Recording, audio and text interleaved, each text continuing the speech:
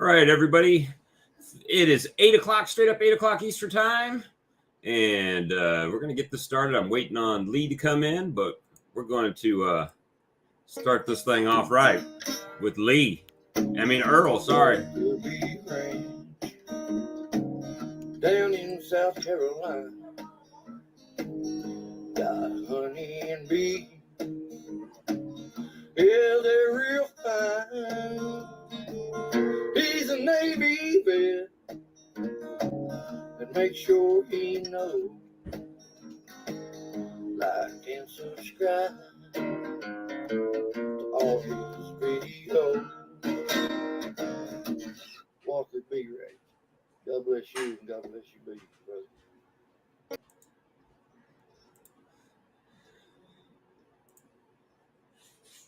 Okay, thanks, Earl. Thank you, Earl, for that. I'm forever appreciative of that. I actually got you a little gift I'm going to be sending out to you. Appreciate everything you do, brother.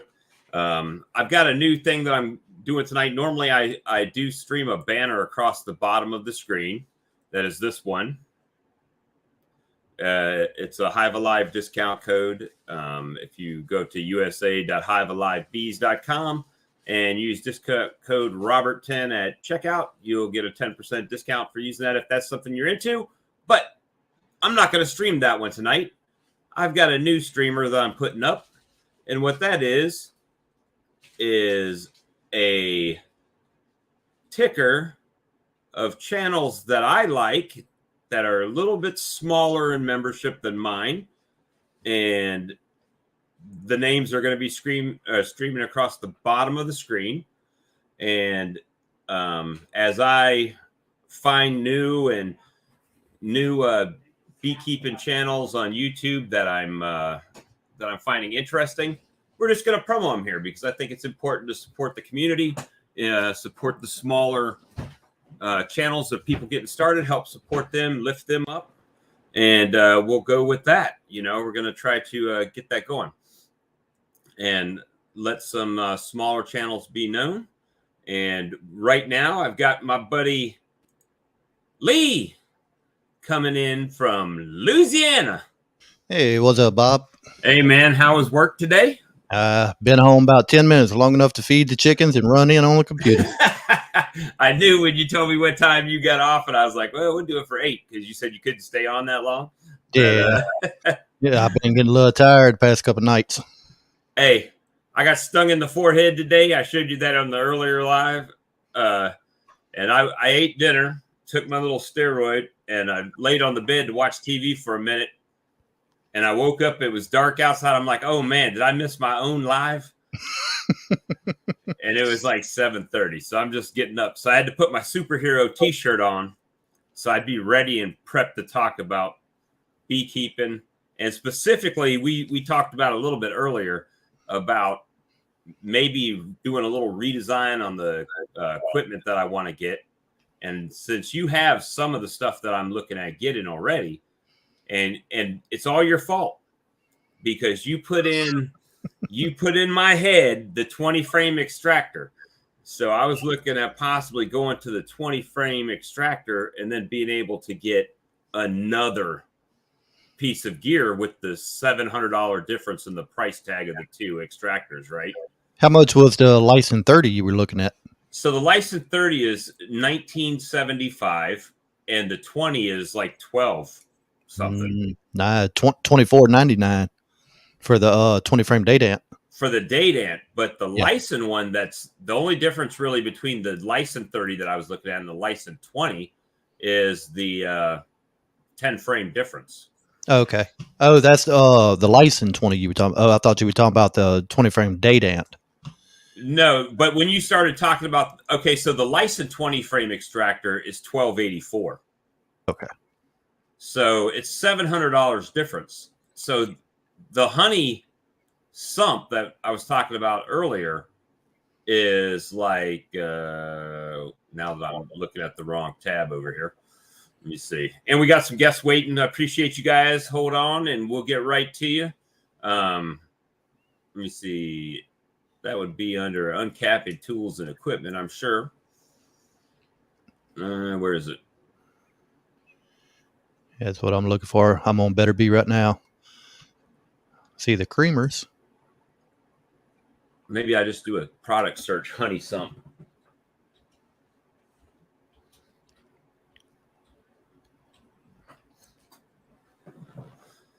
Yeah, so the 1,000 millimeter heated Honey Sump, it's $1,600. So it's be about an $800 overall increase, right? $800 or $900 overall increase in the price. And that's without the honey pump, though, correct? Right, which is what I was saying. I would have to elevate. I'd have to have the sump high enough off the ground, to where I could empty it into at least 5-gallon buckets at first. Yeah, you'd have to have it about 1.5 feet, 2 foot off the ground level to drip into a bucket, and then your extractor you would have to have just a hair above that. That way, when it comes out of your extractor, then it drops into your right. So tank. what I was thinking is there'd be the uncapping tank, right, and it's got the valve that comes out, which would empty into the sump. Then I would have the extractor, so I would take it off the uncapped table into the extractor. So both the extractor and the and the uncapped table would empty into the first of the sump. Okay. To run down, gravity feed down through the baffles, right? Yeah. Now that 1,500 millimeter tank, that's going to be approximately 16, 18 inches off the ground where the exit valve is on that. So you can slide a 5-gallon bucket under that without having to lift the tank up. So I'd have to take a 5-gallon pail and then dump that into the sump if I did it that way, right? Depending on how high you raising the sump up, yeah, possibly. Well, I was thinking that if I had the table, I told you I was thinking about leaving the extractor on the pallet just for stability and not having to bolt it to the floor. So that would raise it up, probably 6 inches, maybe? 6, 8 inches? 4.5 to 6 inches, probably. Okay. So these are the things that are running through my mind. See, just a little thought that, hey, I got the data at 20. And then on one side, I'm like, but if I do 30, that means every 2 runs I've done, Lee would have had to do 3. Yeah. So, but I'm willing to make that sacrifice if it makes more sense in the overall scheme of the honey processing, right? It depends on how fast you uncap. And I mean, if you're out running your extractor, then you get a little 5 or 10 minute break in between. You get everything uncapped, take you a smoke break, and then come back and change your extractor out. With a 30 frame, you would probably just about by the time it's done be unloading and loading right back up. Wouldn't have a break in between. But I would have a break. it depends on how fast you want to get everything done too. All right, so I don't want to keep people waiting too long in the room. I've got one person I do know. I'm going to introduce them first, and then I'm going to invite somebody that I don't know. So we're going to get to meet them for the first time. You got anybody in there at Ty Kent? Yeah, that's Ty. Is that the one you invited? Yep, that's the one that got me started in bees. Okay, well then we'll go to this first feller right here, and then we'll go to Ty. All right. So first feller up for bid is Hillbilly Earl. Hillbilly Earl. I've only been live 3 times today, and this fella just and I got every time I picked on, I'm like, when was this? And then I see it again. I'm like, no way, I missed this. Well, when you're important, my computer's like, look, I live in the mountains. We have to pump sunshine in. You can just imagine what the internet world's like. I caught the second live. I think I was taking a nap during the first one. Yeah, the first one I was driving back from the bee supply company. Man, I was so mad because I got that stuff. I got home, I set up all my GoPro's crap, and got all my tools pulled out and started filming. Got inside. I'm like, okay, great. That's a wrap. This hive, I'm 6'2.5", and Jordan. this hive is taller than me. I'm 6'4". 6'4". This hive is now taller than me, and it, you guys know how my stands are, but it was like swaying with the wind. I'm like, oh no, we can't have that. So I like bungee strapped it, put stuff in. Then I took a rope because I'm like, well, the bungee is still let it flex, right?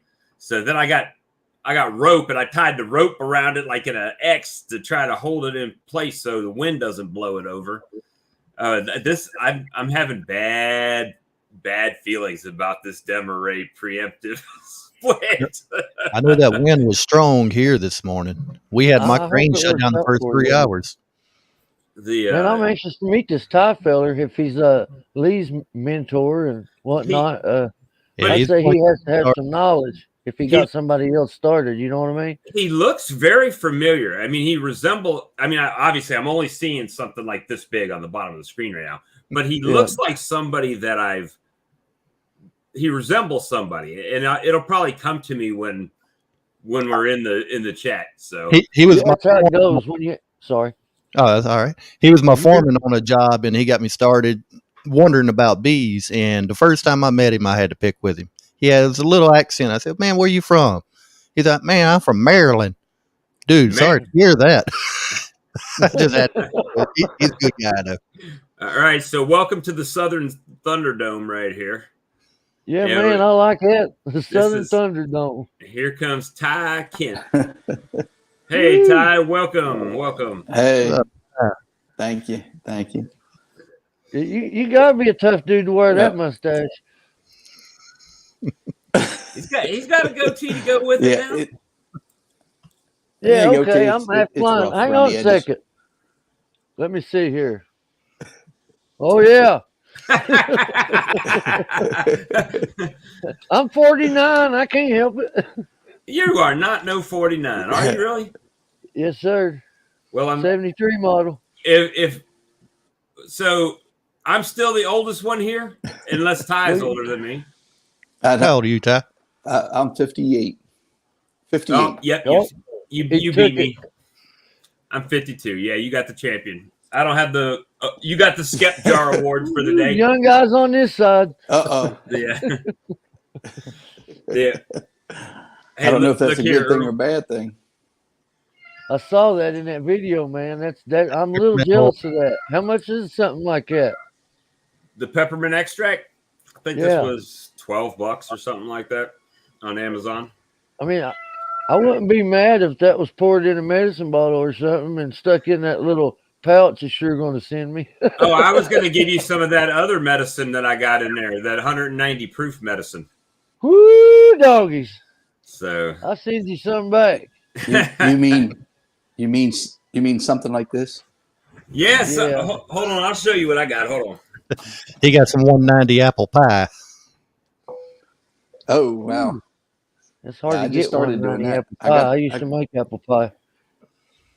Sorry, go ahead, Ty. Mead right here. That's blueberry mead right there. I had to go to the kitchen to get it right. I want to try that so bad. Have you drank mead, Lee? Yeah, I got 2 little bottles in my refrigerator I got from a guy at work. See this stupid virtual background? It's kind of cool, man. But we got that's looking good. A little bit of apple pie brewing there. No doubt. You're going to have to bring some to Hive Life with you next year. It'd be Hive Death. It'd be the Hive Death Conference if we brought all that. Where's all the YouTube beekeepers? They laid out the parking lot. They had a dead out in the parking lot. They're out there sitting on the truck seat, truck bed. Somebody's got the truck popped. So, Ty, how long have you been beekeeping?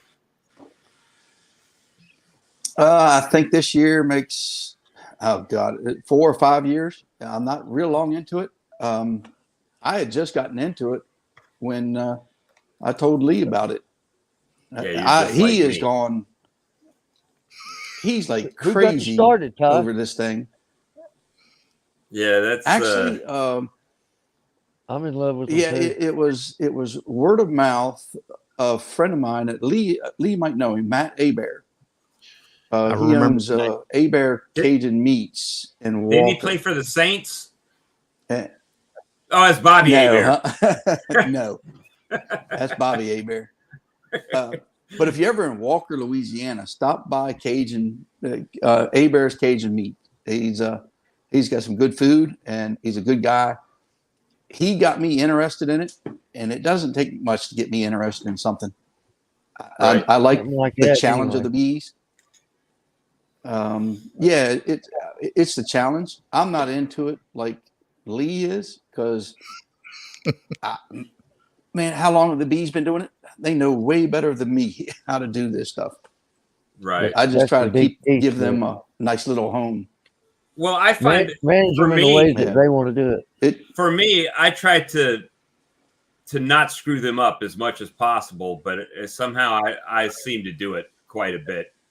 And for me, I am itching bad to make a video with bees. You know what I mean? But I know better right now. I gotta wait. You come down here, we'll get in this apple pie, and I'll film you passed out in front of all my bee colonies. You think I'm trying to live a good life and be a good person. I ain't against taking a drink or nothing, but that right there might be a little out there for me. I don't know if lead me not into temptation, right? So yeah, that's what we should have. Drink a little wine for thine oft infirmities. Right. Yeah. So I'm believe it or not, Lee and I are basically started right at about the same time, and I was the same way, man. I've been in it a long time, but I've only had them myself for 3 years. I did probably you know what I mean? 2 to 3 years. 3 years. I did probably 2 to 3 years of just YouTube video watching on beekeeping before I ever got the bees, right? And I had just amped myself up so much to it. Yeah, Ty kept on talking about them, and I think he done created a monster with bees now for me. Oh yeah. Oh, what? My papa made me. That's an understatement. Well, hey, just in the little bit of time that I've been interacting with Lee, I can tell he's got like addiction issues, and I say that not from like substance abuse, but just look at his goddamn equipment in there. He's got the studio mic. He's got the mixing board. He's got the wireless mic. He's got the Alexa lights that go on. He's got every trinket and toy in there. I'm OCD when it comes to certain things. I get started with something, I dive head first. And the bad thing is, equipment operators are. I usually find something better after I've just bought it, and then it's like, oh, well, maybe I need to get that one too. And then I end up with that, Yeah. And that's kind of where we started with this live was trying to make decisions on what I was going to have Lee help me spend my money. And he's probably bought it all and knows what's best. Rationalize what to do. Oh, he took it and ran with it. He took it and ran with it. I invited him over to watch me harvest to uncap them and I got stung twice in the forehead, and he's standing there. He did laughing at you. I got it today, right there. Yeah, I think so. I've been there. That's probably right. Yeah, I've been there. It hurts. He was what? I've just got a 3-frame extractor. Nothing fancy. Lee buys the best thing on the market, and first straight up. I do it. I'm country. I do it as cheap as I can get away with. Whatever I can do, that's how I do it. That's right. That's how I do too. Hey Lee, what was that fancy word you used for them extractors that spin both sides? The tangential. Yeah. That thing he said. Yeah. You spin one side, and then you got to take your frame out, flip it, put it back in, and spin it again. Yeah, tangential. Well, that's how I got to do. I got to flip mine too. I thought you did the other one. It's the good thing about how it too. How many colonies do you have? I have 4, and I'll have another one in April. I got the bees. Lee, I've got a hive ready. I'm just waiting for the bees. Mid-April, Lee? Probably around the 1st of April. Hopefully the first week. Well, by that time, Lee already have the next best extractor. You can just get his for a couple $100 probably by then. I'm glad I bought mine when I did, because it done went up $600. Oh my God, the donuts are here. Hold on. The donuts have arrived. Hey, I got to tell you something. Hey, Earl, I sent Brian that clip that I sent you of me singing back 13 years ago on my mixer. You know what he said? What did he say? He said I sounded like the damn Tiger King guy. What is his name? Exotic. Joe Exotic. Joe Exotic.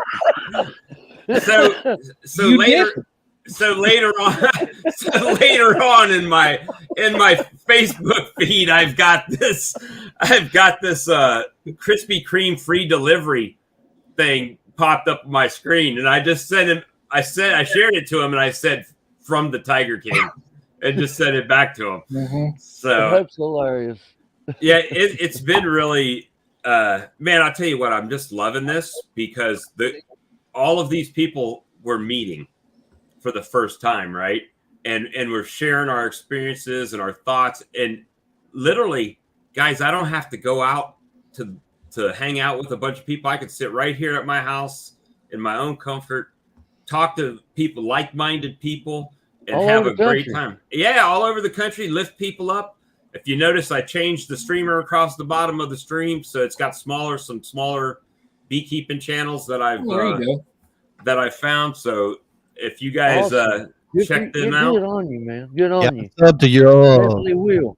That's up to you, buddy. South Carolina Happy Bees the other night. He retreaded some material yesterday with his 10, how he puts 10 frames together at one time. Put my eyes on. But yeah. I found a guy that Houston Shelton guy. He's only got a few subs, and he had a video, cool, man. And I was watching him, and I was like, he said he had this one colony left, and I was watching this video, and it got down to where he was doing the frame inspection, and he had the YouTube matrix glitch where it cut off. So I never got to see. So I'm like, well, how many frames are there? I'm like, I wanted to tell him what I probably would have done was take those frames and move them down to a nuke, right? To give the bees less space to have to warm for the rest of the spring and let them try to build back up. But I didn't get to the point to make a suggestion. But, it's those kind of guys and those channels that I think that are trying to help people, right? And show their story. And I think that's important. Well, it is. It's very important to watch somebody just like our buddy Thomas Honey. He's just getting started. You get to watch from scratch him evolve into whatever. He don't even know what he's going to be yet. He has no idea until he starts doing it. And then next thing you know, he could be like, Lee and go crazy. So you don't know what they're going to do. He could be the next giant commercial man. We don't know yet. It's cool to watch people get started and go into it. Yeah, and to develop, right? I mean, yeah. You get to be a part of it. After starting these lives this week, I started going back and watching some of my very first stuff, and I was like, wow, I actually seemed really excited when I was doing this swarm capture, and I was like so excited about all my little nukes lined up, and new colonies. Well, what are they doing today, boys and girls? And it was just exciting. So it actually invigorated me a little bit. I mean, I didn't lose the passion for beekeeping, but it just kind of took me back to where I started and how I felt when I started, if that makes sense. I got a good story. I was 5 years old in kindergarten, and I was out. They took us outside to let us play, and a bumblebee stung me. And instantly, I was scared of every bee that there was. So they take me down to Papa's house, and he's got 5 hives that he always sits like 2 feet away from and watches them. And they're like, you're going to go over here, and Papa's going to show you that there's nothing to be afraid of. And I just remember being so terrified. And before that day was over with, I took a stick and beat down all those water weeds that was in front of his hives. I mean, right in front of them, and cleaned out in front of his hives. Never got stung, never got bothered, and sat right down beside my papa. It just took him showing me that, they're going to interact with your emotion. If you're scared, they're scared. If you're okay, then they're going to be okay. If you're mad, they're mad. If you're hungry, they're wondering why. Are you going to eat my, they know. They're the greatest lie detector on the planet. You know how a lie detector works. It picks up on your pulses. It picks up on those minute perspirations, which carry the pheromones that the bees can sense, and they can just do so much better than a lie detector test, especially when they're all together as a unit. It's just amazing.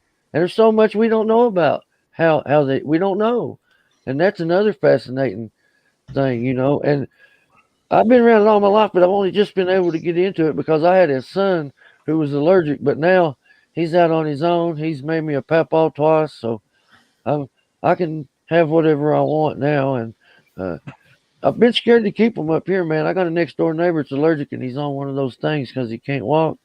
And I just picture him trying to get away from him, and it scares me. But he says you can keep bees. I put some traps out, but I might, if I get some good calm bees, I might keep them up here. But still, the worry of getting somebody hurt, that makes me panic. You know what I mean? I don't want nobody to get hurt. Brian, that's my story. What you got coming up, brother? I know you got a big live coming up this week, right? Your mic's muted. There you go. You'd think I've done this once or twice. You're the guru of this stuff, man. Yeah, hey, we got Humberto this week. Humberto, Dr. B. You got Humberto? That's awesome. Yeah. I love that guy. Dr. B, man. He's something else. Yeah. I've been sitting here this evening toying with, I went and got something new for when I start filming. I got one of those there kits. What is that? What is that? Wireless mics.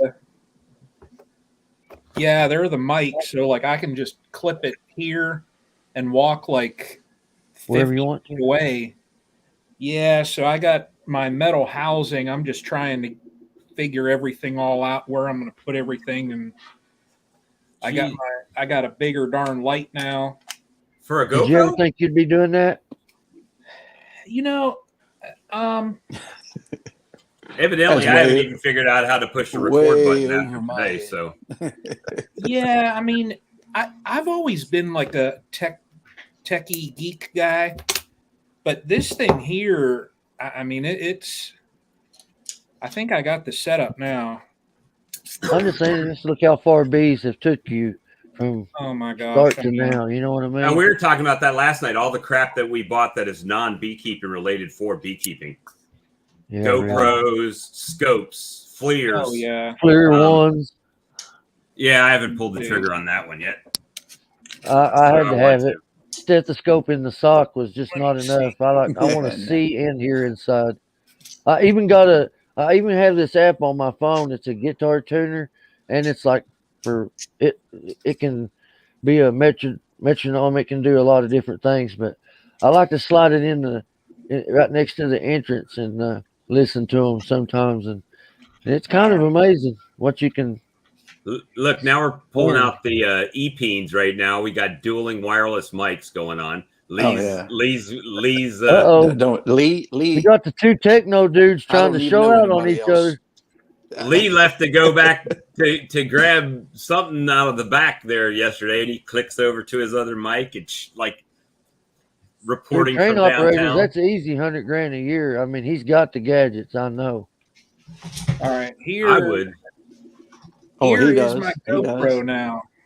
6-digit man. Now. That's the setup now. We're going full Brady Bunch. That's Bam. the GoPro. Here's the receiver light. What kind of GoPro is that?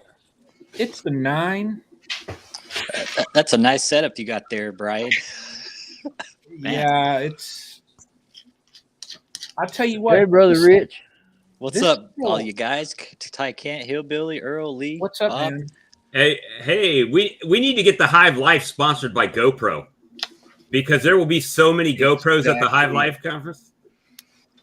Yeah. Oh, he's got the dead cat on his. Hey, we're gonna start looking like professional fishermen. We're gonna go in there. We're gonna have like jumpsuits on that got all these logos all on them. Or that's it. All our sponsors. Yeah. And Yappy's gonna walk up to us with his giant cameras and go, "Look at your little GoPros." Yeah, he got the dueling camera, that Canon M50 and the GoPro under it. Yeah. Hey, but still, Mike Berry, he got the Hero 3 Plus. He's still going to outdo us all. Oh yeah, yeah. Oh, Mike Berry put me on a rabbit hole this week, man. Mike Berry is awesome. One great guy. I love that guy. Let me say that.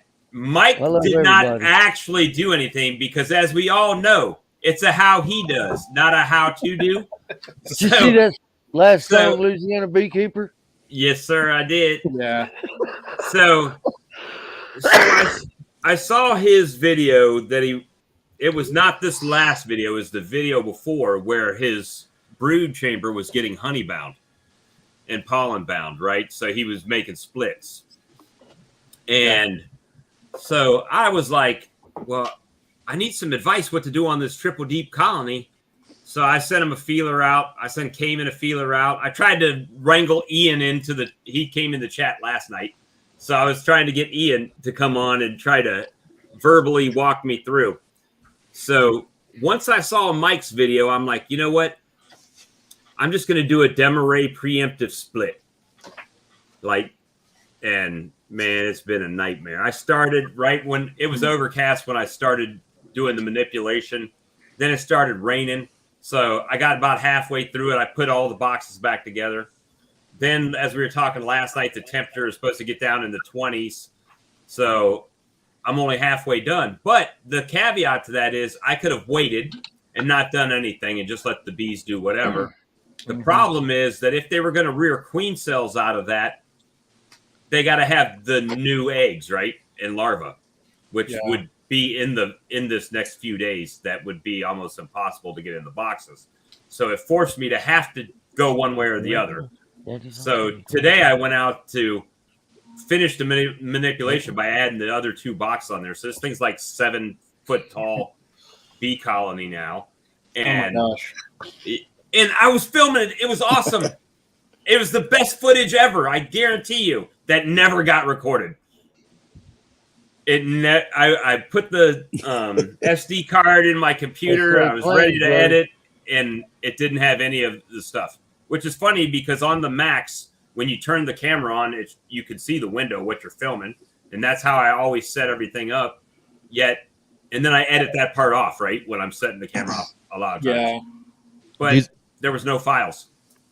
Y'all see that video here a while back, Jerome Bee Farm, when he was having problems with his GoPro and ended up throwing it and just crushing it to pieces?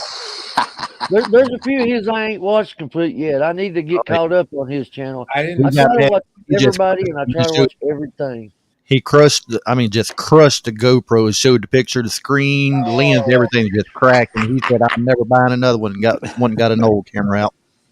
My boy would kill me because the only one I got is GoPro 7, and I can't figure out how to stick the videos together yet. So if I ever learn that, I would use it more. But that's easy. That's pretty easy to stick them together, really. You just drag and drop the file over into the editing software, and then it'll just play. Yeah, that's easy.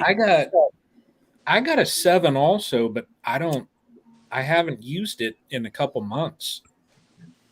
Well, I'm trying to get and this goes back to my first videos. My first videos were better edited than the ones I do now. It goes back to my first. But, at least they seem that way. They were just simpler. I just had the one GoPro. I would do a clip and stop it. Then I would do another clip and stop it. And I would show what I want and stop it. So there was a lot of breaks. But when you edit them together, it was a shorter video. It was more to the point. And, I was showing specific things where it wasn't this 45-minute video of me, doing something. Now, the benefit of the 45-minute video, for at least in my opinion, is when we started doing these the premieres where everybody's chatting on them on the side. So it's more of a hangout and listening and watching and the social interaction, which not for nothing, but for YouTube algorithm, it's showing more interaction with your video than just posting one up, Everything matters on your interaction with YouTube and your chats and your live streams, with your premieres, with your comments, with your thumbs up, with your thumbs down, with the click-through rate. Everything matters in YouTube, man. They say even a thumbs down is still considered interaction. It don't matter if you get all thumbs down, it's interaction. Yep. And it still goes positively against your numbers. Yeah, it's really weird. It's like a double. It's almost like catch-22, man. Well, I'm seeing private chats show up over here. I'm trying to conjure up somebody for us. I don't know if it'll work, but if I can get him to come on, we'll see how it goes. Hey, I'm gonna try to get Morgan Freeman. That would blow my mind. I don't know how I'm gonna do it yet, but I'm gonna start targeting him. I'll get his. Man, I'm in love with that guy's voice, ain't you? I mean, when he talks, I just want to listen. Well, he also owns a 124-acre bee farm in Pollen. Wow. So in Mississippi. So, I think that's in Mississippi, isn't it? Yeah, Mississippi. Yeah, Mississippi. So I just think that'd be cool. I mean, not that anybody would see my channel to even know that Morgan Freeman was live on it, but eventually it might get around there. What if he just popped in one day and said, "Hey, Bob, how you doing?" Yeah, just jumps in here. You better get on live and get us with you. Hey, Brian, we were talking the other night as far as video editing. What software do you use on your videos? iMovie. Okay. So you run a Mac. Yeah. Okay. iMovie works I pretty switched good. over maybe 9 or so months ago, maybe a year ago. Hey, Charles, how you doing tonight, sir? I used DaVinci Resolve. Yeah, I use that. That's what Bob uses. And DaVinci, when you first look at it, you're just like, what the heck is going on here? But there's tons of tutorials on YouTube. That's how I learned. But Mac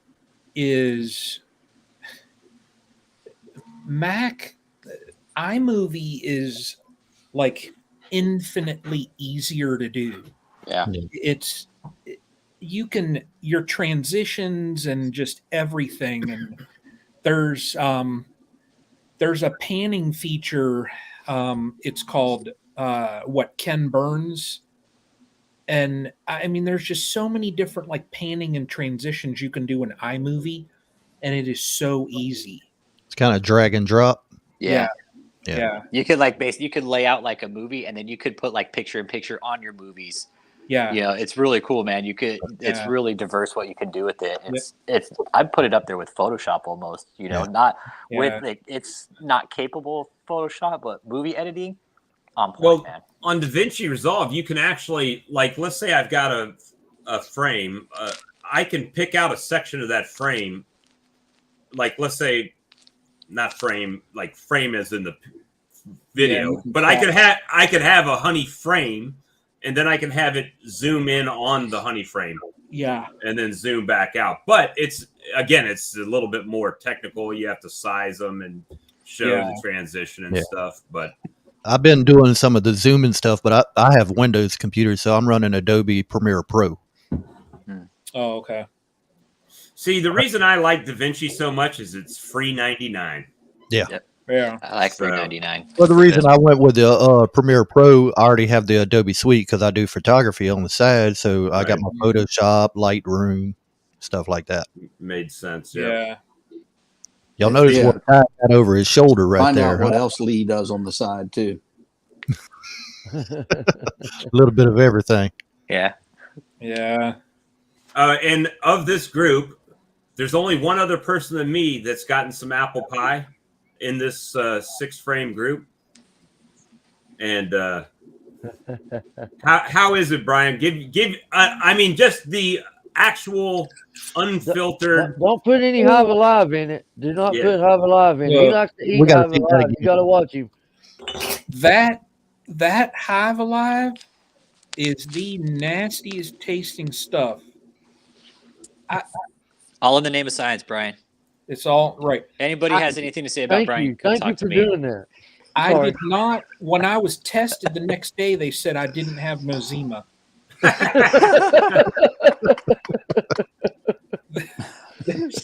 What about tracheal mites? No tracheal mites? No, I was free everything. All right. I know you got Varroa. I seen one on you. I was about to say, where Veronica at? Where's she at? Well, I know he's got Varroa. What he's getting ready to take now treats Varroa. Yeah, she's right here. Don't put her on right now. She'll die. I need Bob. Right, Brian. I got him some too. I need Bobby the hive beetle. Yeah, that's good. Now this is blueberry mead. Blueberry mead. Nice. Apple pie. Do you notice that's getting smoother the longer it sits there? It's more. There's more of a cinnamon now with it. Apple good. pie. Oh man, that's Did good you use stuff. cinnamon sticks or ground cinnamon? Cinnamon sticks. Yeah, Oh, there's one up there. Yeah, see, there she is. I'm gonna make bigger ones of these this week. Bigger mites. Cool. We need smaller mites. I guarantee you could sell those on your Etsy page. I'm going to. Yeah, I'm almost done. I caught up on all my orders. So, what do you got there? Pure peppermint extract. Oh, you got the peppermint extract. Yeah. I'm gonna make the Ultra B pollen patties with peppermint extract in them to see when that starts working keeps and the hive beetles off of the patties. When that starts working and people starts buying it, do I get like 10%? Me and Lee? Yeah. Yep, but you're going to have to do 50% of the work making patties and boxing them up, and I'll give you 10% I'll do it. back. Believe It'd be like 2 warehouses. You know the commercial mixing machines like you see in a donut shop warehouse got a tub about 3 foot big You around. probably got 3 of them in the back already. I know. I got one. You got one. Oh yeah, He does. Talking business. Uncle used to own a he's donut got shop it. and he retired and gave it to me. Bob gets the stuff, ships it to Lee. Lee makes it, ships it to me, and I do all the packaging and sending out. I will make money like it ain't funny. What do you have? Lee? You have an old mixer? Yeah, like a commercial dough mixer. One of those big Hobarts or what? Offhand, I don't remember what brand it is. I know the bowl on it's about 2 or 3 foot big around, about almost 2 foot deep. Weighs about 3,000 pounds. Yeah. So if you don't, ends up about 6 foot tall. Yeah. You know, if you don't know what the deal is with the peppermint, Earl, the hillbilly beekeeper, has taken us all down the rabbit hole of peppermints against hive beetles. And I will say that now I'm going to preface this with saying if the colony is strong, if you've got a good colony, it will run the hive beetles out with them helping, right? The bees have to do their part. Brian's got some too. Have you put any in yet? If the colony is weak, if the colony is a little bit weaker or smaller, then I have seen a couple hive beetles in there, but not like normal. So, but like I always say, man, used in conjunction with the hive beetle traps together, they're not a problem. They are not. It is not a worry. What in the world is that? What's that, Brian? It's the top bars for a top bar hive. Oh, for your 3D printing? Oh, okay. Yeah. Cool. Hey, you could demonstrate the Demaray split with your little hive bodies. Bob wants one of those hives bad. Yeah, I said I was hitting you up last night. I was like, man, you think, being my friend and all, that he would just say, Bob, why don't, here you go, Bob. Here's for sending me my apple pie and some honey. Here's only us goofy hillbillies do that. That whole hive thing you got going there, that could be like a good hands-on thing for like younger kids that want to learn about beekeeping. Great demonstration. Model. Yeah, absolutely. Show them how I got here's one here. It's got the frames and the frame holder or the frame feeder. Cool. Okay. And then it's got queen exclusive. That's cool. And then you got the super. Okay. But pull out a frame. Each frame comes out individually. It's not like a block of frames. Hey, Ty, if you don't know, Brian builds those on his 3D printer. Yeah, they're all. Dude, that's right. Wow. Brian, have you ever watched Advaco make the guy with the bottle beehives? Hey, Brian, drop your Etsy link in the chat. He uses pop bottles and he strips them down into little, like almost like a wire or whatever, and he runs them through his 3D printer and uses it to make stuff. Really? Huh. Okay. Yes. So he has a video. It. He has a video on it. He's got this little piece of thing he made, and it spools it out as like a string, and it sits and runs the whole pop bottle until he quits pulling, and then he says, "Now I have this much stuff for my 3D printer," and he puts it in there and he uses it. He's got a video on it. It's worth watching if you have a 3D printer. Huh. I have access to one, but I don't own one. Well, let me see here. Brian don't have one now. He's got two. Well, yeah, I'd have to move my. You'll have a laser printer next. Well, you do have the wireless mic now. You can just like pop up. This is so weird.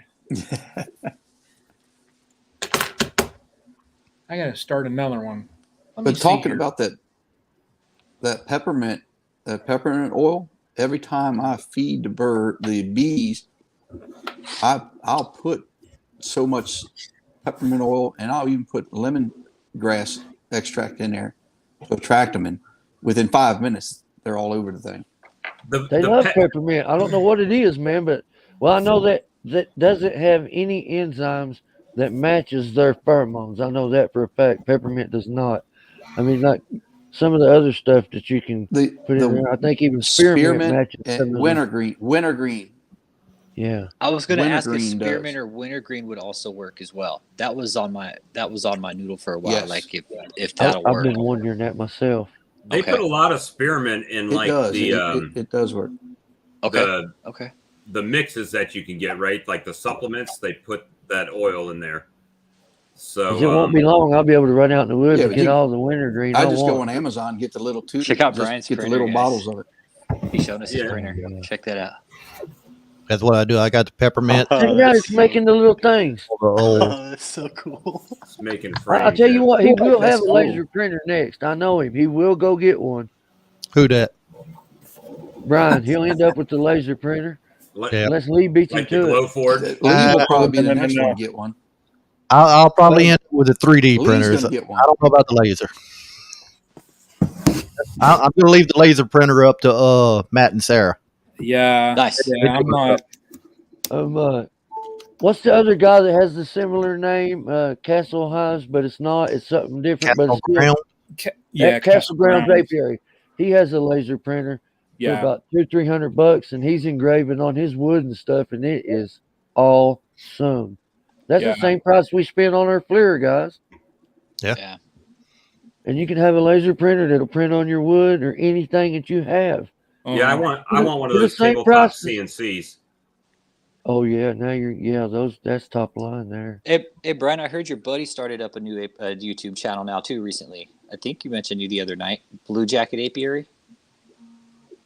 No, Blue Jacket. That name rings a bell. I seen him in the chat the other night. Yeah, I've seen him in chat. He said he started up his apiary's YouTube channel. You know, I'm surprised how these lives. You know, I was a little bit the first time I did it. I was a little bit not set back, but starstruck maybe because I started getting like. All of a sudden, Ian Stepler shows up. I'm like, wait a minute. I didn't even know you were subscribed to my channel. That's when I start getting quiet. I'm like, uh-oh. And Dirt Rooster shows up. It's cool, ain't it? Yeah, it's fun. Ian will kind of like when he's sitting at home, he'll kind of cruise around and just type in, because I asked him how he found mine. And he said he was just sitting and he was just typing in beekeeping. And just as the channels were coming up, he would subscribe, and he said when, he's just sitting around, he'll throw on, and watch people's videos and the lives. He pops in and, he's a down-to-earth dude. Oh, yeah. Yeah. I was watching one of his videos this morning, and he's going up to this big conference where he's going to meet with a lot of bigwigs. And what he's talking about, I think all of us I think we could all kind of agree on is that it's also kind of not our job, but it's within the beekeeping industry for us to be good pollinators too, to spread the word about keeping, maybe getting with local farmers and, forming that sort of relationship with them and being the better beekeeper. Don't be a good beekeeper, be a great beekeeper, form relationships with other people, make good pollination plans, maybe reseed your community and get with some of the local people out here in your community. Say, hey, I love how he thinks. Yeah, it's really that's important, man. because the way we're looking, deforestation, and I don't know what you guys believe, global warming, whatever the case, but I know where I live, there's a big problem with overgrazing. Huge. You're talking thousands of acres overgrazed.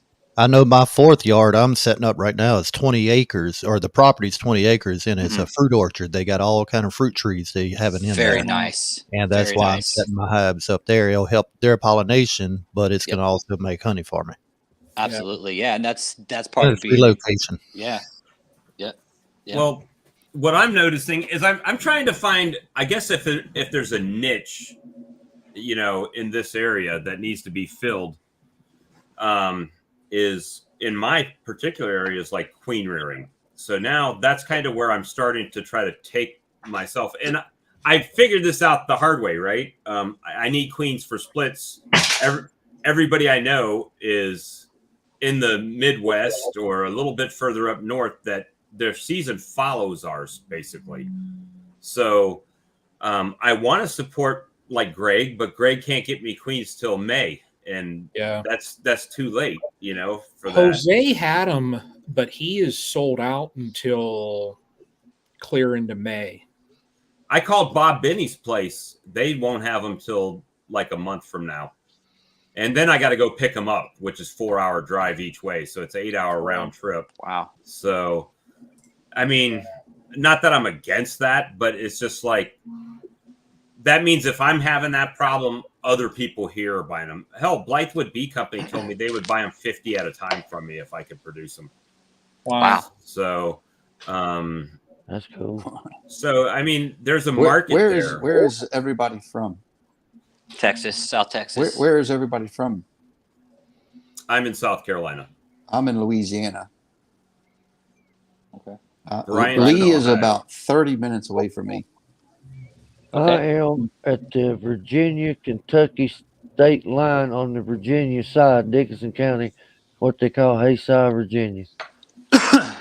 I'm in northeast Ohio. So Oh. I can see the Kentucky line when I look out my window. So. Ty is about halfway in between me and Mike Berry. Mike Berry's about 40, 45 minutes from me, and Ty's probably almost a little over halfway in between. Oh, wow. Now, Craig Branch is about 2 hours from me for the sideline beekeeper. Mm-hmm. Man, that dude's awesome. I think he's about 2 hours away from me as well.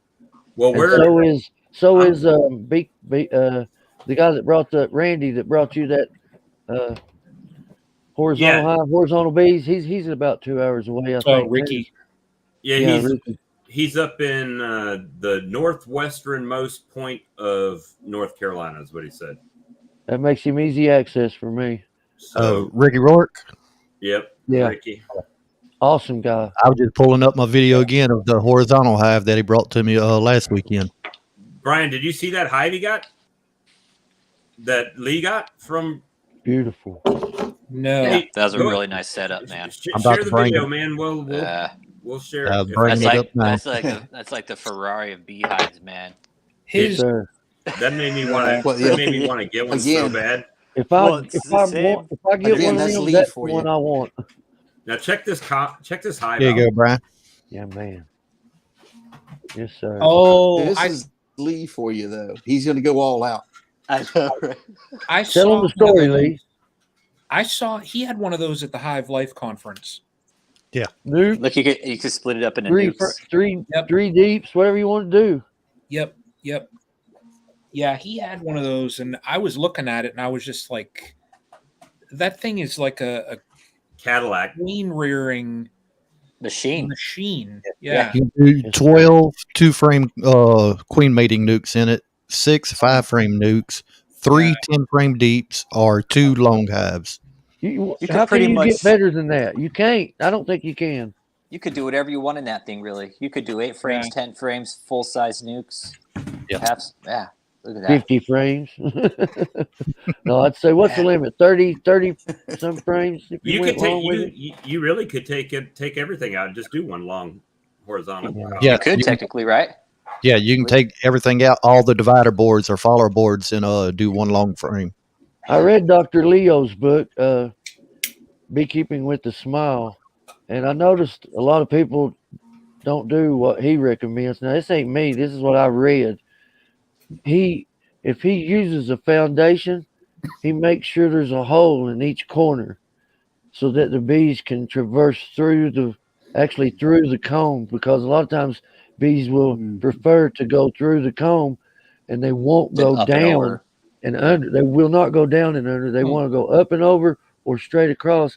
And to keep them moving across, if you use those frames that completely block out the whole frame, they can't get through. So he cuts off the corners and allows them access in each corner so Some that of they them can have traverse sideways. Some of them do have tabs you can pop Yeah, out. that's what I'm doing this year. The bottom corners on both sides, I'm going to be breaking the tabs out. That way they have access back and He forth. does the top Take the ones most too. direct route possible for the bee. Yeah, he rather does. than He all the does way every single corner is what he recommends, and Makes sense. 100%. But I've seen he wrote the book on it. take a little drill bit, 1/2 inch, 3/8, or I've been thinking about that. Yeah, and put a hole through the frame itself, not the frame, the foundation itself. That way they can pass halfway through the frame instead of I've going. even been thinking about slicing them and just putting them in strips. You know what I'm saying? The foundation. Why just not? put a little foundation Why and just not have those. shorten them up? Yeah, I mean, there's a lot of possibilities. Then they can go around the shorten side. them up. Yeah. Whatever you can do whatever you want, really, huh? All the way up. That's the up fun in of the Trim them beekeeping. up. Drill hole, maybe drill hole straight through them so they have a hole straight through one. That's exactly what I was thinking. Great minds think alike. Line all your frames up and frames. drill one hole, like a couple holes, maybe. Through separate each corner, and then Like him, but the only thing different I was thinking is I wanted to put one in each corner and one in the middle with my drill. Just yep, that'd be a good I have idea. a couple of frames that are full natural wax foundation that they've drawn out, and they left both sides and the whole bottom open, so I can't even turn the frame on its side or it wants to fall out. Yeah, It's been that way for a year. They've never connected the bottom. Well, when I started, what I was doing is I was just like my mentor, the video that he posted up on South Carolina Happy Bees last night, that I was just stringing it with 20-pound test line. And instead, you know how they got the little snap out bar that you use to hold the foundation in? I would just turn that I'd snap that wood out and I'd put it in the groove at the top and glue it in. And then just take wax across the edge of it and put the fishing line in it, and they just build it out. And I need to reiterate right here. I said bees won't go down. That's a lie. They always build down. They move up, but they build down. And what I was talking about is a winter bee won't come down and go across. Hey, Don. But the other bees, worker bees and stuff, they're going to run across, down, upside down, sideways, and build from top to bottom. But when it comes to winter time, they're not going to go down and over in the winter where they could go through. That's what I was talking about. What is the limit on the number of people for? I think 10 for the free. Yeah, for the free, I'm not sure. Yeah, I don't know. I think it's 9 or 10. On. I think it's 9. Well, Brian and them they're uptown, man. They get the paid version. That's how I've been texting Jose trying to get him to join us. I don't know if it's going to work or not. I've got the middle version. I didn't do the pro one or professional, whatever they wanted to call it. I got the middle one. You can have 6 for the free. All right, so we're max right now. Okay. 10 for the one that like Greg, Bruce, and I have. We can have 10. Nice. But is that the max, Brian? Yeah, and then the professional. The only thing that the next plan up does is it gives you more recording time, and then higher quality, maybe.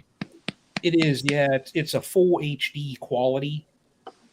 Get the big baller status, and then you can have additional people down in like the basement area. So the waiting area. So if somebody cool shows up, man, I'll gladly step out and watch. I can step out for a little bit. No hard feelings, man. Somebody, you know what I'm saying. Yeah. Somebody going to pull in a lot of viewers for us. Well, I'll gladly step aside. If Ian shows up, I'm just kicking you out. I ain't even tell you. No, I'm just kidding. Exactly what I'm talking about, brother. You're just getting evicted. If Dirt Rooster or Jose shows up, I'm out. Just get them on here. Just get me to the side, get them on here. It's all good, man. So I love them too, man. Brian, I don't know if you caught the very beginning. I think I'm ordering my equipment this week for my new extracting equipment. That's Uribe honeybees. Is that for your queens? Yeah, I got a couple from Jose. Cool. So I'm really hoping. I don't know if you're familiar with the Demaray split at all, but everything that I saw on YouTube, you're basically taking the queen and a couple frames of brood and giving her a fresh new brood box to start with. Didn't you do a video on that, Brian? On a Demaray? When I do, Lawrence did one. Do my splits to try and get them to try and like reset her brain so she's not wanting to swarm. I would move the queen, with a couple frames, basically to a whole new box, different location, just to kind of reset their brain and let that existing colony make a queen. I think that Demaray is more closer to the Bob Benny double screenboard design in a way, isn't it? It is. With the Demaray, you're taking the existing colony and you're moving them up away from her with the brood, and you just with the eggs and larvae rather.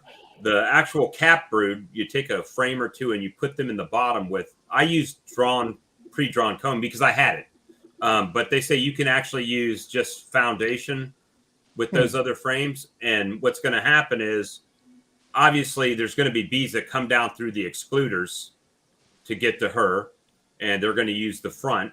And then some of them, they're going to be so far away from her that they'll start generating queen cells up top. Woo. Hey, Don Summers, we got Don Summers in there. Yeah, that's fine. Awesome. That is Beekeeping with Natalie's mom. Well, hey, on these things, everybody is welcome to join. It doesn't matter who you are, your experience level. You don't even have to be a beekeeper, in my opinion. You can just come on. We're not screen hogs either. If you want on, we can step out and let you on. We're not screen hogs. We just having fun. Somebody wants to come in, I'll happily step out. I'm not greedy. But when I've seen, especially when I've seen Black Mountain Honey's video on the Demaray split, the amount of brood that queen laid up in the bottom box because she had so much room to go to work with and no stores being backfilled, that the hive just exploded because what he does is he doesn't let them rear. He'll go in a week later after the first week and he'll kill all the queen cells that are generated because he just wants to build the population up and let that brood hatch out. But go wake Natalie up and get her on here when she gets her homework done. What I'm trying to do is get them to generate some cells so this week when it's in the 80s, I can make splits. Yeah. And in the same time, giving her that extra space. And then I can just bring it back down and let the bees intermingle again. Yeah. And let them go to work. So that's the plan. I think it'll work, dude. And like a dummy, I did it on my strongest colony, my best honey producers. So if I wipe it out, it'll be tragic failure, crash and burn.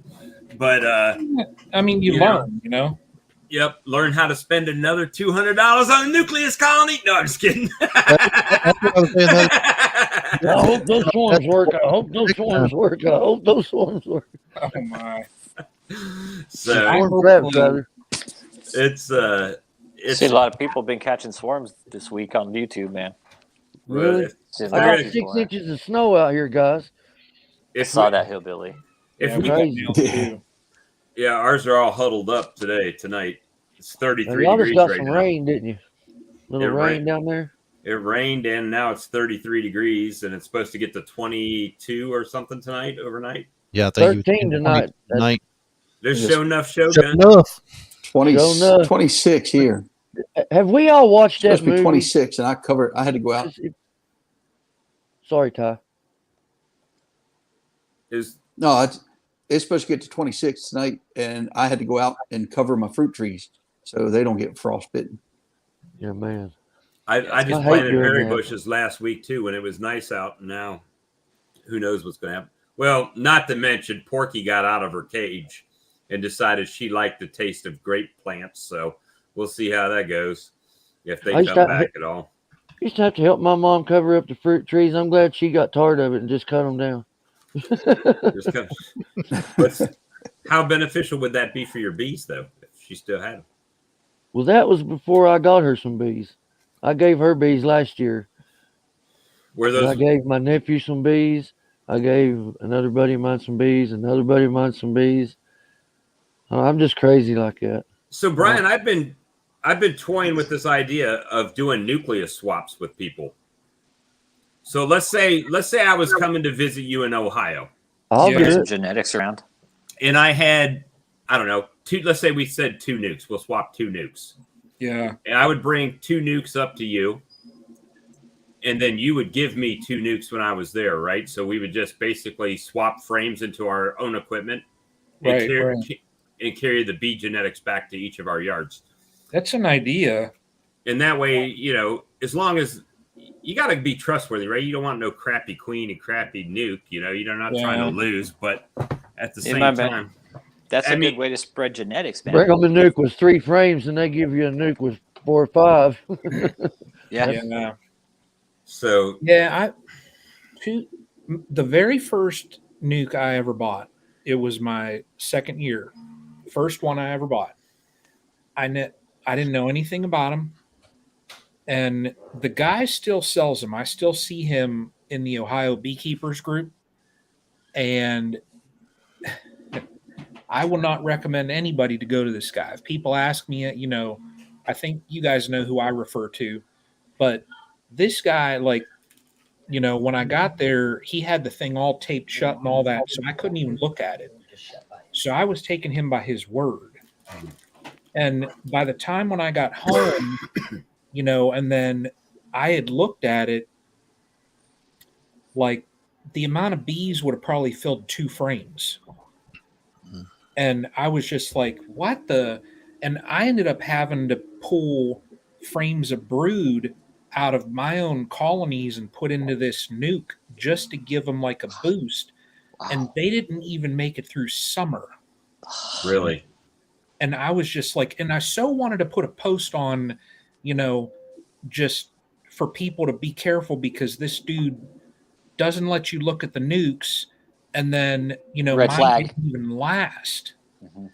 But I thought, no, maybe I got, you know, maybe I just got a bad one or whatever. But I still see him posting stuff, and I just. Hillbilly, I'll jump off for a minute. I got to take my dogs out anyways. That way somebody else could jump on. All right. If they do, for sure. If they do. Yeah. Right now, I ain't got nobody wanting to. I don't think so. But the so first time beekeeper, Brian. If you were, we'll just go around the room. If you were just starting, hold on one second. Could you close that door, please? I don't want to close the door. If you were just starting, package your nuke. You know, there's like $60-$70 difference between a package and a nuke. Full hive. Now, we've all seen Cayman Reynolds' package nuke channel. Let's block that out. But if you were starting today, I can get a full hive for $250, and that's where I would do that. I mean, I would rather have a good 10-frame box full of bees than to deal with packages and nukes. Yeah. Myself, that's how I would do. It would just depend, because I started with packages and they did fine, you know, and my thought, just wow, Brian. Thought in the process was I wanted to see them build up so that I could see them build combs, so that I could see from the very get-go. I wanted to see, watch them build and stuff, you know, right. But, you know, like Lee's saying there, and like a lot of people, you know, if I knew somebody, like if I knew Greg Burns when I first started, I probably would have got a nuke from him just so feeling so far away. Me too. Just so you get that couple week head start, because that's what you get with a nuke. You're getting a couple weeks. Well, honey. You're getting the drawn foundation, right? Yep. Typically a few frames. Yep. 2 to 3 frames, and then I love Bob's idea of the 2 nukes, because 2 nukes you can just set a super on top of those bad boys, just like Ian Stepler does, and just build, and so I haven't seen that. Explain that to me. So they just take 2 nuke boxes, slap them together, and put a super on it, and let the beads just intermingle. Separator. You put a queen separator on it, then you put your super on it. The queens can't go backwards and forth, but the workers can. For some reason, it works. It does great. What's that guy? Michael Palmer does it. I did that last year. My double nukes that I have. Come on, bud. I was having a problem with those things because they were always wanting to swarm, and I thought they need more room. And there's backyard BZNC Brian, and I threw supers on my double nukes, and so you had 2 colonies working 2 supers, and they filled out supers faster than any other hive I had. But I didn't even know Natalie and Don sold queens working the supers. So what I was doing is I was doing a 5-frame nuke, and then when it built out, I was putting another empty 5-frame nuke on top of it, and then once they got about 80% of the way on that top box, then I was graduating them over to a 10-frame deep. Oh. And so, I was doing a little bit slower step, but you guys are saying if you take a bottom board and put the 2 nukes on it with the queen excluder over the top of both of them and just put a brood chamber on top, they're going to go to town, drawing that comb out. I might have to. You give them work. You can play around with them double nukes so much. I'm going to have to. I got a double, what they call the double deep support nuke. It's got a nuke on each side with 2 separate entrances. Yeah. And I got it double stacked. I may try that this year, just see what they do. Throw a queen excluder on top and then throw my supers on. Lee, I did that last year and they filled them out. I got, out of any of my hive setups, I got the most amount of honey from those. Thanks. Say that one more time, Brian. So it's a 10-frame box that's split down the middle. Okay. So you have 2 4-frame, 4-frame hives. Okay. Nukes, and they're double stacked. Okay. And then I put a queen excluder on top of that and 2 supers, and they filled those supers out like crazy. So you used a total of 4 4-frame nukes. No, the supers are actually 10-frame supers. Right, but you said you used a 10-frame deep, then you stacked 2 4-frame nukes, right? The 10-frame deep is divided in the middle, so it's got 2 4-frame chambers in it. It's got a divider board in the middle of it. It's like you take a 10-frame box and you just put I think it's like an inch thick board right in the middle. Okay. And replace that middle frame. Yep. Okay. Natalie, they did that last year also. And those double nukes, they went crazy. So I'd heard something like that. If you double stack like that, it makes them grow extremely fast. Yep.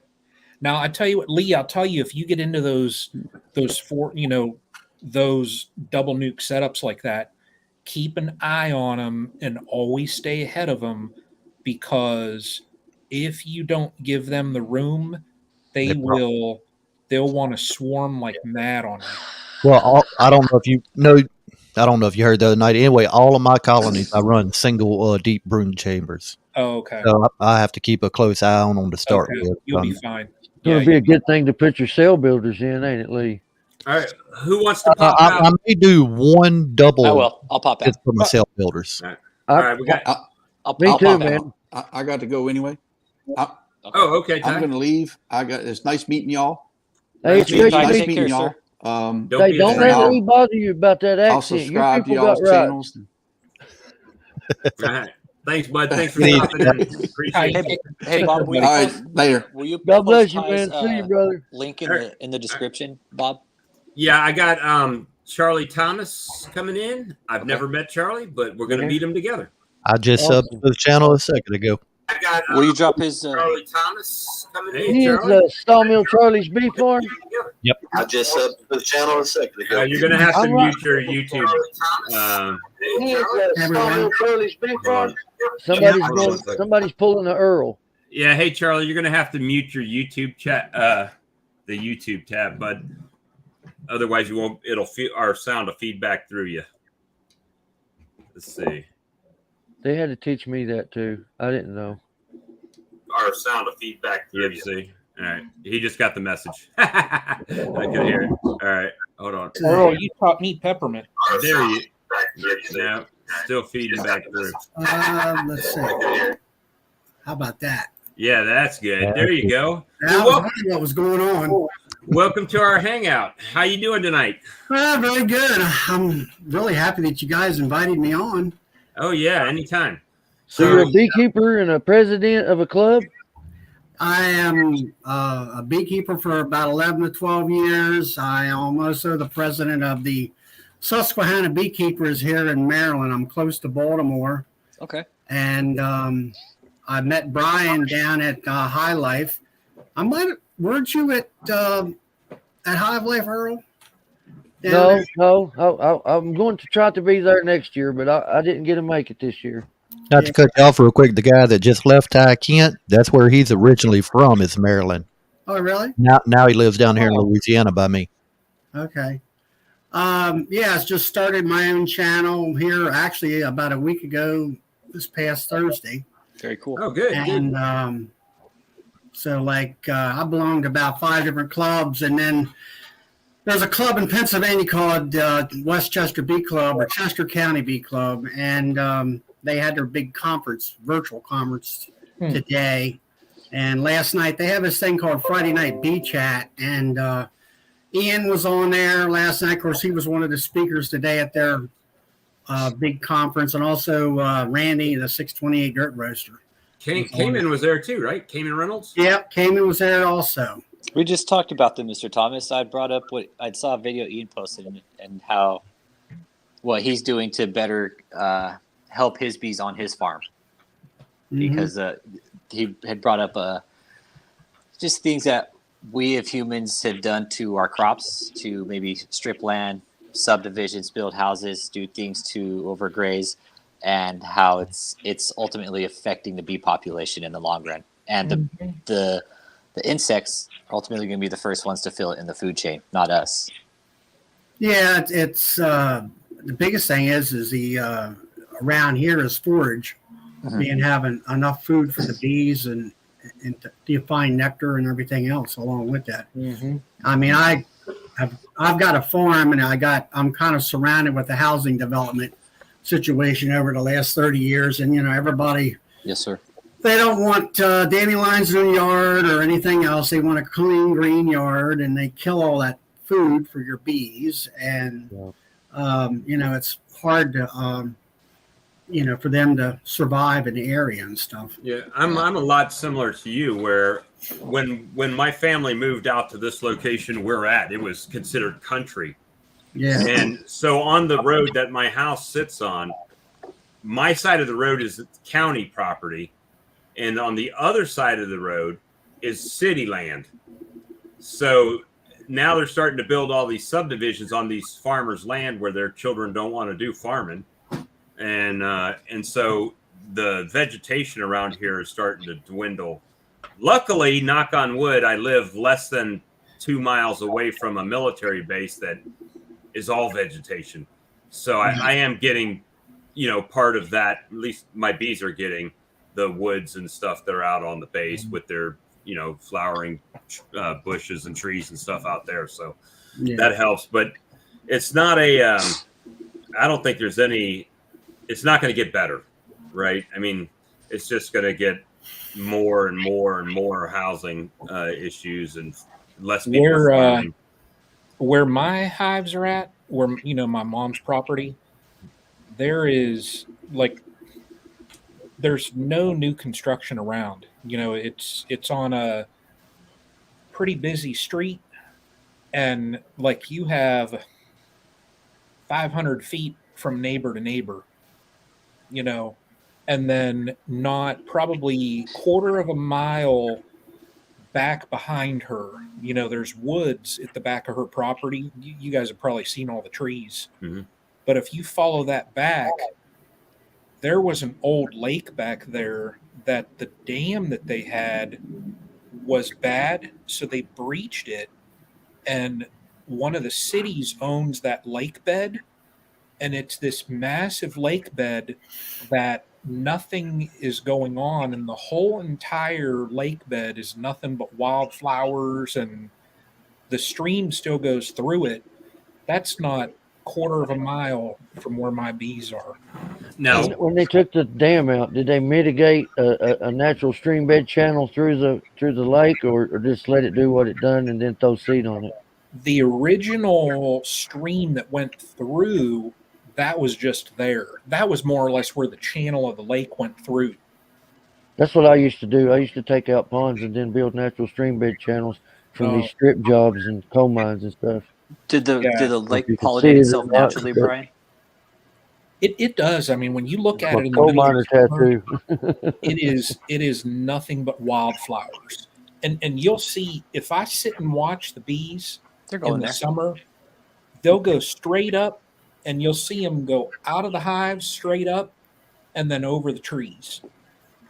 Going to the I know flowers. they're going back that way.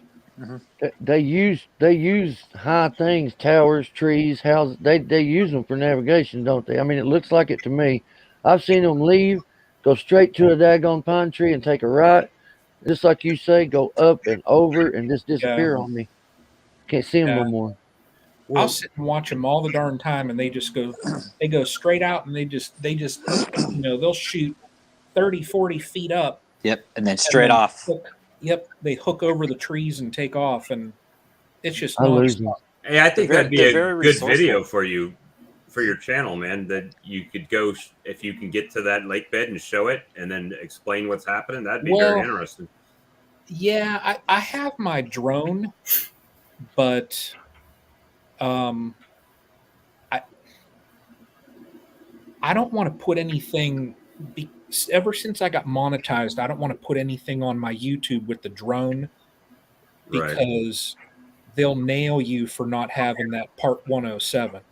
Oh, I got you. The commercial license. Mm-hmm. And I don't want, like, I know somebody else that just got a drone, and he's kind of debating whether to get his commercial license, and he's got, over 10,000 subs now. And I texted him and I said, just a word of advice. Lee has everything. He does, man. And this guy ate my drone. Just be careful, because I said, if somebody happens to catch wind and they ask you for your commercial license and you don't have it, you don't want that trouble.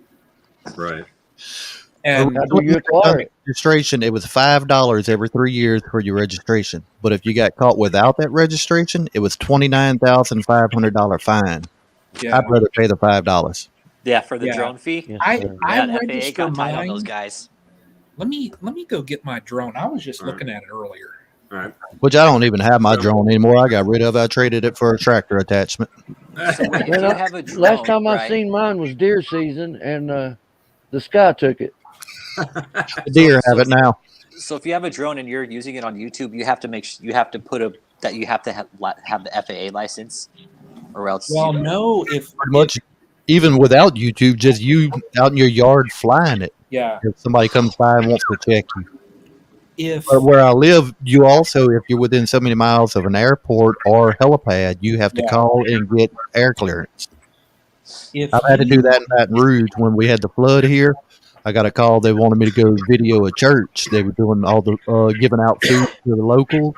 Mm-hmm. And I was within a half a mile of the airport. I have to call, get clearance, let them know where I'm flying, how long, everything. So you got to give them your flight plan, huh? It's like you got to give the FAA flight plan. Yeah. Oh, look at that thing. It's a that's so awesome. It's the one I had, but mine was different color.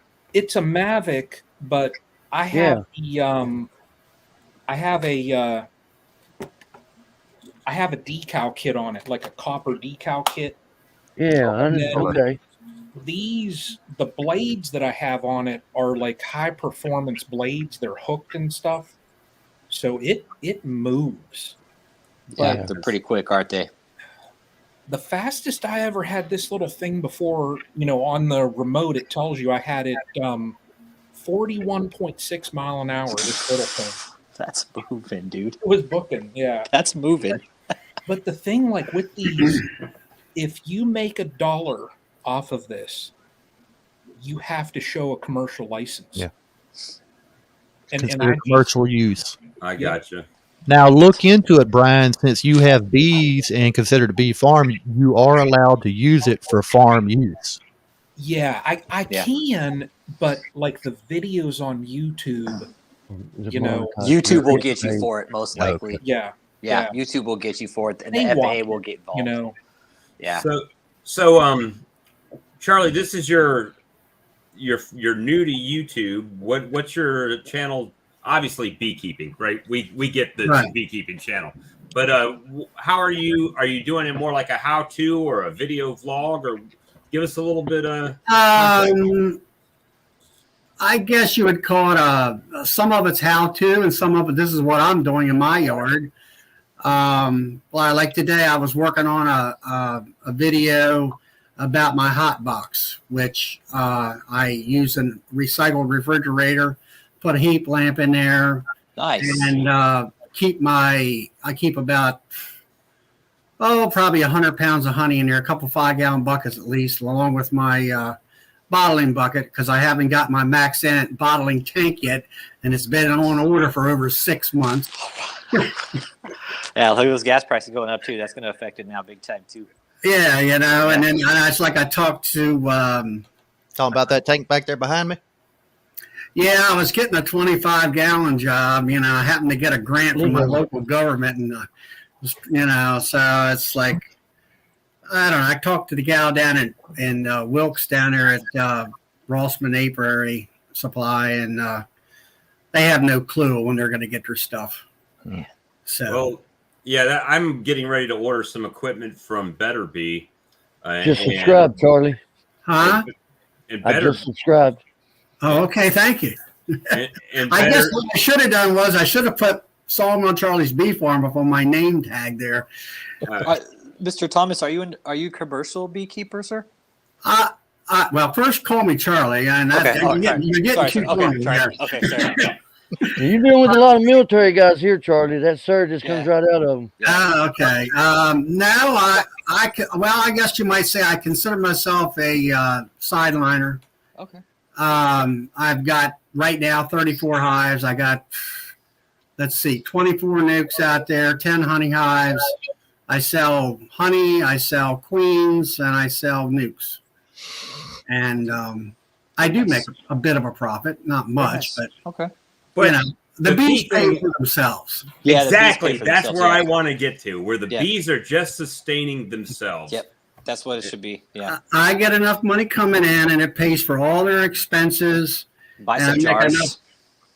Make enough money that, like I want to buy this here a bottling tank. They'll pay for that, and tax write-off.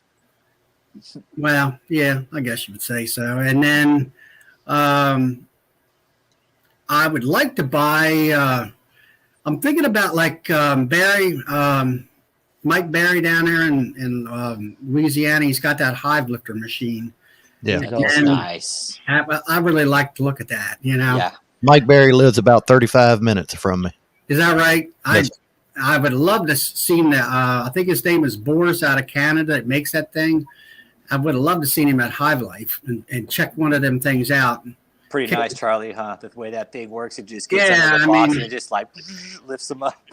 Yeah, this past summer I got my foot tangled around a ratchet strap at the bee yard and threw me to the ground, and it took me like several months to get my back straightened out because of that. And I was like, I really like to have those.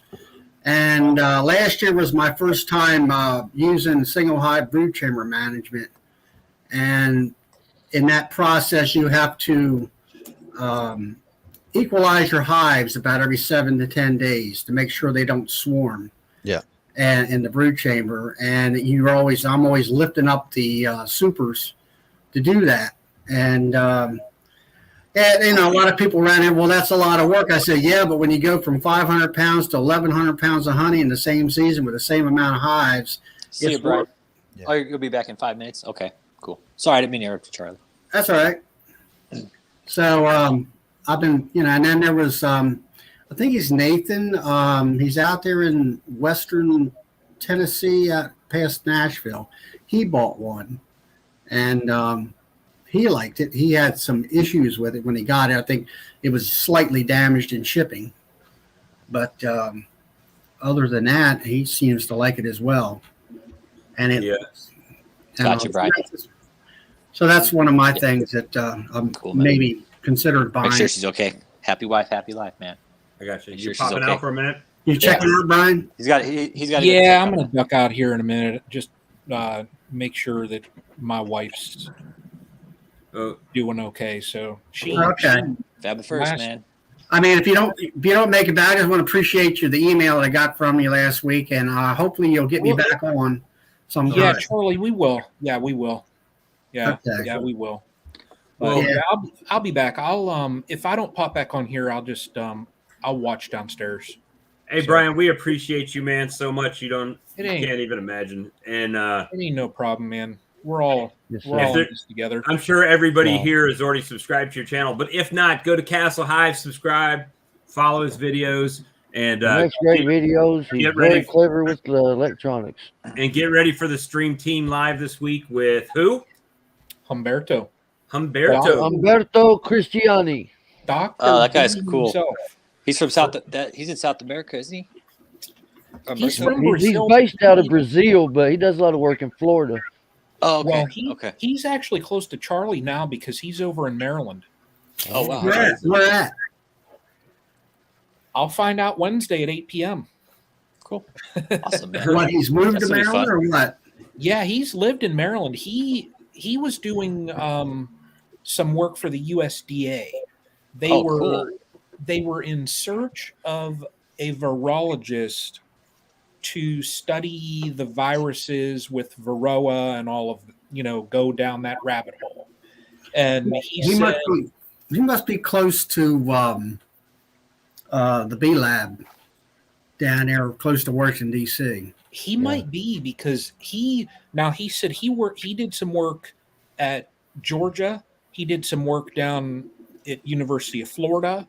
So he's worked with the whole gambit of professors that are out there. Yeah, he's probably at the Maryland B Lab. He enrolled at University of Florida. He said now he just does consulting work. So he said being tied to universities, you're attached to that demon. You always have to, with the papers. Pay your dues. Right. Yep. And he doesn't want to do that. He wants to, if you guys have seen his channel, he wants to bring the science of beekeeping, down to a level where anybody can understand it. That's important. The science of beekeeping is the most important part of this whole gig. Yeah. Is the science behind it, not just tending the bees, but understanding. Well, he's amazing. You understand, like most people, that there are a lot of people out there that have great minds that haven't went and gotten the education. But if you give them the science, then they can contribute. And you never know who's going to have that one idea or something crazy that's like, that's how we kill them. Yeah, yeah. But I'll be listening downstairs. I'm gonna go down and check on my wife and family first, man. Okay. Always, man. Yeah. Tell her we hope she feels better, man. All right. Hey, Texas Beekeeper, you want to pop on, man, or what? He says he's camera shy. He can block the camera. Tell him.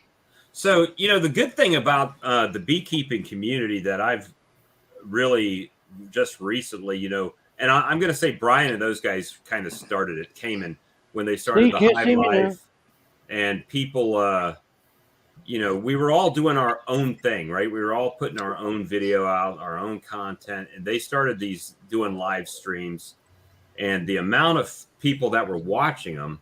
So, I forget who said it, but they're like your typical B club might have 10, 15, 20 people show up for a B club meeting. And I can do one live video and hit a few hundred people with some content, or or like what we were looking last night, Lee, that little Swarm Commander versus Lemongrass video that I had like 9,500 views on it, or something.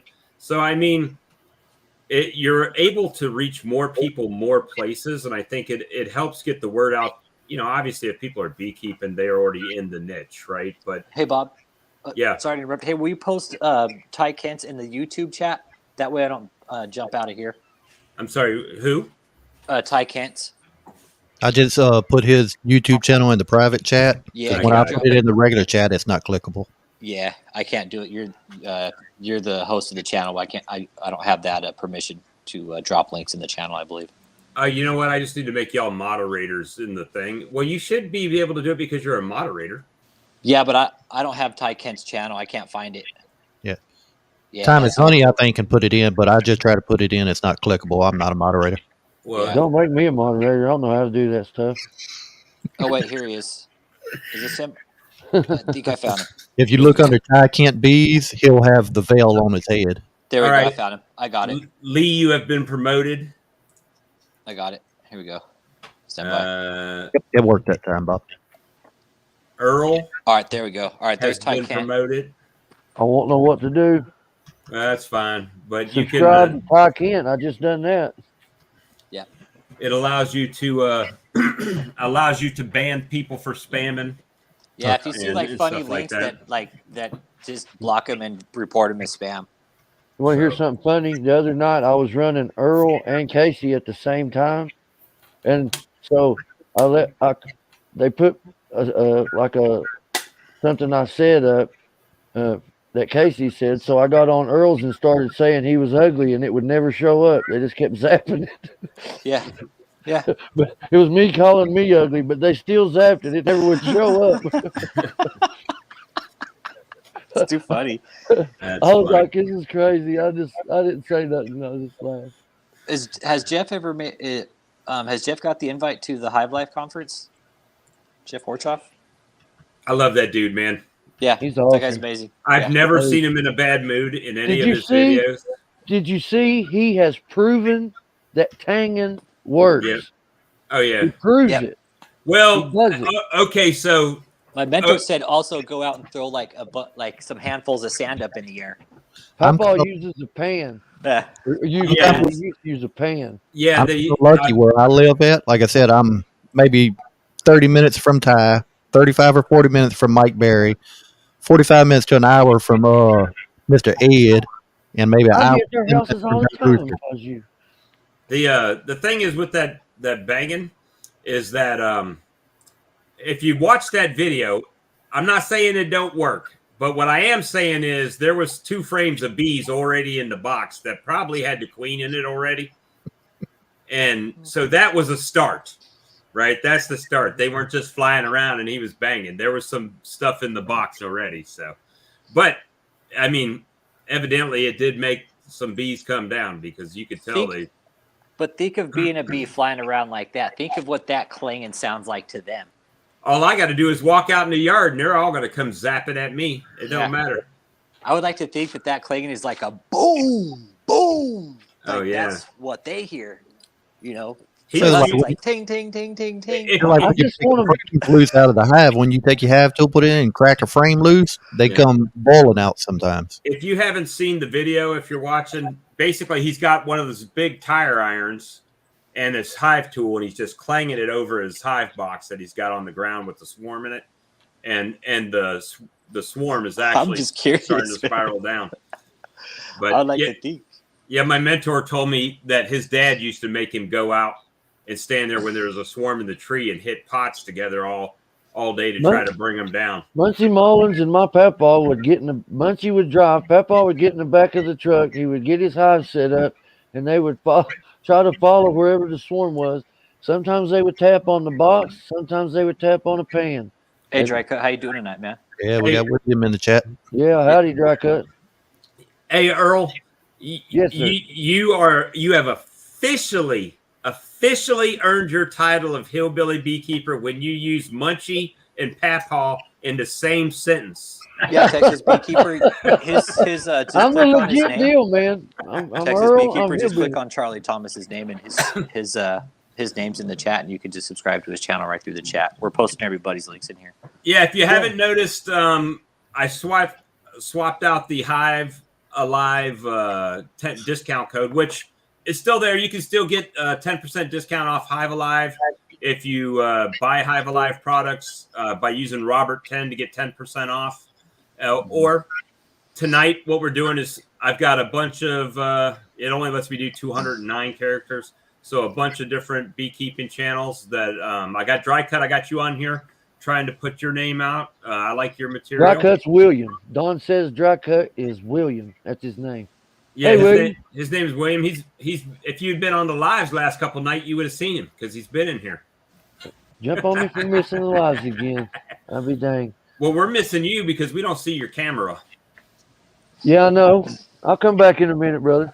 But the as far as that tanging on that, I think it's because of the vibration in the air that they are drawn to it. That's what I'm thinking, Charlie. I've always heard. I've also heard a guy told me one time that there was a swarm that landed on his tracker. He was out mowing, and it because of the vibration of the motor and everything, it landed on his tractor. So it either disrupts their communication system or they are drawn to it.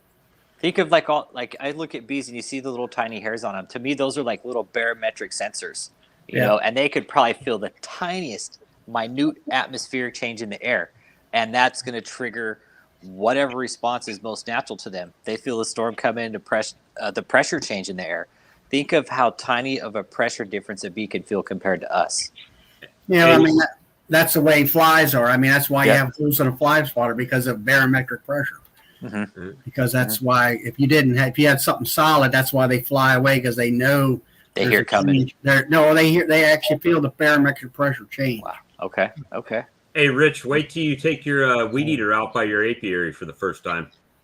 I'm pretty much clearing about a 40-foot area around my apiary. I went and bought the electric, the battery charged one, so I didn't use the gas motor one. You know, I'll go out there with the old school cutter and just do it myself. I don't care. I got the little Ryobi battery operated one that I weed eat around all my yards with, and it never bothers me. I had a lot of practice weeding when I was growing up, so I don't. Like I said, as long as I got a nectar flow, mine are fairly calm. I can take my 0-turn mower and ride right up against the hives, and they don't bother me. Now I don't just sit there and putt by. I get on by and get out of the way. My mentor had some hives set out, and they ended up doing construction right next to it. He said he lost about 5 colonies. They all left overnight pretty much because they're running backhoes and dozers next to his colonies all day. Said lost them all. I was pretty upset about that one. Yeah, I mow my yard out with a 0-turn. Of course, I got a bail on or something like that for any. Yeah. But one thing that I do, I learned a long time ago. I find an old carpet guy or somebody like that, or finding carpet in the dumpster and get and I put that down on the ground and put my hive stands and stuff on top of that, and that kills all that grass. Yeah, the carpet. And it goes out past the front about a foot, and then you can mow right along with a riding lawnmower, and you don't have the problem. Okay, and then I don't know who's down south. Y'all got hive beetles, right? Yeah. Oh my God, you have no idea. Yeah, I put a weed barrier and then cedar mulch. Yeah, I up here they've been talking about it, which I don't really have that many problems with that. But I also found out, with that carpet, the larvae can't go down in the ground and pupate, and it breaks the life cycle. Yeah. Now, there's some guys that'll argue with me about, well, the pupae is going to crawl and all that kind of stuff. And I'm like, well, maybe a few of them, but you're really knocking the numbers back. You're knocking the numbers back. Now, I've had a couple hives in another yard that they were, they got really weak. And yes, there were beetles in there. I mean, there was like hardly any bees in the box, and it did have some that black cloth that they use in yards and stuff for weed control. And but I mean, as soon as you got the bee population up, the beetles pretty much left. Yeah, and all. But dry cut. He's from Maryland. I'm sorry, I didn't mean to interrupt. Yeah. Charlie's from Maryland. Dry cut. Yeah, close to Baltimore. Yeah, that's my biggest thing. I mean, Varroa is a given, right? I think everybody's dealing with Varroa at some level. But we take down here, and at least where I'm at, we take hive beetles to the next level. I've popped open. I mean, I've used everything. Swiffer sheets, peppermint. The peppermint, believe it or not, I was skeptical, but the peppermint has shown me some truth. So now I'm going to the next level. Have you seen a difference with it? Oh, absolutely. Oh, yeah, absolutely. I know there's one beekeeper in my club that I run, and he was always talking about after Christmas is over with, he would go to all the candy stores and get all the candy canes that were leftovers for at least half price or more, and throw that into the bee hives. And I had somebody was saying here recently that Bob, show me your extract you got.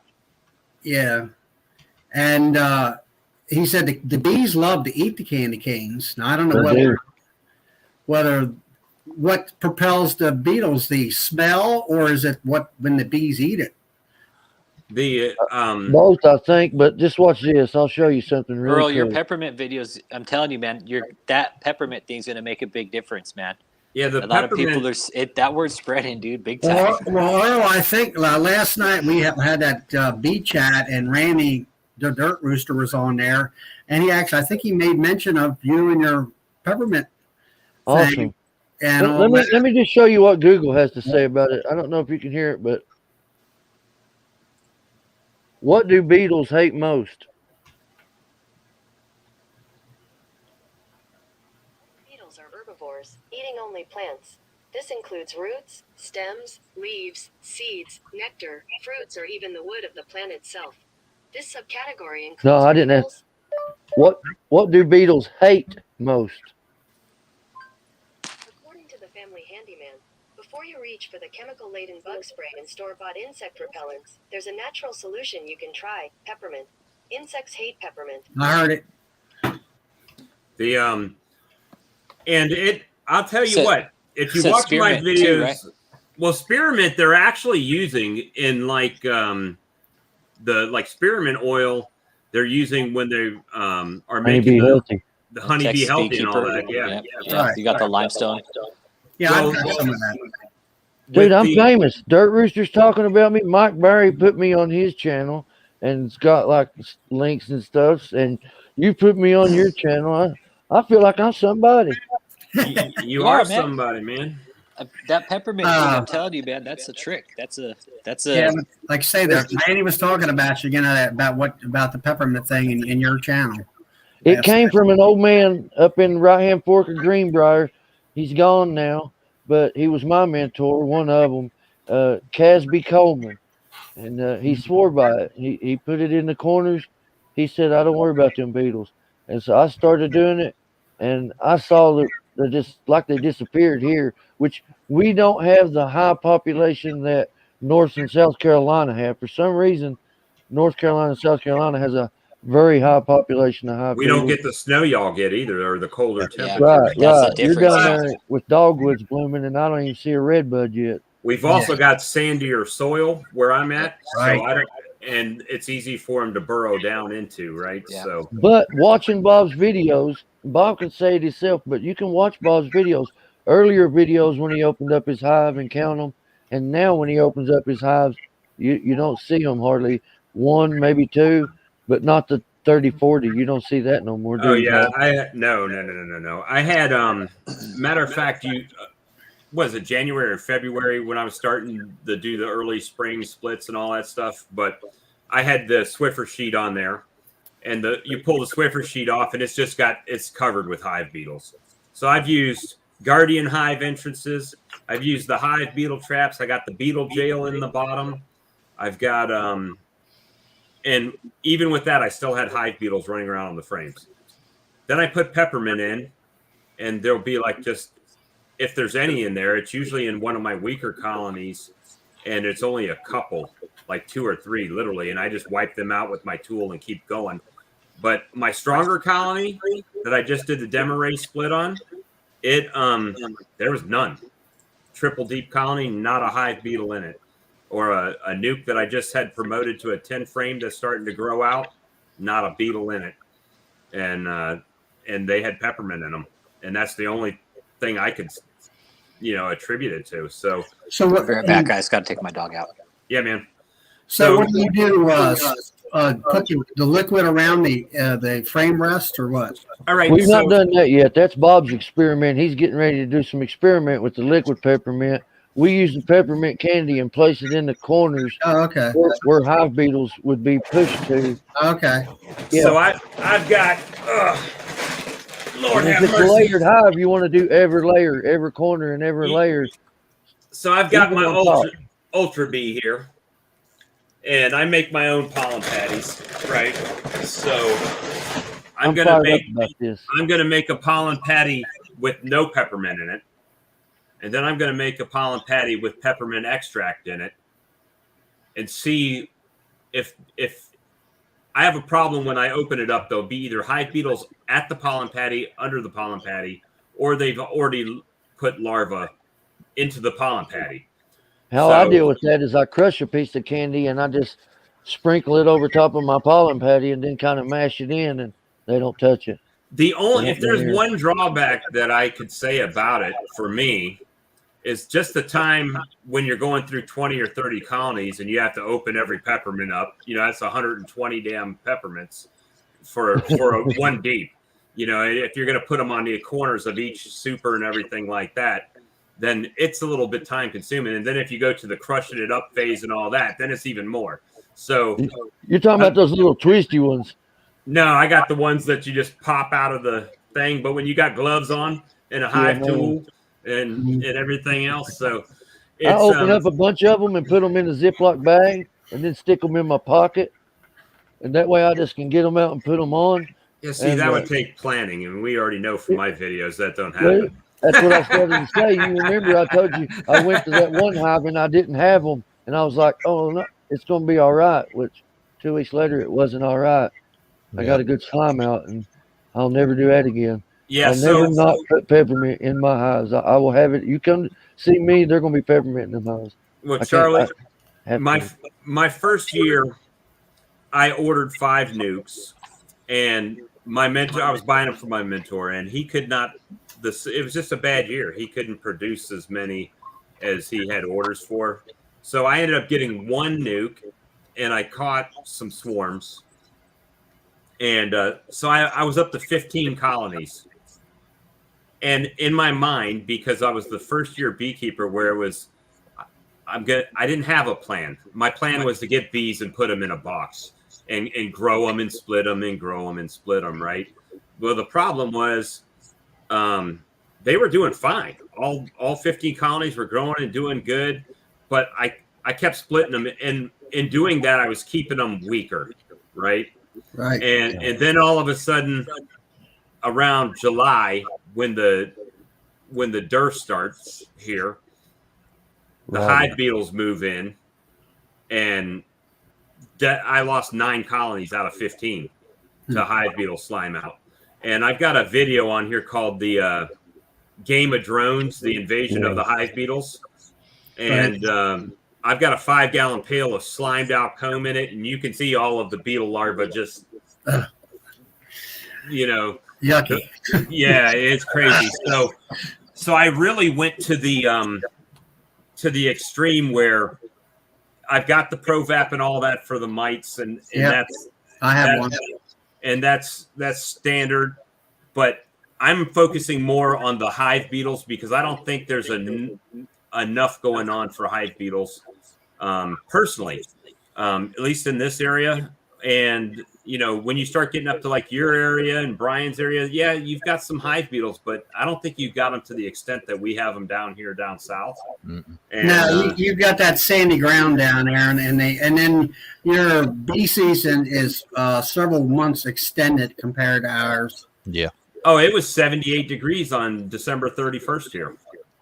Yeah. Well, this year up here, October, November, and December was quite. I mean, for us, it was quite warm. I mean, we were hitting the 50s, and that's warm.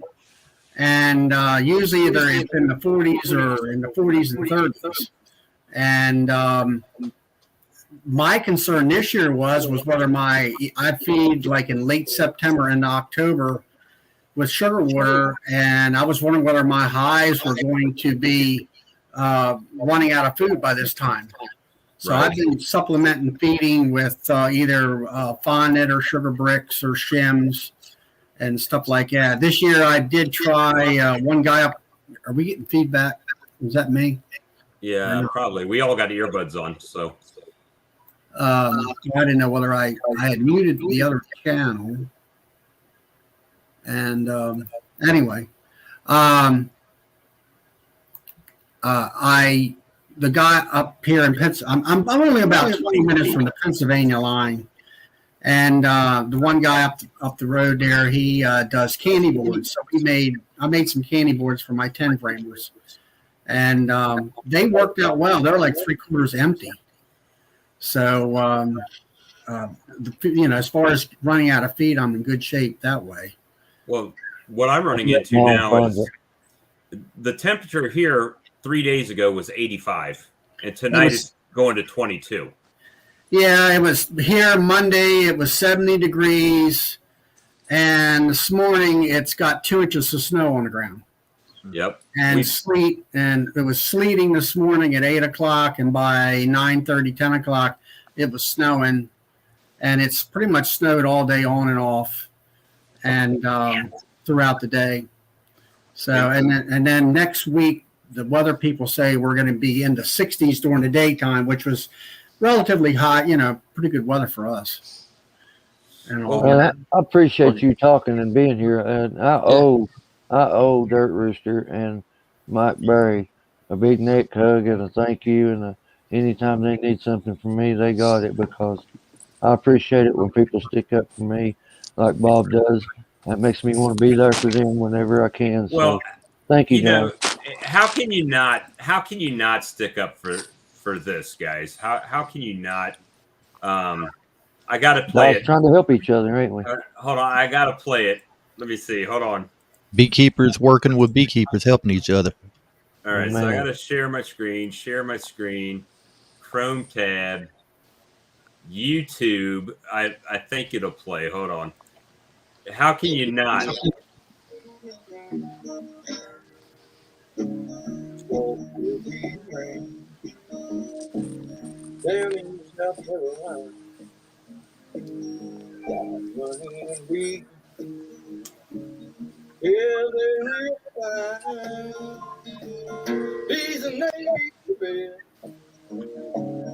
Make sure he knows.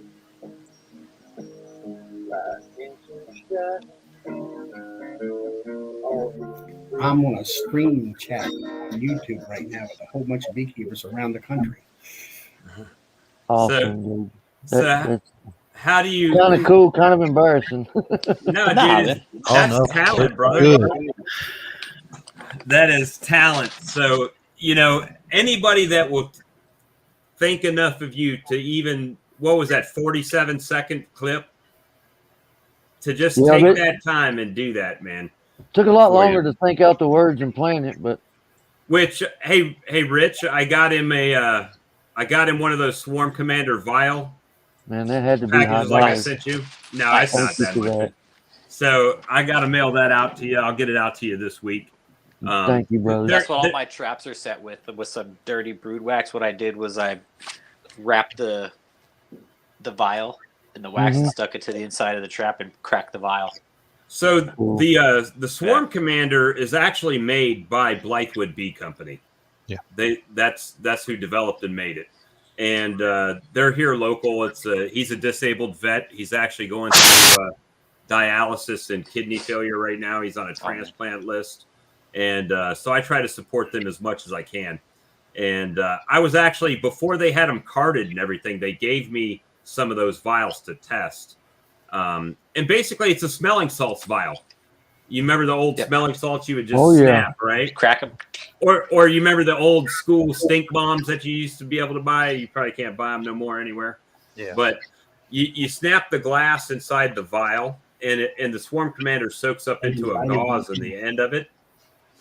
And then you just swab it around your entrance, swab some in the back of your trap, and just drop the vial in there for an extended release. So it's a pretty cool little deal.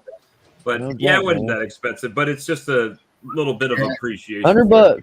Look at him waving two $50 bills. No, that is $60 right there plus tax. I got the spray and I got the gel. The gel you put on the bottom frame in the back, and it'll actually last like 3 times as long as the spray. I don't have what's it taste like? A packet here. Hey, I'll sample. Just kidding. Charlie, if your family wants to watch the stream, they can just share the link with them. You could drop the link to them. Yeah, to the channel. Give them everybody welcome. Yeah, tell them to go to Walker B Ranch. Hell, we'll send them the link. They can come sit in the chat with us. We don't care. Yeah, one of us will duck out and let somebody in. We're not all hoggy. As long as they bring us a cold beer. We want to learn from people. We want to learn from everybody. Well, that's it. I mean, Rich is the newest guy here. He's actually, this is first season, and he's swarm trapping bees. So he's got his swarm trap set up and his apiary prep for his swarm traps. And we don't discriminate because on any level of beekeeping, because I think there may be something that I do that just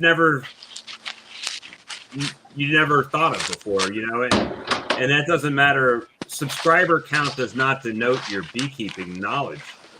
I mean, obviously you've been doing beekeeping. Yeah, Charlie, you've been doing beekeeping for a long time, but you're new to YouTube, right? So, I guess what it amounts to is that I've been beekeeping for a long time, and I've been watching like the Dirt Rooster and Ian and all those guys for years, and Mike Barry. And then this past January, I went to Hive Life, and then finally we got to meet each other. I met Brian there. I met Mike Barry and Greg from Nature's Greg Burns. I mean, I used to see him on the Fat Bee Man monitoring on his channel a lot when they were doing those talks. And then Bruce's Bees, and I was able to go up and say hi to all those guys. And I looked at that, and I looked at this YouTube thing, and I said, I can do that. And also, it's sort of another group, I guess you would call it, to get the creator group. It's a different community. It's like you were saying about people looking into your channel, and you might be doing something that they didn't think about, and it's a technique.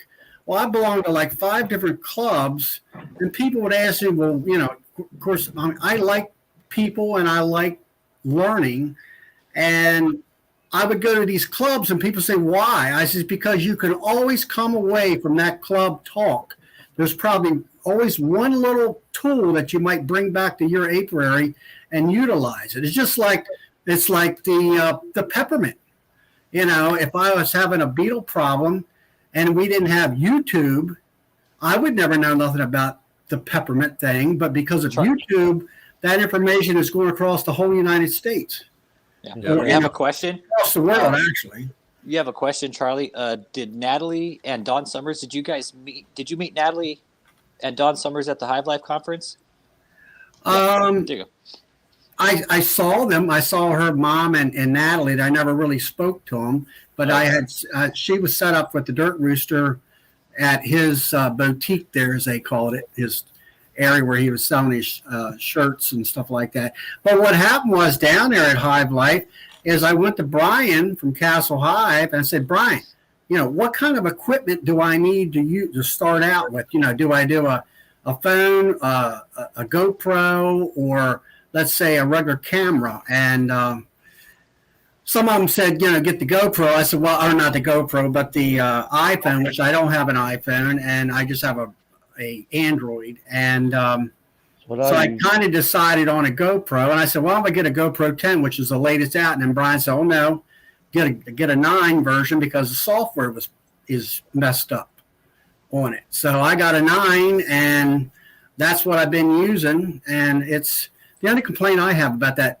GoPro is every time you want to change the battery, you got to take the media mod thing off of it in order to get the stupid, and you got to, it's like the one guy I seen on the internet, he was complaining the way they have it mounted instead of having mounting ears on the media mod and all that. It makes it, you got to tear the whole thing apart. It's probably an afterthought, right? Isn't Bruce shooting? Sorry. What's that? Go ahead. Bruce Bees, isn't he shooting with like an iPhone 13 or something? Like you can, if you have like a good like iPad or something, you could shoot like really decent 4K videos with them. I don't have an. I'm not much of a. I've always been a PC guy, and I mean, like I talked to Brian or email. I said, "What do you use?" He said, "Well, I went from PC to a Mac." Yeah. And then like Greg Burns, I watched some of his stuff, and he's using it. I mean, there seems like Mac is always the for editing and all that kind of stuff. Yeah. And but I had the DaVinci format, or what do you call it, editing software. I couldn't. DaVinci Resolve. That's what I use. Yeah, it was so darn difficult. From what it was not user friendly. Nice. So Okay, Don. I had asked a lot of different people at Hive Life, what are you using to edit? And then one of them said Phil Moore. I had wrote all these different ones down while I was there, and on the advertisement of Filmora editing software, they compared it like the i10 movie editing software, and I got that, and it's definitely a lot easier. You can drop in transitions, and it's just there. It works. Is that a monthly? It can be, but I bought the program. It was $90. Okay. Yeah, just bought the program straight up. Yeah, I just bought it straight up. I bought the 10 version, and it was Filmora X or 10, and I only bought it about a month or so ago, and I was granted an upgrade to 11. Oh, nice. And now I've got Filmora 11, and it's I don't know. There's like some of them that have these tutorials, and they show you the basics, cutting and editing and all this kind of stuff. And I'm like, okay, but how about when I generate my intro clip, how do you save it to where you keep dragging it back into to another clip? And then I finally figured it out myself, where you actually just save it on your computer, right? And then you just finish it out to an MP4 file and put it on your external drive, and then you just drag it back in. Well, I didn't know that's what you did because nobody talked about that. That's what I do in Adobe Premiere Pro. Yeah, y'all about the GoPros, batteries, and all. Yeah, I got the white ones and the blue ones. Yeah, I like the white ones. They actually last longer, but if you're in cold weather, they work better. I've got 8 batteries, so I should be able to record a little bit of time. Well, I got about 6. I got about 6 of them, but it's just a pain, swapping them. Yeah, especially when you're in the middle of manipulating a colony, and all of a sudden you hear deet deet deet, and the camera just goes off. So I've gotten more what do you call the SD cards and batteries, and I have a brick iPhone 8 Plus I'm going to use just for the B yard. Is that right? Yeah. It's still in good shape. I deleted all the apps from it. Everything is just going to be used strictly for the B yard. Something on the fly, quick. I can Bluetooth it back to the iPad. I use what is that? A battery charger or? Nah, that's my SD card holder. I got 428 gig SD cards. He's a 6-figure dude. He can do that stuff. You know what I'm saying? I use a Go. Well, Lee, what's that? The big looks like a mixer board there. Yeah, Lee's a sound guru on my microphone. Yeah, he can do sound effects and everything. I use just don't start casting fart sounds in the background. There's my GoPro. with the Media mod. But the thing of it is, like on the bottom here, it's like the one guy said on the they had looked at these things a year ago, and he said, "Why didn't you have the ears built into the media mod? So you could pull the camera right straight out, put the battery in, and put it back in." But I got a GoPro Max that does. Is this your first live stream, Charlie? I'm sorry, Bob. No, go ahead. Live stream? Yes. Has this your first time? Yeah, I guess so. I mean, I go on Zoom a lot, and then with me being the president of my club, I orchestrate the Zoom chat. I guess you would call it. Like especially like last year, I did all my club meetings, and we would have different speakers come in from around the country. Do you have virtual clubs? Huh? Is it a virtual club or what? No, it's like this last Wednesday. We had one of our first live meetings, and this is what really irritates me about Zoom has ruined everything as far as I'm concerned. Where I had 15 people show up in the room, but I had 30 or 25 or 30 in virtual on Zoom, and it's like, guys, we're demonstrating spring management here. I mean, to me, it's always like, let me look at it and let me feel it and touch it, and I can understand it better. I mean, it's great to have a speaker that lives in Pittsburgh, Pennsylvania, and it's 300 miles away. But I still like a live chat. It's like our Maryland State Bee Club. They had a winter conference, as they call it. They only have three meetings a year. They had Dr. Cameron Jack out of Florida for talking about varroa mites and all that. Live. I didn't know he was going to be live. I figured he'd be virtual, but no, he flew in from Florida. And then you were talking about Greg Burns, I think, or Brian was. He actually drove in from Illinois. And we had 35 people there live these two speakers live at this event, and there was over 70 some people on the Zoom. And I mean, how embarrassing that is. These people drove all this way or flew. I mean, that's just kind of the way I felt about it. Well, that's one reason why I like putting content out on YouTube, is because you can reach so many people, It's worldwide, instantly. It's great. I like, it's like today at Chester County Bee Club, they had their conference for the year. They had 30 speakers. And in the past, up until COVID, it was live, and plus along with vendors and stuff. Nothing like Hive Life, though. And it was, for me, it's a day away from work. And socializing with people, I met Michael Palmer there. And and he was talking about Mike up there about the nukes and stuff.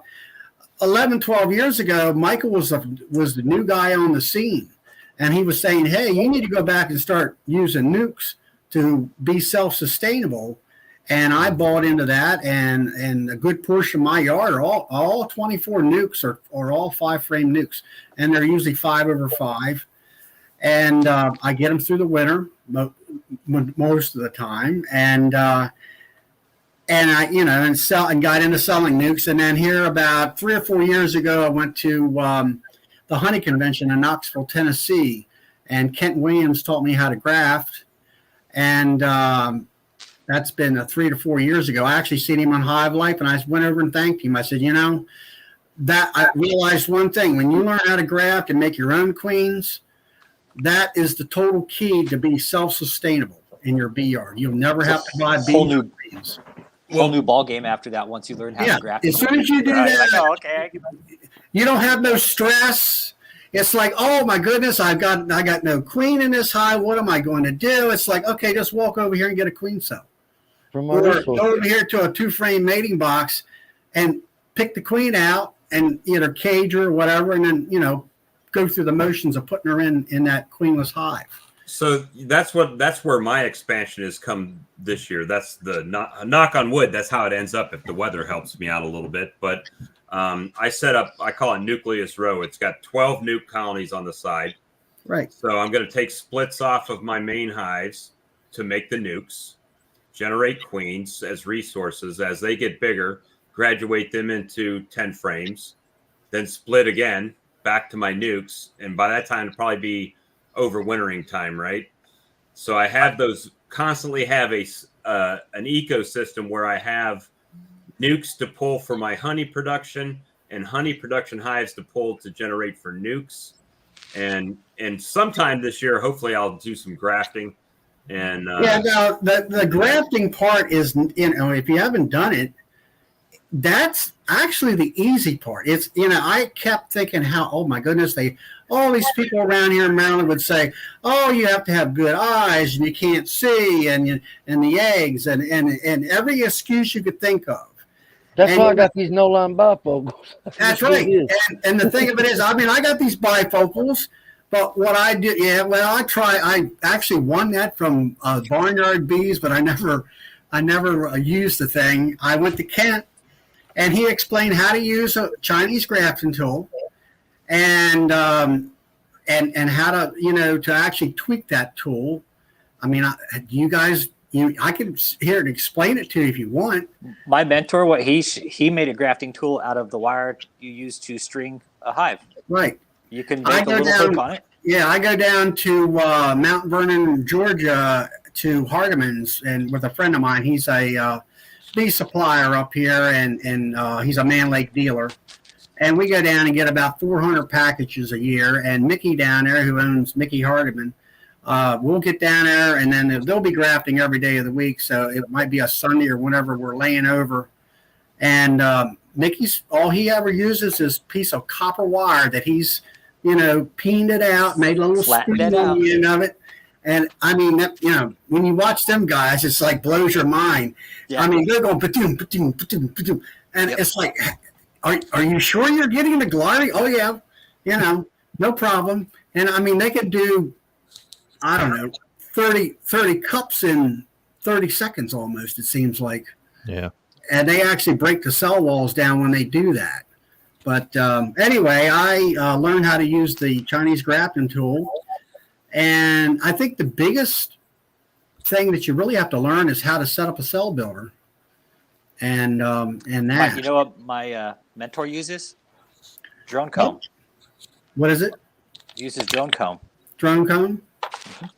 He just pulls the cells out of the drone comb? Yep. He'll take out the drone comb. And then he has a wooden dowel. I think he widens a cell just a smidge. And then that's where he does his grafting in. He showed me, he's like, see this drone comb right here? He's like, this is what I'm going to graft my queens into this year. You're using them as a cup, for the frame. Yes, correct. Okay, right. He's using wax cup. So, yes, sir. So Charlie, here's a question: if you have a queenless colony, a hopelessly queenless colony, yeah, can you just convert that to a cell builder? I mean, if it's, let's say you got a 10 frame. Well, are they laying? Is it a drone layer in there? No, just no queen. Well, I mean, there's a method called the Clements method, and that is a queenless colony. All you have to do is continuously add cap brood to that colony, and they will never start. They think that the pheromones from the is it me or somebody else? It's Earl. I just muted him. Okay. Go ahead, sorry. When you put that cap brood in there, and you constantly keep putting cap brood in every 7 days or so, the pheromones from inside that cap brood tells the rest of those worker bees, hey, we must have a queen because we smell these brood pheromones. Okay. And they won't start. They won't have the laying workers won't start on you, and that's what I've used up until this coming spring when I went down to Hive Life. I watched what's this guy's last name? Sutton, was he? The one of the instructors, right, along with Bob Benny, and they talked about how they use a normal hive where they have it's queen right. They put the queen upstairs in the top box. They put a double screen bottom board in. They put their graph in the bottom. All your foragers and stuff come back to the bottom hive, and of course the other entrance on the top is going out the back, and all those other bees come into the bottom, so to give you the right amount of worker bees to draw the cocoons down on those grafts. And the one thing that I learned is that they only let them stay in there for, the grafts are pulled down for 2 days. Then they reverse the boxes and they put the queen on the bottom, take the top box off and put it on the bottom board, put a queen excluder on, and then put that bottom box that was on the bottom on top with the queen cells up there. And those bees will continually finish those cells out. Then what I do is I made up a incubator out of, I took a refrigerator, and the same one I was talking about earlier about being a hot box in the wintertime. I took the freezer part of it, put a heat lamp in there, a little fan, and a little tray where you put about 16 ounces of water in there, and I take and put my capped queen cells in there, and that is my incubator. I keep it at 93 degrees, plus or minus a degree, for I think it's 5 days. Humidity?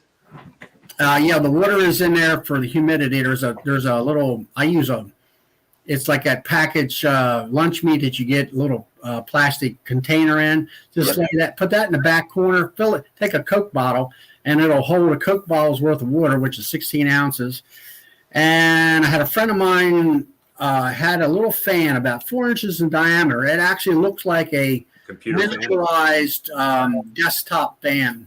And I just let it blow constantly all the time to blow that humidity around. And then the heat lamp inside there keeps it at 93. And I've got that on a, let's see, a ink. Is there a specific percentage of humidity you're looking for? 75%.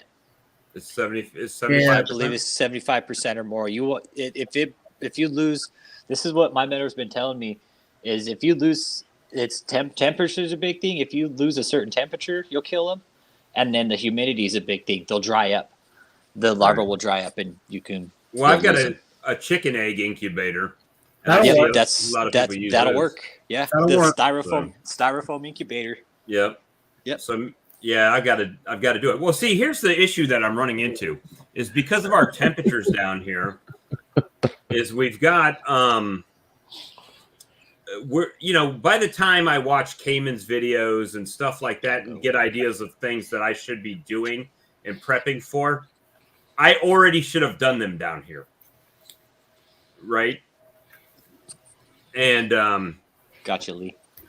And so it's one of those things that if I want to do my splits, I should have already done splits by the time I'm watching videos of those guys saying I should be doing splits or they're doing their splits. I should have already been doing them. So my problem comes into, well, if I don't have queens, where do I get queens? So I start calling queen people that sell queens. Well, they're not going to have queens for another month or two.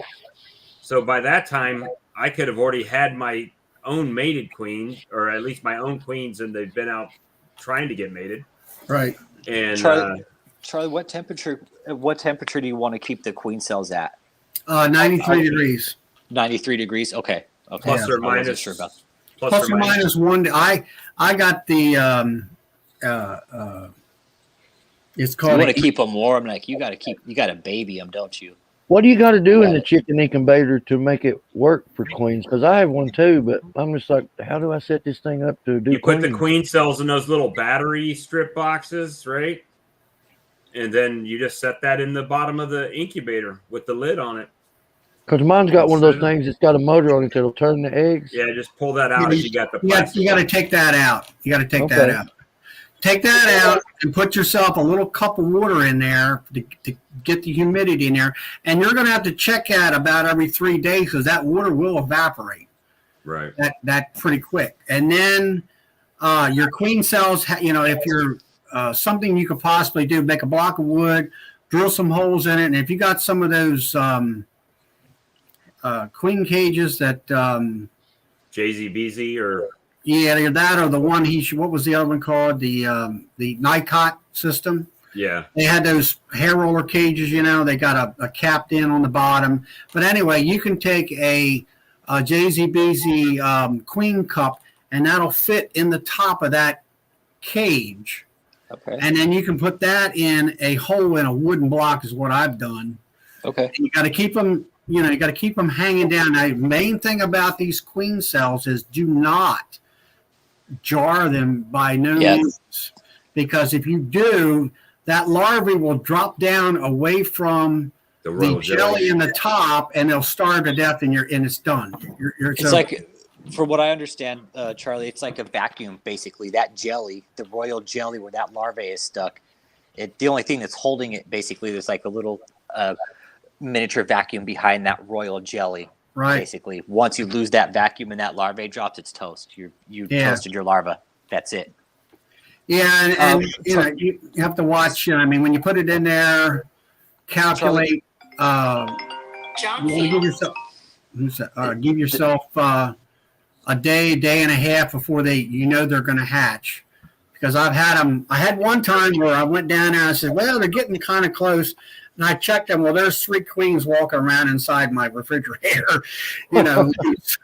I don't know whether it died because of moisture, not having some food, or what. But I try to get them in the 2-frame mating boxes before they hatch. I tell you, two or more hatches out. Will they fight? What's that, Earl? Will they fight if 2 or more hatch out? No, they're. When they hatch out, like they don't have the pheromones like they do when they get mated and everything. Now, in my situation, I captured 2 or 3 of them. The 4th one that got out, it was dead. I don't know whether it was because when they come out of that cocoon, they're hungry. And I'll take a little bit of honey and put it on the cage. A little bit of honey on my finger, just kind of rub it on the bottom down there. But you don't put much because you don't want them to get that on their wings and stuff like that. They just want to be able to go down there and eat and all. But I try not to let them get hatched out. I want them in a 2-frame mating oak with bees. Let them hatch out naturally, and they're amongst those bees and that way doing thing. All right. So where are you at, Bob? What state you're in? South Carolina. South Carolina. Whereabouts down that way? I'm just outside of Columbia by Fort Jackson. Okay. So yeah, but you're talking about like with Cayman and all. See, that's the thing I tell people around here. I say, when you listen to these guys like Cayman and whatever, like Cayman, he's 6 weeks ahead of me. Whatever he's storing, I'm 6 weeks behind him. Mm-hmm. At least 4 weeks. And then like with you're south of him, you're probably 4 to 6 weeks ahead of him. Yeah. So that's kind of been one of my driving things. So when I'm looking for queens, if you go to the queen breeders that are down in Florida, they've already pretty much committed their queens to people like Bob Binney, all these big commercial guys that are using them. Yeah. And I'm nobody, right? So if I'm calling up and I need 5 queens or 10 queens, then they're like, yeah, we ain't got none. So yeah, they say you're in South. Let me look up where you're at. I had to get a visual on you. I might be able to help you out. So let's see maps. So I'm looking to start that. I actually had the bee supply company here tell me they would buy 50 queens at a time from me because they're always getting calls and nobody around here produces them like that, or they're using them for their packages or their Columbia, nukes. South Carolina. And so it's it's one of those things. I mean, I've even thought about opening a bee supply store, but it seems like they're popping up everywhere and because I'm 30 miles away from that. Yeah. Hey, if you look in the comments, the second to last one, Texas Beekeeper got a question there about have we heard about moving queens? Charlotte might have a little input. Have you heard about the best time to handle or move a queen cell is between 11 and 13 days? Wouldn't that make moving them a day early the safest day to move, day 9 or instead of day 10? I'm gonna tell you the redneck way I did my splits and queen rearing last year is I basically would take a queenless colony and introduce a frame of eggs to them and let them generate 9-10 queen cells. And then I would take a queen cage, a homemade one. We talked about this a little bit last night with number 8 hardware cloth, and encapsulate that queen cell. So if multiple queens had hatched out, they were still caught in the queen cage. And then I would release one queen into the colony that I was requeening, and then I would move the whole frame to another split. And when the next one would come out, I would release it. And the next one would come out, and I would release it. And it worked pretty well, but it's time consuming doing it that way. Hey, Charlie. Yeah. I just got a call from my mentor. Could I get an email? He wants to contact you about breeding queens because we're in an Africanized zone, and where you're at, maybe swapping some genetics and getting some northern genetics down here in an Africanized zone. Do you got a good email to where I could get you in contact with my mentor? Yeah. Just go over, or it's I'll text it to him right now.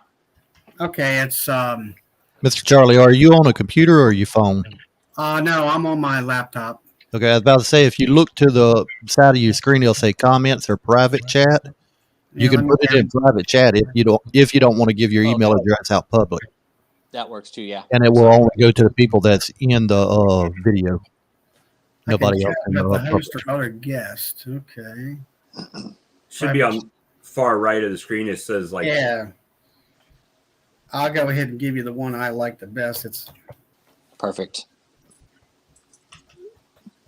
And see, this has been these streams. I love them because we talk about all different things from technology to beekeeping to YouTube production. You see that?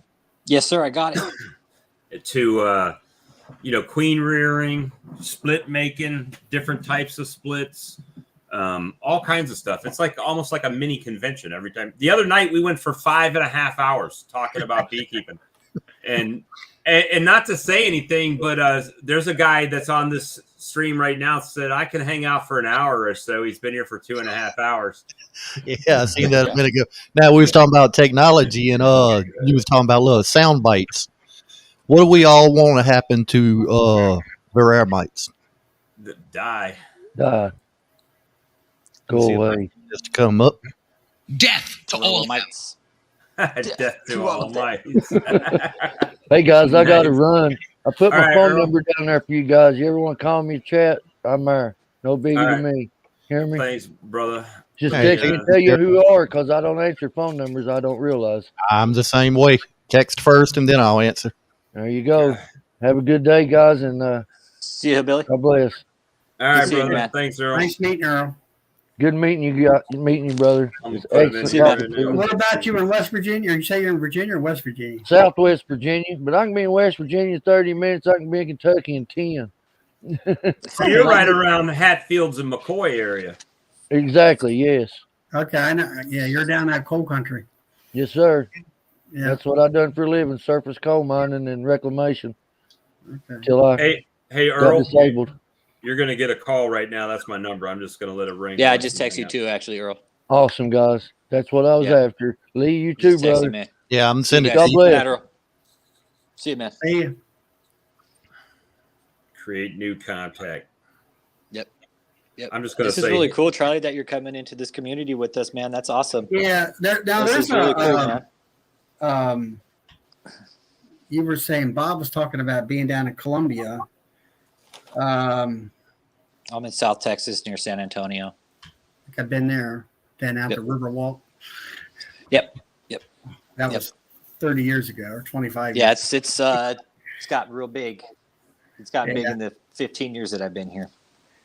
There's a queen breeder. He actually his home base is in New York State, but he has a nuke yard operation in South Carolina. He's off of 95, and I'm going to say it's somewhere around Lumberton, but I think that's North Carolina. Yeah, that's North Carolina. Mm-hmm. It might be south. That I'd have to find out what the town is, but I've gotten some queens from him that I've actually grafted off of, and they're kind of like a Carney Owen, kind of a dark bee, real calm. Mm-hmm. Well, it's 30 miles to my nearest beekeeping supply store, And other than my mentor that's right up the street here, it's a few hour drive to anything. I mean, to Bob Binney place is 4 hours each way.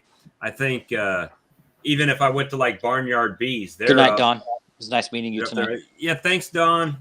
Good night, Don. We'll have to get Natalie on here sometime, and we'll clean it up and make it G-rated for her. We're actually good people. Sometimes, yeah, it's pretty G-rated for the most part, I think. Yeah, I would think so. I mean, we shouldn't be talking like that, But it's just a one of those things to where I'm geographical anomaly, I guess. It's just one of those areas. I don't know. I got a member that lives he's a member of my club, and he actually has a place in South Carolina. And he had moved some hives down there from Pennsylvania where he lives, right over the line. And, of course, he's not used to your weather. And it's like the bees just exploded down there. He's telling me. Well, Charlie, and he was like, "Where do you get equipment at?" He says, "Around here in Maryland, well, we can go over here to Lloyd's place, or we can go to Pennsylvania because they got the Amish guys building stuff constantly. Man Lake, I can go to Wilkes-Barre, PA, in about 2.5 hours to the warehouse up there. I mean, it's a lot of beekeeping supply areas. And see, that's what we need to do. We need to open one up here because South Carolina, which people don't understand, we're right on I-77, Columbia is. It goes from Columbia, South Carolina, all the way up to Ohio. And we're on I-20 that runs all the way from South Carolina all the way out to Texas, right? And we're on about an hour away from I-95 that runs the whole East Coast. So for shipping purposes, it's awesome. But you said your closest supplier is 30 miles. What company name is that? Blythewood Bee Company. Yeah, I've seen them on the internet. Yeah. Yeah, so they're good people. I enjoy my time when I go up there and spend with them. But it's, if I need a queen excluder to drive an hour round trip to get a queen excluder in a pinch, it's kind of tough. So yeah, especially when gas is almost $5 a gallon. Yeah, there's the leaves back. Well, it's not quite. It's right now here in Maryland. It's $4 and 19 back home in my hometown in California. It's $5.59 a gallon. And we're at $3.95 right now here. And we're almost at $5. I think we're at $4.19. Right, it was $4.29. Now it's down $4.19. I live in an oil state, and we're almost at $5 a gallon. Yeah, we at $4.29 for real gas. I think it's $3.99 for ethanol. Oh, diesel here is like $5 something a gallon. It's like $5.49 a gallon. Over in Russia, it's like $2 something a gallon. Well, I did the conversion today. It's ridiculous. We were talking about that at work today. It had a news article saying why the U.S. gas prices are going up when we only use like less than 4% of the Russian oil. Well, they get a lot from Canada too, I think. Yeah. And then it becomes supply and demand because the rest of the world is using Russian oil. So now those companies are sending oil over there, which now that's going to jack the price up for us, right? Yeah. So we should just go in and now make amends with Venezuela and get their 15 cent a gallon gas from down there. You know, have to put an extra filter on it. Yeah. Right, throw in an extra inline filter in your gas line, huh? Yep. right at your injectors. But yeah, so there's there's definitely a lot of. Hey, we're getting high tech over here. We're just going to make Lee the producer. I know. You got to throw in those sound effects, Lee, man. That's awesome. Sound effects make it. Hey, you need to get a WWE like the ding ding ding. So every time we bring somebody else in the chat, it's like an introduction. They're entering the ring, and I'll have to try to figure out on this app if I can make my own because I have Adobe Audition where I can do all the audio. On this, on the settings here, is there a virtual background? Yeah. So when you go to your camera settings on the bottom, I went to settings and you have virtual background. Yep. And then you can upload one or use one of the ones they've got there. It says, okay, let's try. Okay, here we go. You can click on blur and it'll kind of blur your background out. No, I was just going to put my. I use mine because if I turn it off, you get to see my junky room. Hi, bro. Here we go. So if I go to none, you get to see like this. So no, there ain't nothing wrong with that. Hey, I'm going to go to Yappy's place real quick. The grand piano. I was just looking. Hey, but can you play it as good as Yappy? See, I don't know. No, I can't. There's no way. I could play Stand By Me on the piano, and that was it. No, that's cool. There it is. That's what I was using. So wait, how do I add those backgrounds there? Go to settings. You go to settings and then click on virtual background. And then there's some kind of a warning bar there. Just go ahead and click at. And then what I did was I added my picture to this. But that's my bee yard behind my barn. Very nice. Okay. And there's the barn is 80 feet long, and those are all 5-frame nukes to the end of the barn. Now I placed them there strategically because the wind blows. It's a windbreak, right? It's a natural windbreak, and that thing's 16 feet tall on the ground and up in the air. And then this virtual background is going nutty. And then they're kind of funny. Yeah. And then down here at the end, you'll see it's actually carpet around my beehives. I use that as a windbreak and not an insulator. And because the wind blows to the backs of those hives, and that's where all my honey hives are down there. I've got 5 or 6 hives row stands. They're literally, 20 feet away from my air conditioning unit on the side of the house. I mean, they're like right there. So, and I got woods around the back of my property and on the side of my property. Right. And my stands are something like the ones Lee's got up there right now.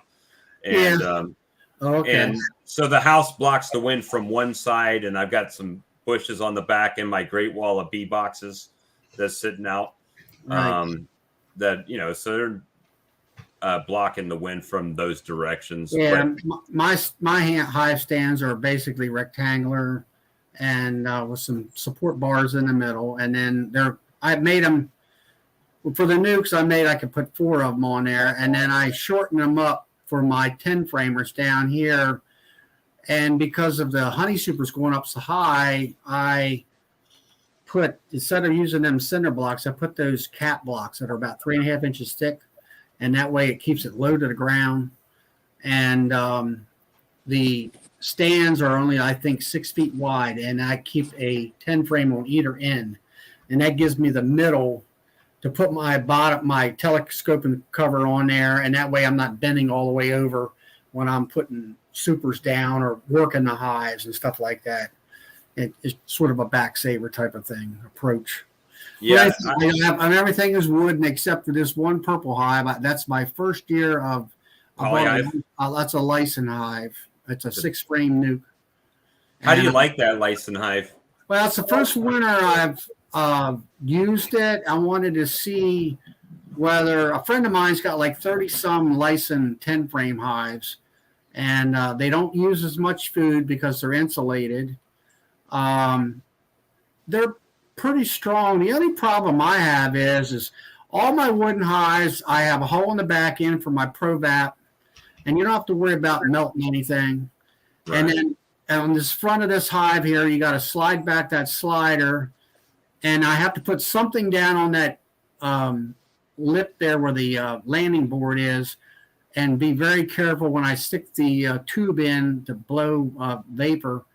It'll melt it. It'll melt that. I've already melted a little bit on that white sliding screen. And that's the only downside I've seen so far with it. I don't have any ventilation up top. That's been a big discussion up around here at different bee chats about top ventilation, no top ventilation. You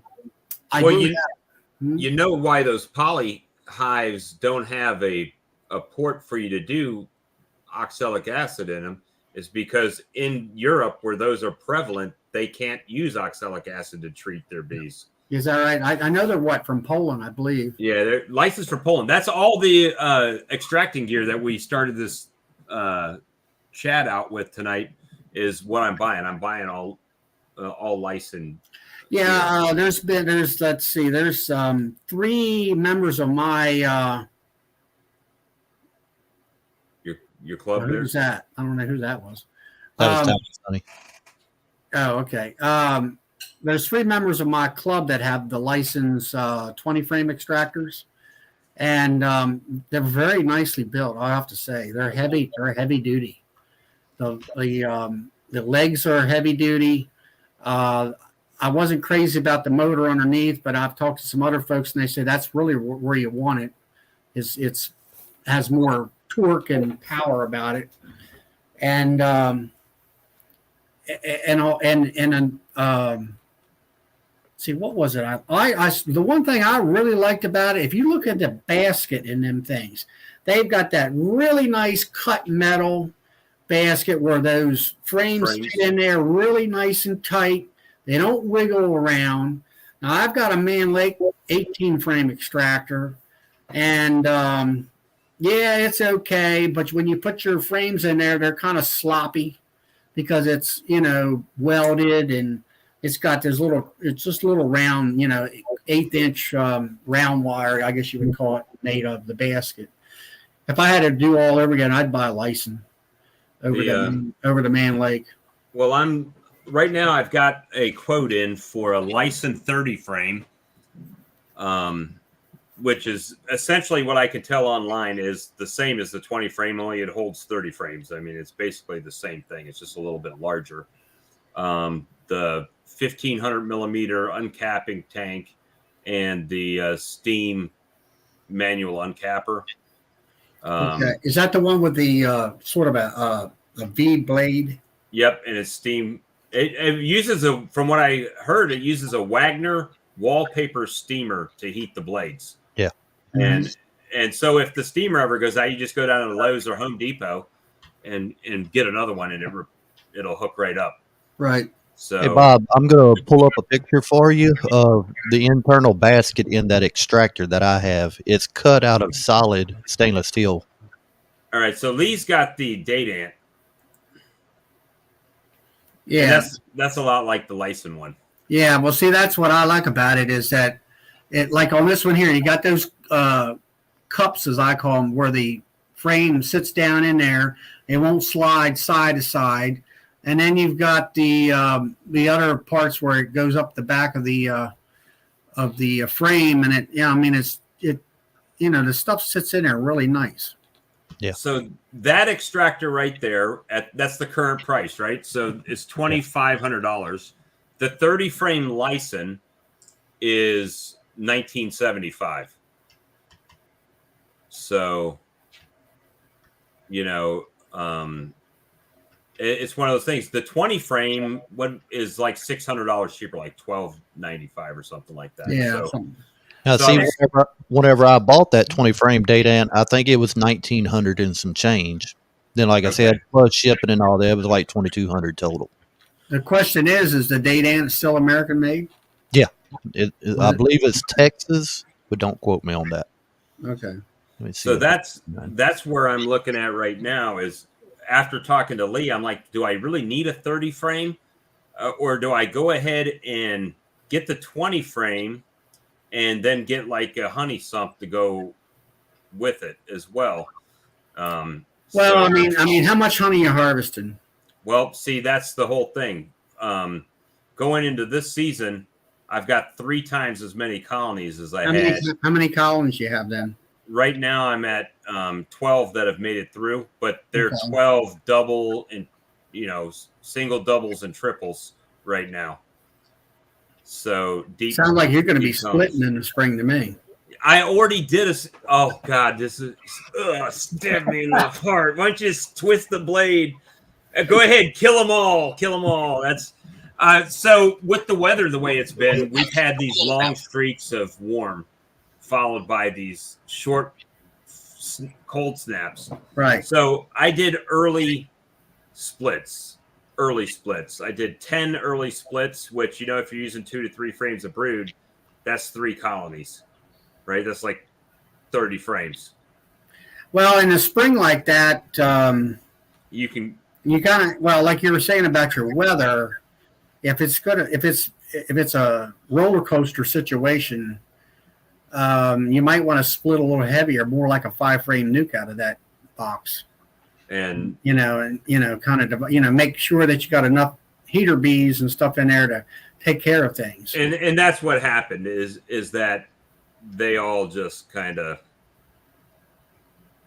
I got like 3 with bees in them now, you know what I mean? So it's now if those 3 make it, it's a break even, right? I basically wasted 3 colonies to make 3 colonies, but I wasted 3 big colonies to make 3 little colonies, which is not, I don't have to worry about them swarming. I mean, I guess that's a good thing. Yeah. Positive side. Even if it was to happen, I mean, a couple more weeks of all the warm weather, I mean, they'll build back up and you can split again. Yeah. So yeah, that's where I'm at right now, right? So I stopped doing any not manipulations, but really any splits to allow my donor colonies to build their strength back up. And now that they're starting to get pollen bound and nectar bound in the brood boxes, that's why I went to the Demarest split to give them more room to make more brood, so I can start making splits this week when it's 80 in the 80s again, 70s and 80s. And yeah, I was watching Mike Berry, and I commented, and he came back with a really long comment, and because we've been talking, like say, over the hive lifting machine that he has, and he was showing on his videos how he had 2 double deeps and how all this nectar was coming in down there. And I'm like, why don't you put the honey supers on? And he said, no, that's not the way it works down there in Louisiana. He said he's doing the splits and all that stuff. But he said they won't put the honey upstairs, from what I gather. I didn't actually read the whole comment. I've put the honey supers on this time of year because, like I said, I'm about 35 minutes or so from Mike Berry, and I mean they'll start building a little comb in it, but really not a whole lot. I'd rather just wait, let them build a little more, and then do a good split. Yeah, and I think that's what he was trying to explain to me, because he said it took him like 3 years to understand how to work the bees in your area. Yeah. Like the end of March, beginning of April, we'll have a whole lot of privet blooming around here. Yeah. And then they'll start putting some of that back. Yeah, and I see I don't think we have any privet up this way. It's like Randy was talking about tallow. I said, well, what is tallow? Chinese tallow. It's a very invasive. It's a tree, but they makes great honey, they say. Yeah. Or lots of honey. We have a ton of it around here. Because what I plan on doing, let me see if I can bring this up so you can see.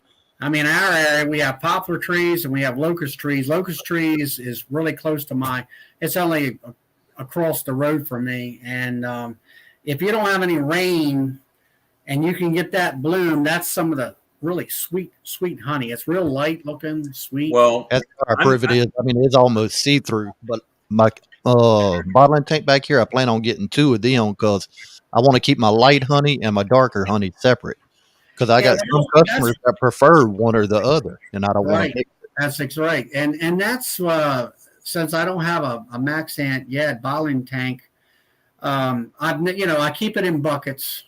Yeah. And like you say, you have so many buckets is more of a fall honey. It's dark. Yeah. And then your real early spring is that real light stuff. And I'm like, I don't want to mix this stuff. Yeah, mine last spring was pretty much clear.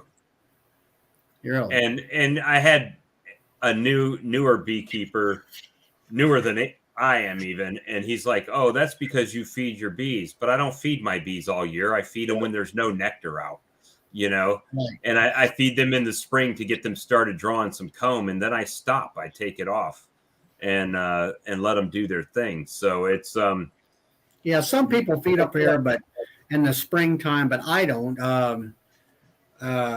I don't know. I do give them some pollen patties. Now I just heard somebody was mentioning it last night that Jamie Ellis was going to talk about is the bees after the sugar in the pollen patties, or are they after really the pollen sub? Well, I'm going to tell you here, the dry pollen sub, when I put out my dry pollen sub feeders, they don't touch it.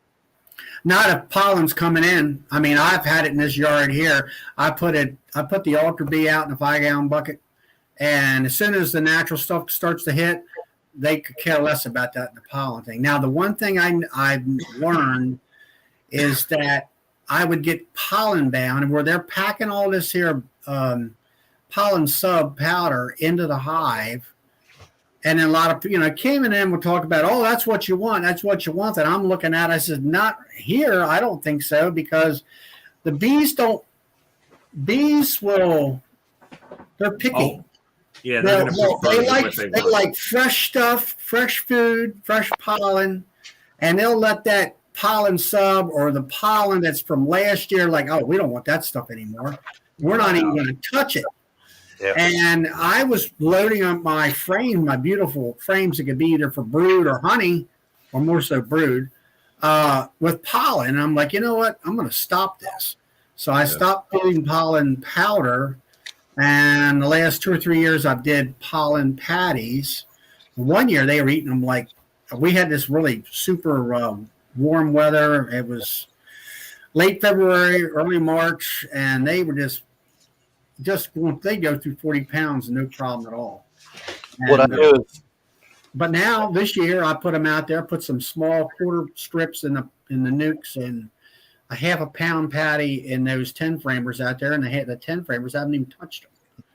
Yeah, then you got the hive beetles down here if you give them too much pollen patty. Yeah, well, we got to watch for that too, and I think maybe because of the maple trees are starting to pop a little bit because of this, fluctuation of temperatures and stuff.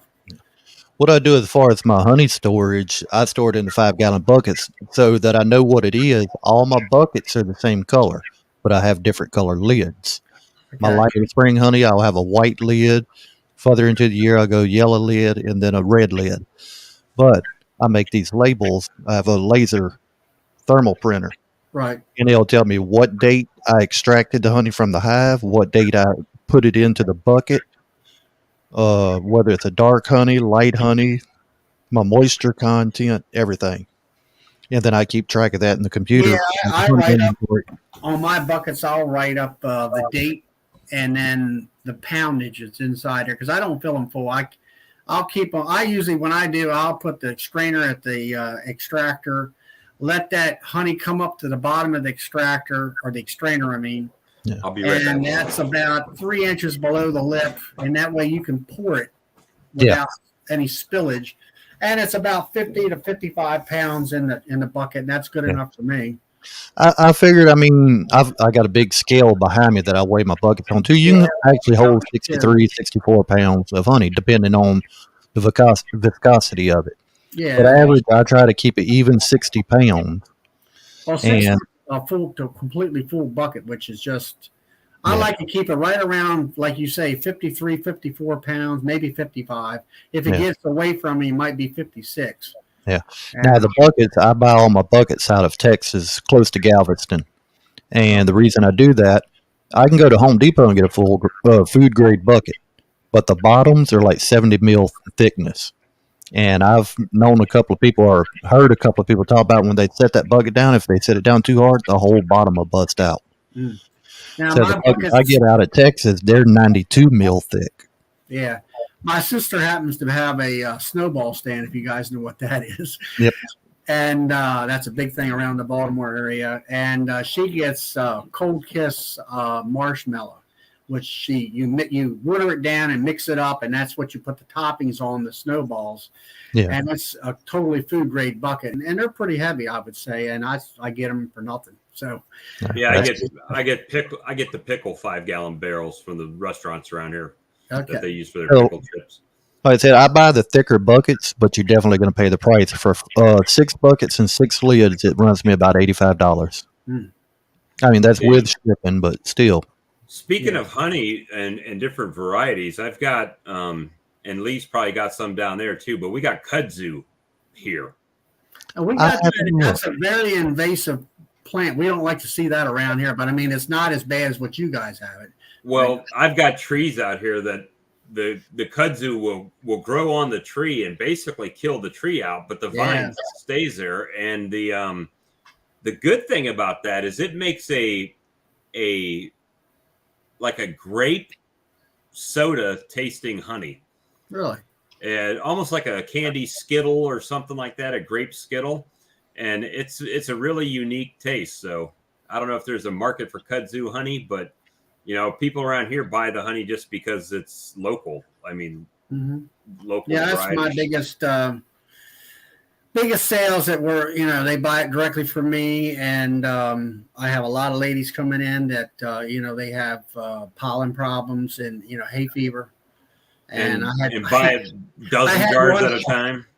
Oh, they'll buy a couple pounds of me. I sell my stuff in 1, 2, and 3 pound bottles. And I had one lady come in this past summer and came back, pretty quick, for another, went from 1 pound to I think 2 or 3 pounds. And she said, "Oh yeah." I says, "Well, it was for her son." I said, "Well, how did that work out?" And he said, "Oh, 4 days later he was cured." And I'm like, "What did you do?" And he says, "Oh," he said, "well, he drank that bottle in 4 days, And I'm like, I said, "No, you're supposed to take a couple tablespoons a day, and it'll take about a week or 2 weeks maybe, and you'll either reduce your problem or get rid of it." And he was like, he was cured for 4 days. He just drank the whole bottle. He's sipping on like Granny's tonic. And I'm like, I ain't never heard of that one before. Of course, when I first started out, I'd ask these people that were coming in for the, local honey for that situation. And when they would come back and get more, I said, "Does it really work?" Because I really didn't believe it. And they said, "Absolutely." So I said, what they're doing is injecting local pollen in their body. Build an immune system. And building up their immune system and everything. And then a friend of mine, she said something to her allergist. Oh, he had to deny it all. It's not been studied, this and this and that and whatever. And I'm like, yeah, he's protecting his job. That's why he doesn't want to lose his job. Well, it's kind of crazy. South Carolina has very lax beekeeping laws as compared to other places in the country. They will allow me to process and sell up to 4,800 pounds of honey without having to have an inspection of my honey processing facility. Yeah, well, they don't have anything like that up here in Maryland. Well, I didn't think we did, and then I think it was actually Rich told me to look at my Department of Agriculture, and the only requirement is that you submit your honey label in so they can approve it and take you off of the. We got two major things. Number one, you got to have your bees registered in the state of Maryland. Yeah, we don't have that. You got to have it registered so they can, and it doesn't cost you anything so far, and that's because of foul brood or something like that. And then on your labeling, you got to have your name and address. Your name and address. I put my phone number on there, and I just tell people, I said, "Here's my phone number. You run out, give me a call." And if I'm not, what I do for a living is we have a sawmill. That's why it's Sawmill Charlie Beekeeping Farm. Okay. And so we're open to the public 5.5 days a week, and I sell everything here. And some people said, "Well, don't you sell it, wholesale?" I says, "No." I said, "I want to make all the money." Right. And I says, I got enough people coming in. I either have lumber customers coming in that want to buy it, or I have people just coming in just to buy the honey, and all that. So I've developed that over the years, and that's the same thing here. If I actually sell it, let's say there's a local store that wants to carry my honey. If I sell it to them for them to resell, then by South Carolina law, then they have to send an inspector to inspect my honey processing like it's a restaurant, with the health inspection and all that. Now, see, they don't even do that here as far as I know. But now when you step over the Pennsylvania line, you talk about a bunch of laws and stuff. It's like you have to first you pay for for so many colonies, so many dollars for your license each year. Yeah. And then you have to have the health department come in and inspect your honey house per se. It has to have certain requirements, and it can be in your personal kitchen, but there can't be any cats or dogs or anything let in your house at any time, that kind of thing. And I think it just, I don't know, it was just on and on and on. I'm like, man, I'm glad I'm living in the state of Maryland. Yeah. Our state board actually says that if, like, once you get past that 4,800, that you cannot process in your kitchen, which is what I'm doing right now. Yeah. But after that, you can't. Yeah. So, all right, Lee, did you just share this, or is this an old show? Yeah, y'all was talking about the pollen. This is what I'm looking at possibly buying this year. It's a pollen dryer. That way it gets all the moisture out of it. Because if you just put pollen straight in a jar and cap it off, within a couple of days or a week, you start getting mold in it because of moisture. Okay. But this is a pollen dryer. You put it in. It's kind of like a dehydrator. So could you use it like a dehydrator, or like from? I've seen people on YouTube use the dehydrators, but I mean, you're looking at a smaller quantity at a time. This, I mean, it's 10 full drawers. It will hold a couple of pounds per drawer. Well, do you have a big sale for pollen as far as in your area? I wouldn't say real big, at least yet. I've had a lot of people at the farmers market here we go to. I've had a lot of people ask, do I have pollen? And I told them this year I probably would. Right. Now, last year I gathered just enough pollen just like me and my family. Right. I've never fooled with pollen trapping or anything like that. I just always was focusing on, making bees. And then here, like you say, the last 3 to 4 years, I've been the biggest fun thing is learning to do queens, because it's like a game between you and the bees, and the bees are going to tell you whether you're going to win or not. Right. And if you got 90% take or 100% take, like, hey, you won that game or that round or whatever. Yeah. And other times you get a 50% take, and it's like, well, you kind of lost that game. Right. Well, this would be my first season even trying to make queens, which is only my third season or third year I'm going into total. Well, the biggest thing that I really liked was, and it was making queen rearing more convenient, is get yourself an incubator. Because what you can do is you go out to the yard, and I use most of the time, my queen rearing outfit is a 5-frame nuke. It's actually 5/5. Yeah. And I usually try to, I don't have the means of making a lot of queens. So I make about 20 queens a batch. And then you'll get 18 or so out of that, maybe, or if you're really good at it, or if it happens to do good for you. And I would wait for the queen cells to hatch. Now that was another thing that I always got confused. They'll say, well, on day 3, the egg is going to, or the egg's going to hatch, and that's when you're going to graft and all that. And for me, it's like, okay, forget about day 3. Just you go in there and you find a brood frame. And if you got good eyes, even with my glasses, you go in there and you look at it. And it's like Kent Williams tried to explain to us how to figure out the age of the larvae that you want to graft. And the best way I could tell anybody is when you go into a brood frame and all you see is a spot of jelly, royal jelly in the bottom of that cup, but you can't see anything else, that's the right age. That's when they first started feeding. Well, the thing of it is, bees are not going to put royal jelly in a cup or in the hole there in that, unless there's an egg in there. Yeah, they're not going to feed them. So if there's feed in there, a spot of jelly, then there's a hatched egg in there into a very 1-day-old larvae, and then that's where I put on a jeweler's mask thing with a magnification on, and I also have a pair. Well, actually, these glasses I'm wearing right now, which I call my computer, they're the close-up reader type glasses, and between those two glasses, you can see those egg or larvae in there, those young larvae, very easily. And I just go to the hardware store and buy yourself about a $3 LED flashlight. It's 3 inches long, and just put that, because I've got the hat that's got the little light on top. Well, that's almost worthless. You can take that little LED light and shine that down in that hole, and then there she is, and just pick that larvae right up and then put it in your cup, and then and you're good. And then, like you say, I start there and say, okay, that's day number 1. When I put that frame in the cell builder, that's day number 1 for me.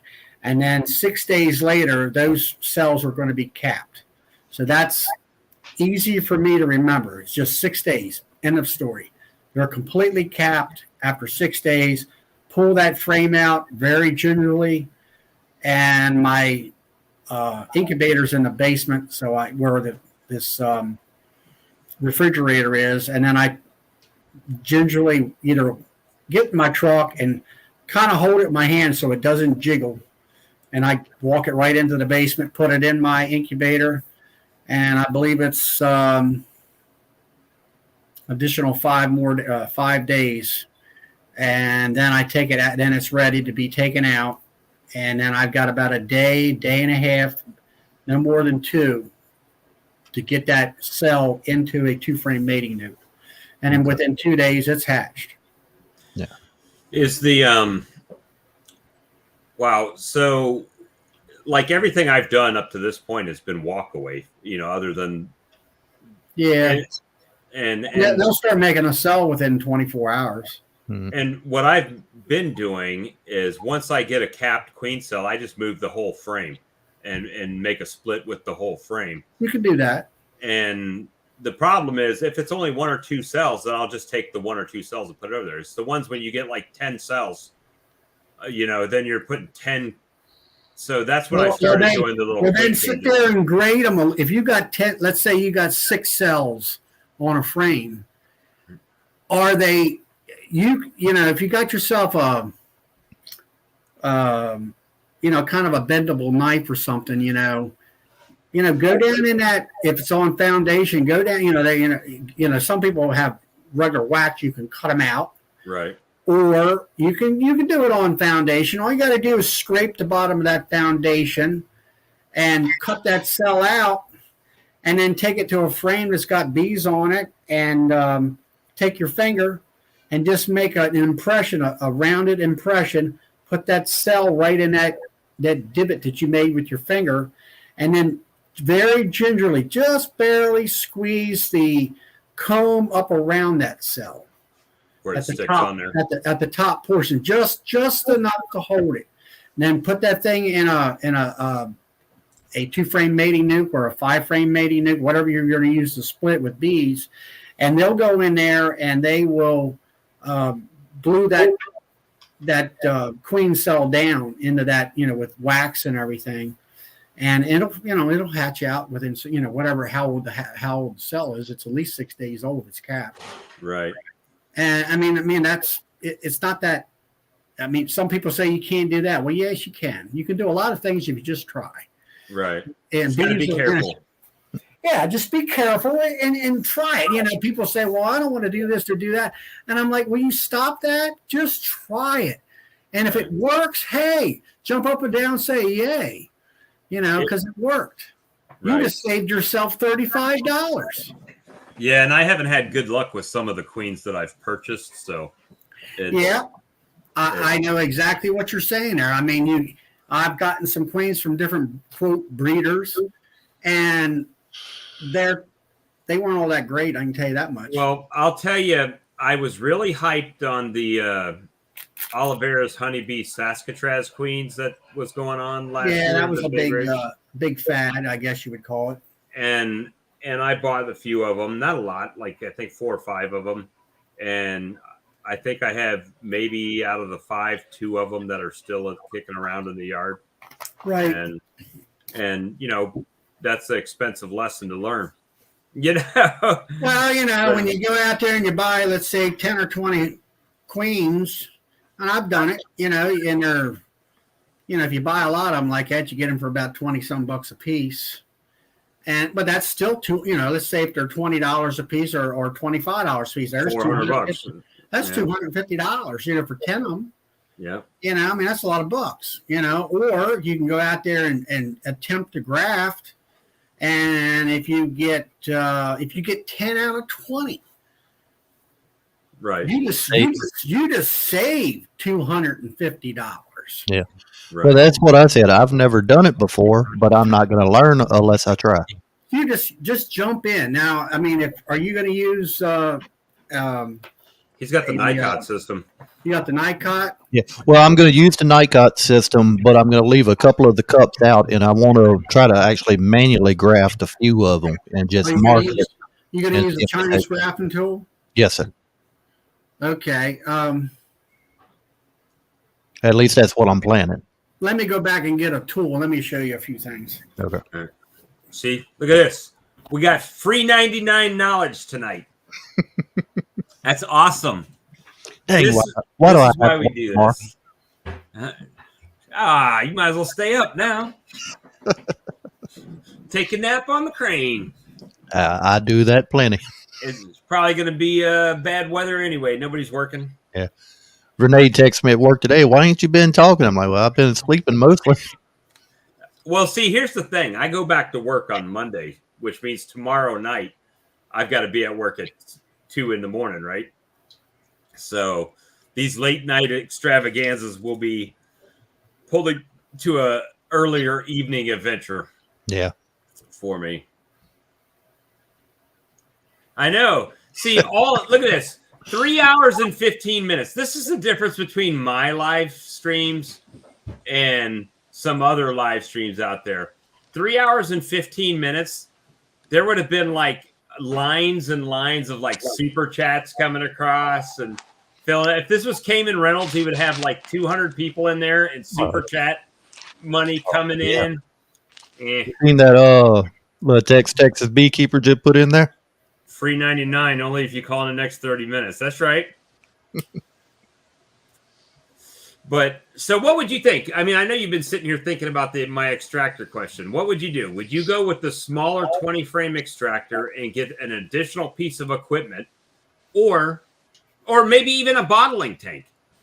Get the heated bottling tank for $600-700 from Lyson, and get the smaller extractor, or go with the bigger extractor and just wait on the other piece of equipment. Myself, if it was me, I'd go with the smaller extractor, and then you gain one whole new piece of equipment. But I mean, it depends on what your long-term goal is. If you plan on getting more hives and you think the 20 frames is going to slow you down in the end. Well, you and I are on basically the same path right now. Yeah. As far as growth and expansion, where we're looking to be by the end of the season from our conversations. So if that's the case, then I mean, I'm using an 8 frame medium 4 frame deep extractor right now, right? So it kind of makes it, that's not even really the headache. The headache for me is more of the uncapping. Yeah. Because I can only uncap a certain amount because I don't have the uncapping tank. And I have to wait for my extractor to spin out what I've already got. And I can't even do a full box of frames at one time. Yeah. So it takes a process and takes it to the whole day. That could take, a couple hours. That don't work. So I learned that very quickly, because I bought a cheap extractor, and it works. I mean, there's nothing wrong with the extractor, but it's just that my apiary has grown faster than I thought it would. So I basically essentially wasted that money. I mean, it made the money back that I spent on it, right? I mean, with my honey sales. But the thing is that it was so going forward, I want to be more proactive as far as expansion and spend my money more wisely. It's like the saying is, what is it? The first purchase is always the cheapest purchase. Yep. And it's costs you the most money. Well, like you're saying, you spent X amount of dollars for this small hive or extractor. Now you're going back and buy a bigger one. And, what do? You never can get that money back out of that first extractor completely as far as actually real dollars. So, I mean, how many pounds of honey are you doing right now? Well, this year because I went from the 15 back to the 4, back to making some honey, right? Remember I was telling that story at the beginning? And this past year, I was so worried about my colonies not making it through the winter that I left the honey on. I was like, you guys can have it all. And then when the weather started warming up, that's when I started pulling the honey off to give them more room. So I just harvested my honey and stuff. So I only pulled, 15 gallons. So what's that, 180 pounds? Well, it'll be, what is it, 12 pounds to the gallon, I believe it is. Yeah. Yep. Yeah, it's 180 gallon or 180 pounds. Yeah.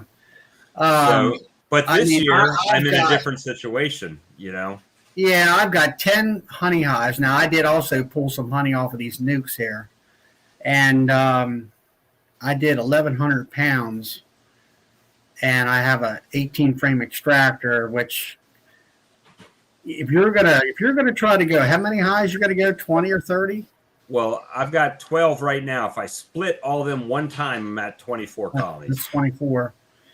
I'd go for the 30 frame extractor if that, because you're going to do at least 1,000 pounds, if not more. And then, you're going to have to, like you say, the there's always going to be a bottleneck somewhere in the process. Yeah, there's always going to be a bottleneck.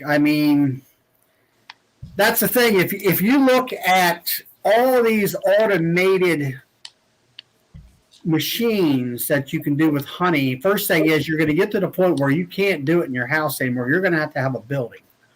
Well, there's more expense. And then if you have a automatic uncapping machine, like one of them Queen, the ones that they got that, the commercial guys think, well, then look at all that wax and honey, and then you have to have pumps and and then you have to have wax separators. It's just like one thing requires another piece of equipment, until you get to basically a complete commercial operation. Where you'd have to buy, let's say, a $27,000 license, small time. It's 33 now. Is it 33,000? Yeah. $33,000 without the extruder under the bottom and the so that's the thing, you need the extruder or something, to capture all this different product. And you're up there like Ian Stepler, where you've got the heater tubing on the top and the Cooks and Beal wax separator, because all his honey goes to that Cooks and Beal, separates the honey out of it. And the wax drops out of the bottom, and then it goes over to his tank and everything. And it's just, it's one thing after another, and it's like, okay, where do we stop at, And yes. Well, I want something that's going to, obviously equipment that's going to last and not break, right? That's the first thing. And right. Then, and hopefully, if I spend $5,000 and I pull 1,000 pounds and I'm selling it at $10 $10 a pound. That's what I'm getting. So that's $10,000. I've paid for that equipment and paid for gear for the next season. Yeah. So that's kind of where I'm going. People look at me and they say, "Oh, you at the time you bought a ProVap for what was it? $500. $500, $480, whatever it was." I said, "Well, calculate that into honey. It only took you." 40 pounds, 50, let's say 50 pounds. Yeah, 50 pounds would be 5. No, it wouldn't. But so many pounds of honey. Yeah, it'd be about 50 pounds. 50 pounds, yeah, 50 pounds times $10. Just $500, yeah. So you're talking 50 pounds. You're talking less than 1 5-gallon bucket. Right. For that piece that's going to save you hours and hours of time. And to me, save your hive too in the long run. Yeah, if they get in trouble. Well, it's like last year. I had that row of nukes behind me there. I lost every nuke except for 9 of them. And I'm like, what the hell did I do? And because I did Aprovar, and then I did my treatment program is to do 6 continuous weeks of vapor from September into October to the end of October, and it didn't work. And then Betty had what's her name on there from the Georgia Bee Lab. Can't think of her name right now. Jennifer Berry. Yeah. And said that, the way I thought was that, I'm catching the varroa as they're coming out from underneath the cappings. Well, she, in her experiments, proved that theory was wrong. So this year I did, up here it's hot and humid. Of course, down your way it is too. You can't put Formic Pro in there in July or August. You'll kill the queens. Right. Some people up here try to do it, and then they want, I'm queenless. Well, duh, no wonder. Right. And so I put Aprovar in there. Now, Benny, I didn't talk to him. I actually was through his videos. He said that he wasn't really too happy with Aprovar. He was wondering whether it's actually effective anymore, and which has been a concern of everybody. See, even in May, I wouldn't be able to use Formic down here in South Louisiana because of our heat. No. And so anyway, I used Aprovar strips for 6 weeks, and that took me into 1st of September. And we had a cool, low humidity, about 5 days worth. And so I had enough Formic Pro to do those 10 honey hives. So something that nobody really talks about, but I had Dr. Sammy Ramsey on my club meeting through Zoom. And he was also at the other club that I belong to. And he made mention in one of the other videos as I was listening to it. Most people, it went right over their head. And he said that he found that when they were figuring on triple Laps mite over there where they were working on those hives, that he tried Formic Pro, and he found that if you do not put both strips in, there's not enough fumes or gas to penetrate the cappings to kill the mice underneath the cappings. He said if you put the one style where you put the one strip in for 10 days and you come back for the next strip, it doesn't go underneath the cappings. There might be some, but not the big high percentage of what everybody thinks happens. Yeah. So we had that cool spell in September. I threw those 2 pads on each of those hives, which I had enough for those 10 hives. And I didn't have anything except for more Aprovar. I had some 50 packs, and I put them in those nukes. So they got 12 weeks worth of Aprovar, and the other guys got Aprovar, Formic Pro. And then along for my winter treatment, I said, okay, I'm going to do like some other folks do. I'll take oxalic acid vapor, and I vaporized them hives 2 weeks in a row in November, 2 weeks in a row in December, which it was around 48 degrees is when I like to vaporize them. The bees are in the hive, but they're still active within the hive. The cluster's not tight. And I go out when there's a light rain. That's it's a light rain and cool because all the bees are in the hive. Cool or misty, that's good time too. Generally, the way I do my OA treatments, I'll go every 5 days for 25 days just to make sure I get at least one full brood cycle and plus a little. Yeah. So that's what I did this year in the wintertime when they were more broodless. They don't really go completely broodless, I don't think, around here. And it seems to be working. All my hives have survived this year, and they look to be healthy, and they act healthy and about flying and everything. But I hit. There was the nuke that's got the white, blue, and yellow box, the third one in. I hit that thing in November, the week before Thanksgiving, with vapor. And now underneath all of them are chloroplasts, and I take little wedges that I made out of wood, the shim on each corner. That's so it holds that vapor inside, and I run it through the back end, and then I also use. I take the blue insulation, the star frame insulation, and I cut 1.5 inch square piece that just fits in on the in between the landing board there, and it holds all the bees inside.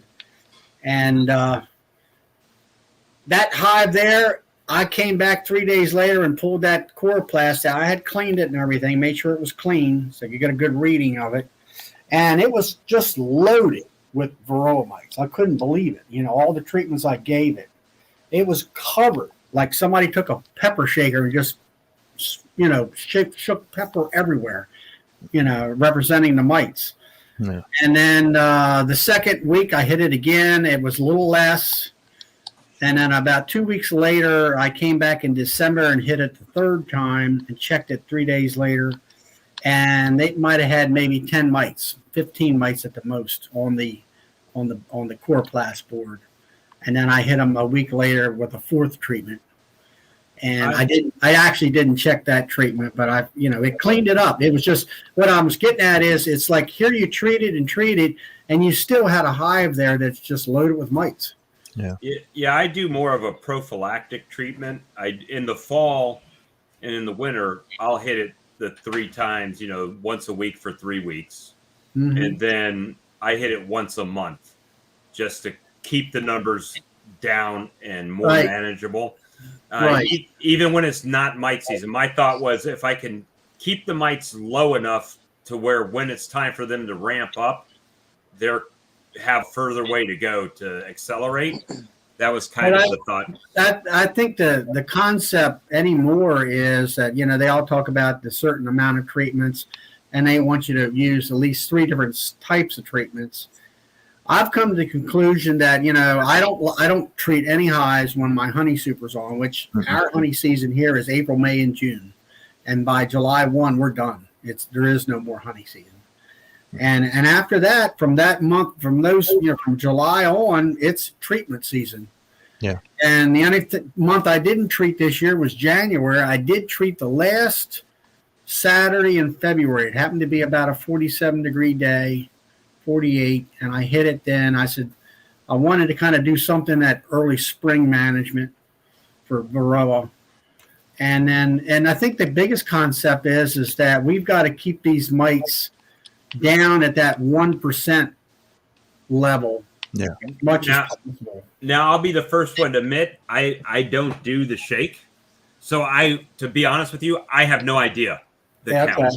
So I won't say that. I mean, when it came to the fall treatments, I'm not breaking them hives open. Them things are sealed up for the winter, and I'm not dare taking them apart. Well, my thought process is, I understand I can see the effectiveness if I do the shake and then do a shake afterwards to see the difference, right? Or watch the drop. I mean, I actually do a alcohol shake, and I'm like, yes, I did about 2 of them, you know, more in the summertime, and I was getting like 1%. You know, I might find 1, maybe two mites, you know, in the drop. And I'm like, okay, well, that's good. But that's good in that one hive. Right. And it's, I'm more like you. I'm going to just treat them all. Yeah. And I got, as like I tell people in my club, I said, you got to have a treatment program. You can be able to sit here and tell me exactly what you're going to do throughout the year and what you're going to use, because the mites are there year round. You just got to, when I first started, you could do a sugar shake back then, and it was like, oh, if you have 12, maybe 15 mites, I believe I remember, you're good to go, no problem whatsoever, and you only treated in the fall. Right. And then Dr. Ramsey, he was not even a doctor, a PhDer at the time. I had him come to my club as a live meeting. It was prior to COVID, and he was a graduate student, and when he got done speaking that night, it was like, whoa, the idea of treating him just in the fall. He said, yeah, you treated in the fall, and by March, all your bees died, didn't they? And I'm like, yeah. He said, you treated too late if you're not treating in August. But now here lately, it seems like we've had more mite problems in September, October was when the buildup is. It's not so much in August. Right. And that's where I'm just going to treat from starting July.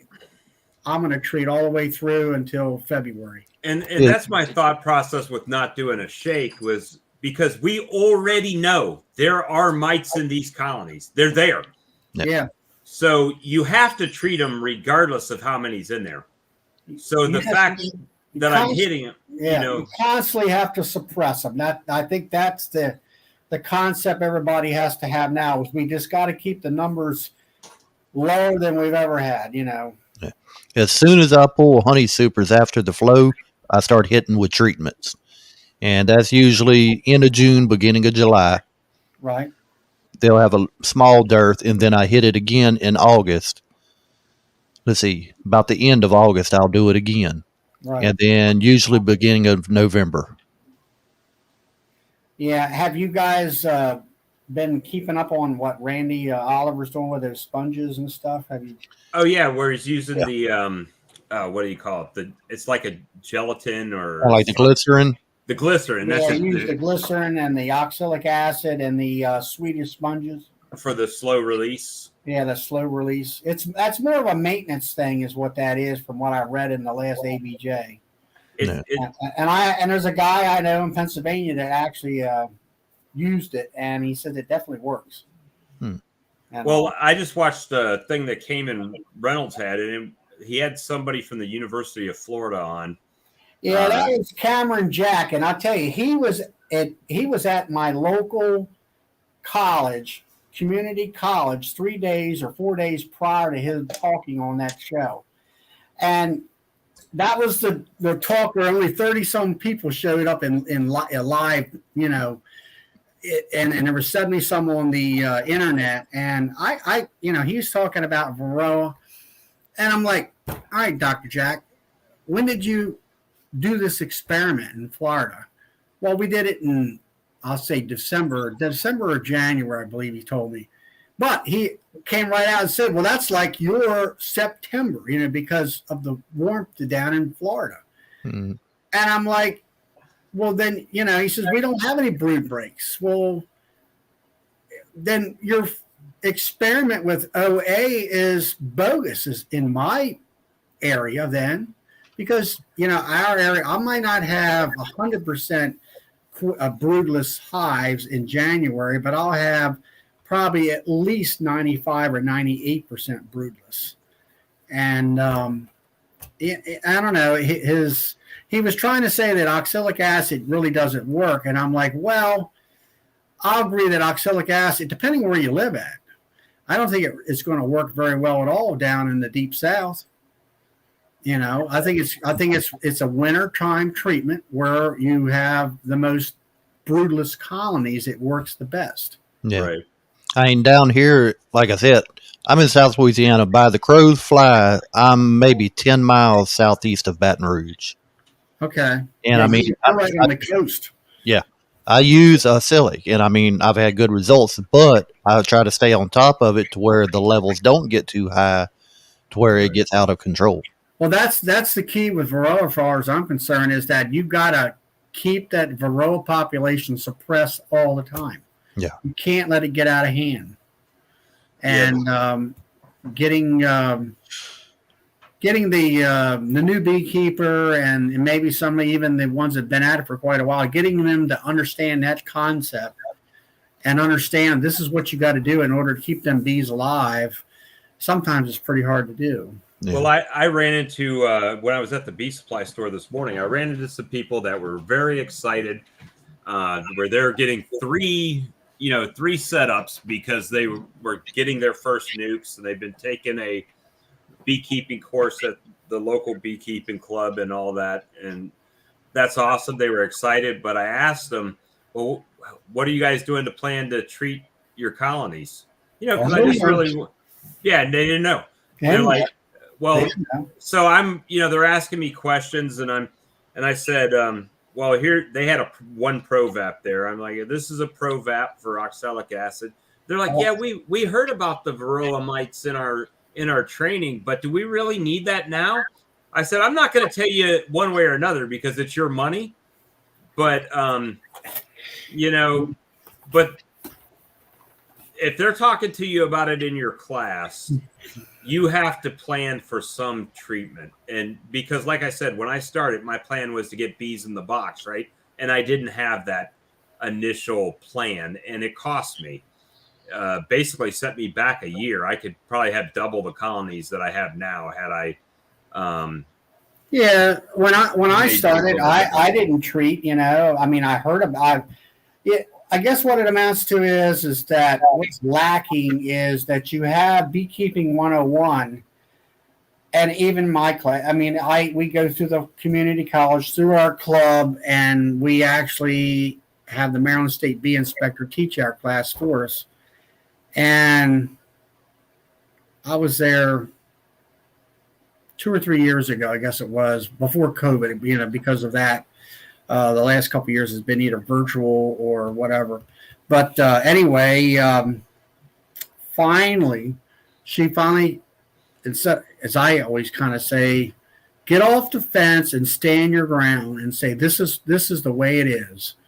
And she finally came out, and I was sitting in the class. She finally came out to these you are going to treat or your bees are going to die. And I think because of the science evidence, it finally, made it flat out. This is the way it is. And there is no, you can use brood comb and take it out and all these other different things. And it helps, but you can't just if you do, you better be on top of it. Well, I mean, beekeeping in general is you're constantly walking that balance, right? That fine line. Yeah. Because you, with everything, well, you want your colony strong, but not too strong. You want to treat them, but you don't want to over-treat them. You want to feed them, but you don't want to overfeed them. Everything is like that. It's either, this one's got a little bit too much feed in it. Now they're nectar bound. We got to move that out, or I over-treated them and it decimated the queen. Yeah, it's just like I was using that single brood chamber management last year, and the honey season was over, and the dearth was on in July and August, and I'm like, okay, do you open feed or do you feed with top high feeders or what? And I'm like, okay, I'll feed it with top high feeders. But what I did was I fed the hives too much. And I had one 10-framer swarm on me, which I didn't get back. And then I had a nuke that swarmed on me. And then these swarms were not up in trees. They were like ground level. And it's like you put a box right there. And the first swarm, it just wouldn't go in the box. It was going to go someplace. And then the second swarm, I seen it swarming. And it was landing on this log. And I put the nuke box right there. And they walked right in. And I recaptured them. But I learned that in July and August, they don't need a lot of sugar water in their hives. So give them like a 10-framer, give it a gallon, and that's it. You're done. And a nuke, maybe 3 quarts or something like that. And last year, I did the open feeding with the upside-down 5-gallon bucket. Now, but I had the telescoping the covers. So, I mean, I couldn't do a bucket on top. This year, I swapped everything over to the migratory lids, except for like 4 or 5 colonies. Right. And I drilled my 2-inch hole in it. I'm doing the 1-gallon bucket feeders this year. Yeah, that's even better way. Yeah. So what I found out is like I've pretty much bought everything, right? So I've got Boardman feeders that I was using on my nukes. But what I found out with my Boardman feeders, because they're in such close proximity to my my honey producing colonies, they'll just come over and kick their ass. Yeah. You're going to swarm the hell out of them with them things. Or robbing. Yeah, they just come and kick the shit out of the nukes and take it all over, Get rid of them Boardman feeders. They are terrible. Well, one thing, I forget who was saying it just a week or two ago, they said the bucket feeders on top actually help prevent some of the robbing, because if you do have a leak, it's going to be on top of the hive. The bees are going to go to it, suck that little bit of honey or syrup up and leave. They're not at the front entrance, so they're not really knowing to go inside. I heard that too. My mentor said to feed your feeders, put them tip them upside down, but put them inside on top of your frames, and then throw an extra a deep frame, deep box. I've seen that too. Yeah. Yeah, exactly. I mean, I did that mistake 10 years ago or more, where you put that Boardman feeder in, and I'm like, oh man, they're sucking it dry. Well, what they're doing is the other bees from another colony are going in on the landing board, and they're going right up. They're going to hug that thing, go around the corner, and go right in there and get a drink, and out the door they go. Yeah. And then they go tell their buddies, and they all come back. Oh yeah. And I called my mentor up. I said, I don't know whether they're swarming or not. He said, well, what's it look like? I said, it looks like a big tornado of bees over time. They're just going around and around and around. He said, no. He said, that's robber bees. Yep. They're just dive bombing your hive. My mentor's going to make this robbing screen. It's really cool. What you do is get rid of the Boardman feeder. Yeah. And then if you are using an inner cover and a telecover, then like your other mentor said, I think you were just saying, is get yourself a mason jar with a lid with some holes in it, put it right over top of the hole on the inner cover, put a medium or a deep on top of that, and put your telly on top of that, encapsulate that feeder so the bees can't get to it, and then you won't have that robbing problem. All right, so let's talk cost on that, though. So why would you – I'm just playing devil's advocate. I don't have a dog – well, I do have a dog in the fight, but you know what I'm saying. So why would you do that? Because you're taking an 80-cent mason jar and making a feeder out of it, but you're putting a $25 box around it and putting your lid on top of it. Why wouldn't you just get a top hive feeder? My argument on that would be $25 box versus the hive getting robbed out and killed. What's it going to cost you either for a new nuke or another split? No, I'm talking about from taking I understand taking the Boardman feeder off, right? I understand that. I'm saying, but you're taking that same jar that you had on the Boardman feeder and putting that in the colony and putting a $25 box on it. Why wouldn't you just get a top hive feeder? Well, I mean, that's true. I mean, it depends on how many hives you got. If you're a backyard beekeeper that's got 4 hives, you're going to have some extra boxes, and that's one good way of doing it. Or, I mean, some people like top hive feeders. Some people don't like them because there's a lot of bees drowning. We'll get over the fact that, yes, I've got them. I started with top hive a long time ago, so I just kind of kept. I'm not going to throw them away, so I kept them. Right. And there's bees. You got to watch about the lid. If it gets the least bit wonky, you're either going to you're going to kill a lot of yellow jackets, or you might kill your own honeybees. So I try not to, Well, see, I don't have the buckets right now. I usually just do some open feeding. I've got some Boardman feeders. I've actually got Ceracell top hive feeders. They're expensive.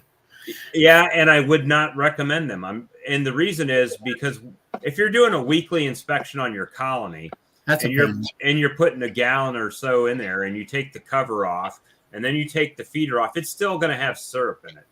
Yeah. And then you set it on the hive, and then you have to cover it with the lid. Or you spill it. Everywhere, and then you got to rob it. Yeah, but now when are you doing all this? Now, when I put top hive feeders on, I'll do it like, say, July or August. You might, you can put a gallon, or let's say a 10-foot. Let's say I put a Man Lake 4-gallon feeder on there. Mm-hmm. You fill that one side up, which is 2 gallons. Within 6 to 8 hours, those 2 gallons are gone. Right. You're done with that feeder. Now, when I really use the top hive feeders and you leave them on there for a week or more, that's in the fall here in Maryland. I'm going to feed. I feed heavy sugar. I take all the honey off, and then I buy a ton of sugar, literally. Right. Oh, yeah. And if not more. And I mix it up in a mixing machine that I made, and then I go out there and pump it off into all those top hive feeders, and they go, they suck it down within hours. And then I fill them up to the point where they stop eating, really. Well, I went with I've got some frame feeders now. And they're cheaper. They're cheaper, but then you lose real estate inside the hive. That's one issue. Plus, it's like it's supposed to replace one frame, but it makes the whole hive so much tighter. Yeah. It's like it's really more than one frame wide. Yeah, I've always had to take out 2. If you look at what I just put up there, Bob. What's that? The bucket feeders. That's what I got from Better Bee this year. Now, I mean, they're not the cheapest. Right. Let's see. How much is Greg's bucket feeders? That I'm not sure. I was wanting to look into his because I'm looking at my records here. 11 or something like that. But the thing was with I tried to buy some from Greg, and Greg is a very honest, nice guy. And he said, "Hey, Bob, I'm just not the best salesperson to probably be talking about because the shipping from me in Ohio to you in South Carolina on the buckets would cost as much as the buckets to get them to you." So, well, that's where if you went to Hive Life, you could have, pre-ordered and picked them up there or something like that. I'll be there next year. Yeah, I'm planning. Did you guys go this year at all? I didn't. I'm actually in a situation here that we're taking care of my mother with Alzheimer's. Okay. So it makes it a little bit challenging. Yeah, that's a challenge. If I leave and go somewhere, then I leave all the responsibility on my wife. And, I got chickens and pigs and honeybees and everything else going on. So we definitely all like to make it out there. No doubt. At least once, for sure. I'll tell you, High Life, of course, that was the first. I used it as a vacation for me because it'd been 2 years since of COVID and being able to do anything. And, you get back to the people around here. It's like, well, why did you go to Knoxville to the honey convention? The one guy was putting that on. He put that on, I think, in 2019, 18 or 19. And I enjoyed it. It was something different. You meet people from different areas. Right. But I think he canceled out the last couple of years because of Hive Life being right around the corner from Knoxville. And Hive Life is a game changer. I mean, what we're doing here tonight is because of Hive Life. Cam did something really cool there, Charlie. Huh? Cam did something really cool there last year at the Hive Life conference. Yeah, it was a special event for sure. It was like that. It was pretty big last year. Whatever. Well, last year I think he had it at over close to Nashville, and I heard him speak to Ian on a Manitoba beekeeping thing I recorded, and I believe he had 225 people show up. I think he was figuring 300, and 225 or 250 at the most. And he had 3 vendors that would come. And then this year he had 800. Well, he actually, I think, had about 900 paid for. 850 showed up because there was that Midwestern storm coming through that knocked out a few people. And actually, one of my friends that I go down to Georgia with, he was flying into Nashville, but I found out later, they actually closed I-40 from Nashville to Knoxville because of the snow. And so there was about 50-some people that didn't make it. And they had 34 or 35 vendors show up. And I think he kind of had to, from what I think, Kamen kind of had to twist their arm to get them to come. And then on that Manitoba, he was talking to Ian, about that. And he said that there was, out of those 35 vendors, 5 of the vendors did over $50,000 worth of sales. I was about to say they were glad they came now. Then after all that, and there was a few of them in there where the first day they pretty much sold out of whatever product they had because they didn't think they were going to do diddly squat. The word got out. The word, I think now the word has gotten out. This is the place to go if you want to sell product. Now they're begging him to come, maybe, or at least it's like a trade show at this point, right? Oh, it was definitely a great trade show. I mean, there was 35 vendors there, and there was, let's say there was 3 vendors that did woodenware, and I bought some double screen bottom boards. But what was nice about it was you could go to 3 vendors, look at 3 different styles of double screen bottom boards. Some of them were basic. Some of them were made out of a different type of wood, let's say cypress, and other ones had side doors. I actually happened to buy the one I bought a couple for my nukes to experiment with, and one for a 10 frame, and they had side doors, basically like a Snellgrove board. And but you could see the different styles, and then you. For that beekeeper. Yeah, thanks, Texas Beekeeper. Well, one of the issues they had, and I kind of have this issue right now. So one of the issues they were talking about with like Man Lake showed up with Apivar strips. Yeah, and stuff I like heard that, about that. and they were all out of date. Really? I just got these. It says on the front that they're good for 2 years from the manufacturing, and these have an expiration. It was manufactured in 2020 on October 28th, so they expire while I should be putting these in my colonies. So it's like, do I use them? Do I send them back, or do I put them in now and before the flow really gets on? And then I think these are, I don't know if these are approved to even put in during a flow. No, they're not. They're not. No. You're not. They're supposed to be out of your hives, I think, several weeks prior to the honey supers going on. So right now, I just stay with the OA, and and maybe when I do my nukes, because I'm not going to bring honey out of my nukes, that I just put the Apivar strips in my nukes. Yeah, for every 5 frames, not brood, but bees. 5 frames of bees, put a strip in. And like them ones behind me, some of them hives, there was a strip in each box, stacked on top of each other. Well, I was doing mine like yours. I was going from a single deep nuke to a double deep nuke. And then I was taking the double deep nuke and graduating them to 10 frame colonies later in the year.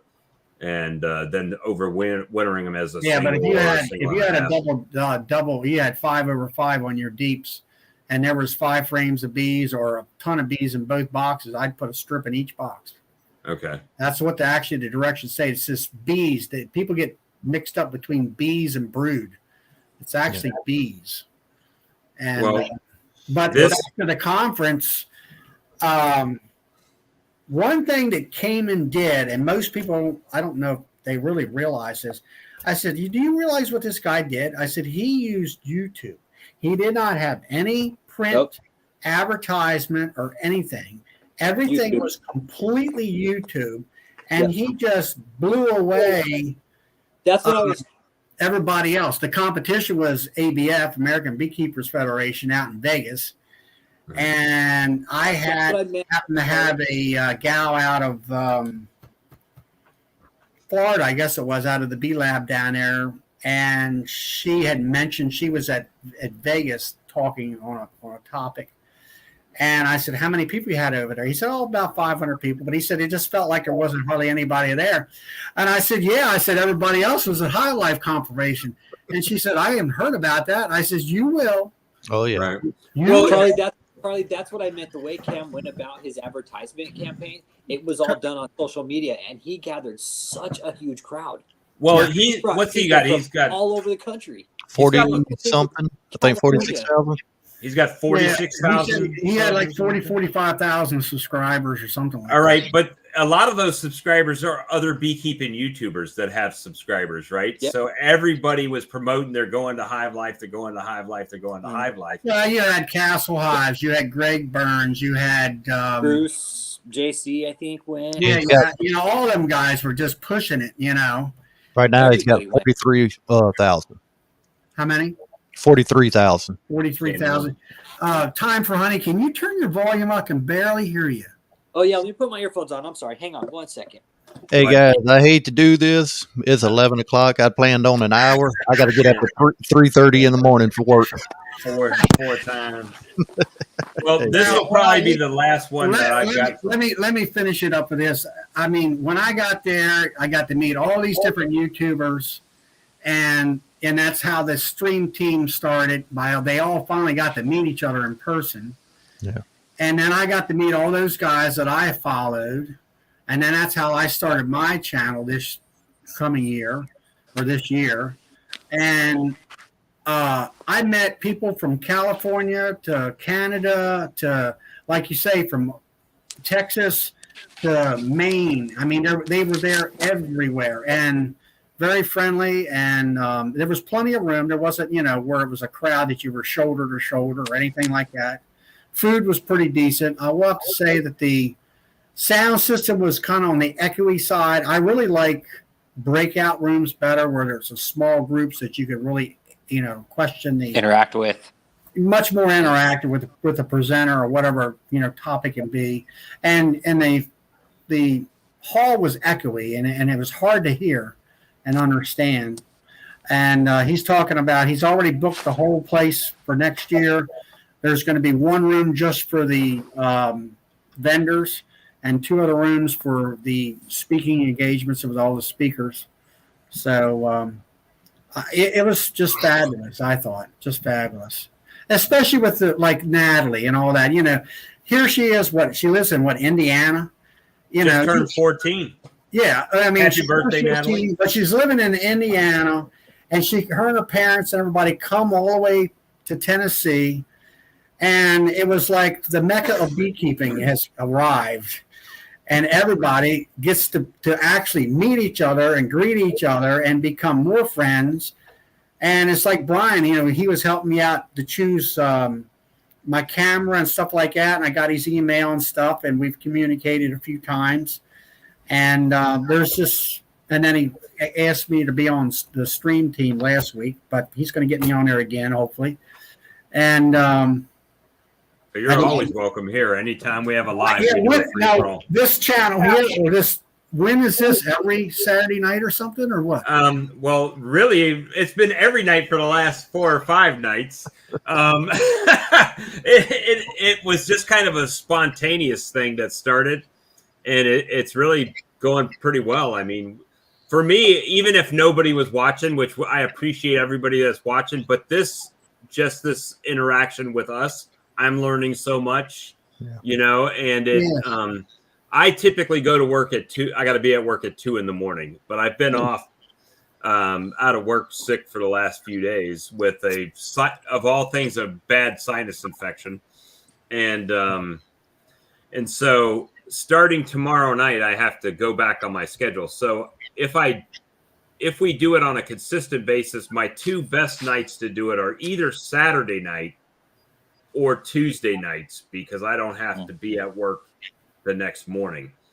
Saturday nights is good for me, and Tuesday nights are good. Wednesdays, the first 2 Wednesdays of every month is either a board meeting or a club meeting that I have to attend. That's why I wasn't able to get on the stream team, because it was on a Wednesday night at 8 o'clock. Well, see, before long, you'll be saying, "Hey, Bob, how would you like to talk to the beekeeping group over here?" Lee, how would you like to? I talked to, or I kind of instant messages through Zoom to Randy. Randy, 628 Dirt Rooster, and I said, Randy, right. I just started my channel, and can you give me some pointers to increase it or whatever, to help it grow? And he texts me back his phone number. I'm like, what? He says, call me Monday. And I said, when do you want me to call you? He said, anytime, no problem. Yeah, that's the same thing. Like, he popped in here the other night. Yeah, like what a guy. I mean, I know he's just like you or I or anybody else, but I mean, he does have a big following. And but Charlie, you take away the YouTube channel and everything, and there's people behind the beekeeper. Yeah, we're just there really is. There's people. Yeah, we're all a community. We're all people who take away the nameplate, and you take away everything in the world around, and it's like, last night it's an awesome community, man. Last night, Ian Stepler was in the chat here. Really? Mm-hmm. Okay. And I'm like, I didn't even think Ian didn't know who the hell I was. I'm like, oh, he's in my chat. Yeah, that's awesome. It gets excited. He was on that club that that we had that chat on last night. Ian was on there, and Randy was on there. And these people, they're like, they were on there because they're speaking today at their conference, and they invited them to their beat chat, and different ones would come on, and I'm watching Randy and Ian. They're just like, duh, this is boring, and because these people are talking about 2 hives or this or that in their backyards, and finally there was a break in conversation, and I jumped in and said, Ian. I said, how are you making out with all that snow up there? Because I watch these videos all the time, and I know what he's doing. And then I talked to him. I said, why do you use an easy loader instead of, let's say, a Hummer bee and that kind of stuff? And there was several older folks on there that they're not YouTubers at all. They hadn't had a clue of who this guy is and, where he's at, what he's doing. That he's got 3,000 hives or something. Yeah, like that. And one of them says, the one lady says, well, what do you do, with all that snow, on top of your hives? And I'm like, he don't have them out in the snow, lady. It's in a freaking barn, it's in a bee barn. And I didn't say that to her, but I'm like, but it's going around in there, right? I'm shaking my head. I mean, I'm embarrassed for these two guys because these people didn't, they really didn't treat them like really great. I mean, they had somebody in their palm of their hands they could ask all these questions, and they were stupid about it. They didn't do anything. That's because before their name it didn't say DR, or after say PhD, right? Yeah. I'm tired of all that. I mean, that's why I like Hive Life, because like Cayman said, he brings the bee practitioners out, the ones that make the money at it. They are the ones that really know what the heck they're doing. Yeah. And the PhDers and the doctors and whatever, they have a lot of good information. But I looked at EAS. I'm going to go to EAS this year up in New York because it's close by, because it's only 5 hours away. But I've looked at it in years past. Like when I went down and Kent Williams was teaching me how to graft, the same year or that same time, EAS was in the Carolinas. I could have went to either one of them. I'd rather have Kent Williams show me how to do grafting all day long instead of, some PhD talking about mites or whatever. I'm not tired of mites anyway. But all right, you guys, we all got to get to bed. All right. Y'all continue talking. I'm gonna run on out of here. Right now, I'm sure the mites are pretty tired of us too. Are y'all gonna do this? I'm already. I'm trying getting better with, like, normally I just message these guys or say, or not. The last couple, I just went live and see who jumps in, and we start talking. Yeah, because I've seen your video recordings, and you're in the middle of the day or something like that while I'm working. Yeah, and that kind of thing. Don't you have a brick rancher? A what? Don't you in your videos? I see it's like a brick rancher. Yeah, brick house. It's a brick house, and it's got bees. Okay, yeah, I'm subscribed to you. So if if I do, I for the first time on this stream, I actually scheduled the stream through the software, and I didn't know if it would send a YouTube notification out. And what I did, how I found out about it was I'm looking at YouTube, just scanning, and it says, "Oh, it's a live stream." And I said, "Okay, click." Well, there's Brian. I said, "Okay, I know Brian," and that's how I jumped on. See, again, Brian's bringing somebody to my channel. There you go. And that's how it starts, man. And then you guys. I mean, it's like I've always wanted to do this kind of stuff, and for sure. Well, see, this will help. And then you guys invited me on, and I'm like, man, this is great. Yeah, this will help people come find your material as well. So, I think a lot of people are saying this. Just in the past couple of days doing this, I've gained, 15, 20 subscribers just within a few days. Yeah, I mean, I only got 2 videos out right now. One's about making sugar shims and feeding your bees in the winter, and then the other one is about, I actually went through my hives because it was a nice day. Went through about 12. I went through like 15 or 20 nukes, but I think I videotaped 12 of them and made it around a 12-minute video. Yeah. And I mean, some people say, well, it's repetition. I said, well, yeah, but beekeepers like to see other people's bees. They like to see how strong the hives are and stuff like that. Yeah. And ideal, Bob, you said Saturdays or Tuesdays are good for you. Yeah. And usually, I'm just making a suggestion here. It's your channel, whatever you want. Tuesday to me would be, fairly ideal because you got the stream team on Wednesday. A lot of times Cayman does something on Saturdays. Right. And as far as I know, Tuesdays are open. Now, I just clicked the link in the chat to go to your channel, Charlie, and I'm not seeing it on here. What's cool. The title of it? Sawmill Charlie's Bee Farm. Sawmill Charlie. Charlie. Well, I don't know what I should have done. That apostrophe S Charlie's Bee Farm. And what it amounted to was how I came up with that is, I mean, yes, I have a sawmill and a lumberyard and all that. Is that I had a guy for years. I like my bluegrass music, and I would go to these dances, and Harry we'd walk in, an older guy. He said, "Here's Sawmill Charlie," and I'm like, okay. And as I got into bees, I'm like, you know what? That'd be a pretty good name for my bee for my honey jar. Apiary. Like so that's how it came about. I just subbed and got the notification bell going. So let me see. I can probably tell how many subs you've gained in the last little bit. Well, it's probably about 26 or so, isn't it?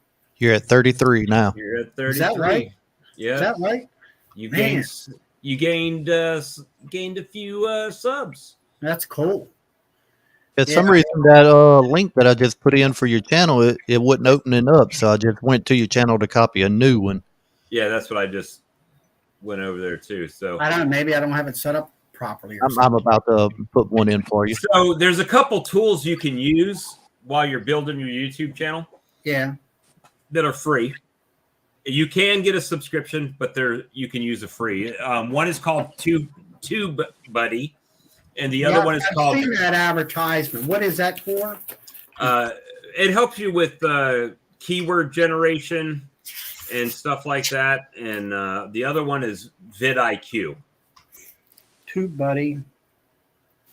And there's obviously they have subscription service or you can do a TubeBuddy. And what was the other one called? vidIQ.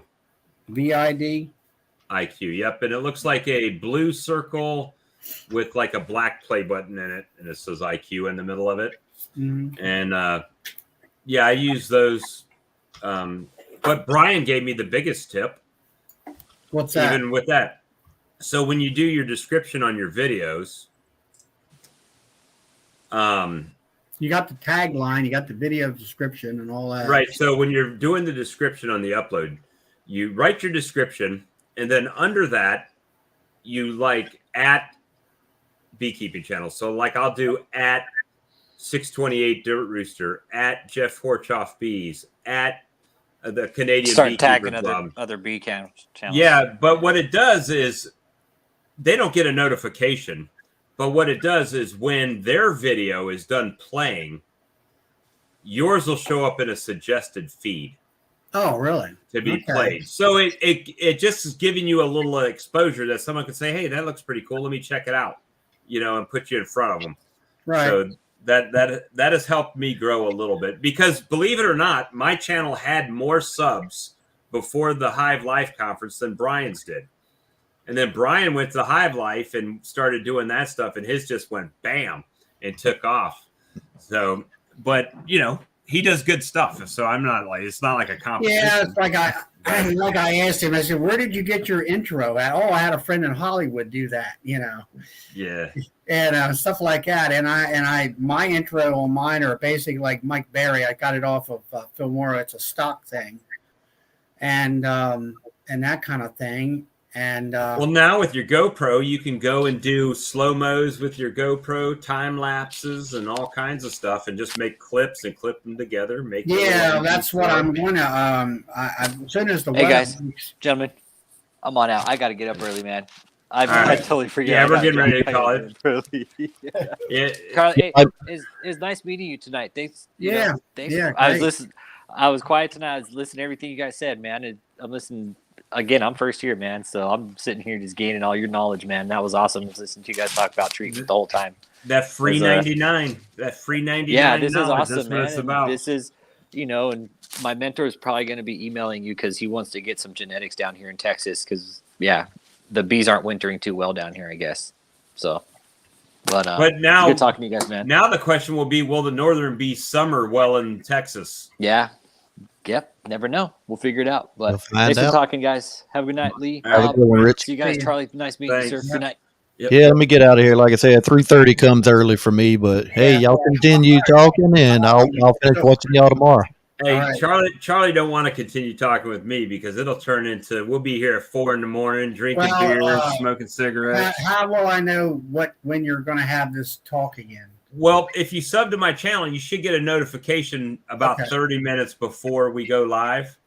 Okay. If I do the broadcast, otherwise you just get the bell notification and it'll show up. Okay. And otherwise, I can happily give you my contact information. But I'm good. Well, you're saying Tuesday night's probably better, Lee? That sounds good to me because as far as I know, Tuesdays are open for any of the beekeepers I watch. I don't know if y'all know of anybody that uses Tuesday, but you got Stream Team Wednesday. Cayman normally does something on Saturday.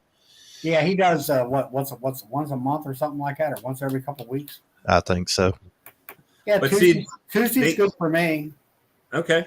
And, a good thing to do is if we do these regularly, then if we start sharing, how they share it on their stream team, we can actually do it like they do it on everybody else's channel and just go around. I'd say if you want, it's up to you. I have the middle version or whatever of the StreamYard here, and I can simulcast to multiple channels, to multiple YouTube channels at one time.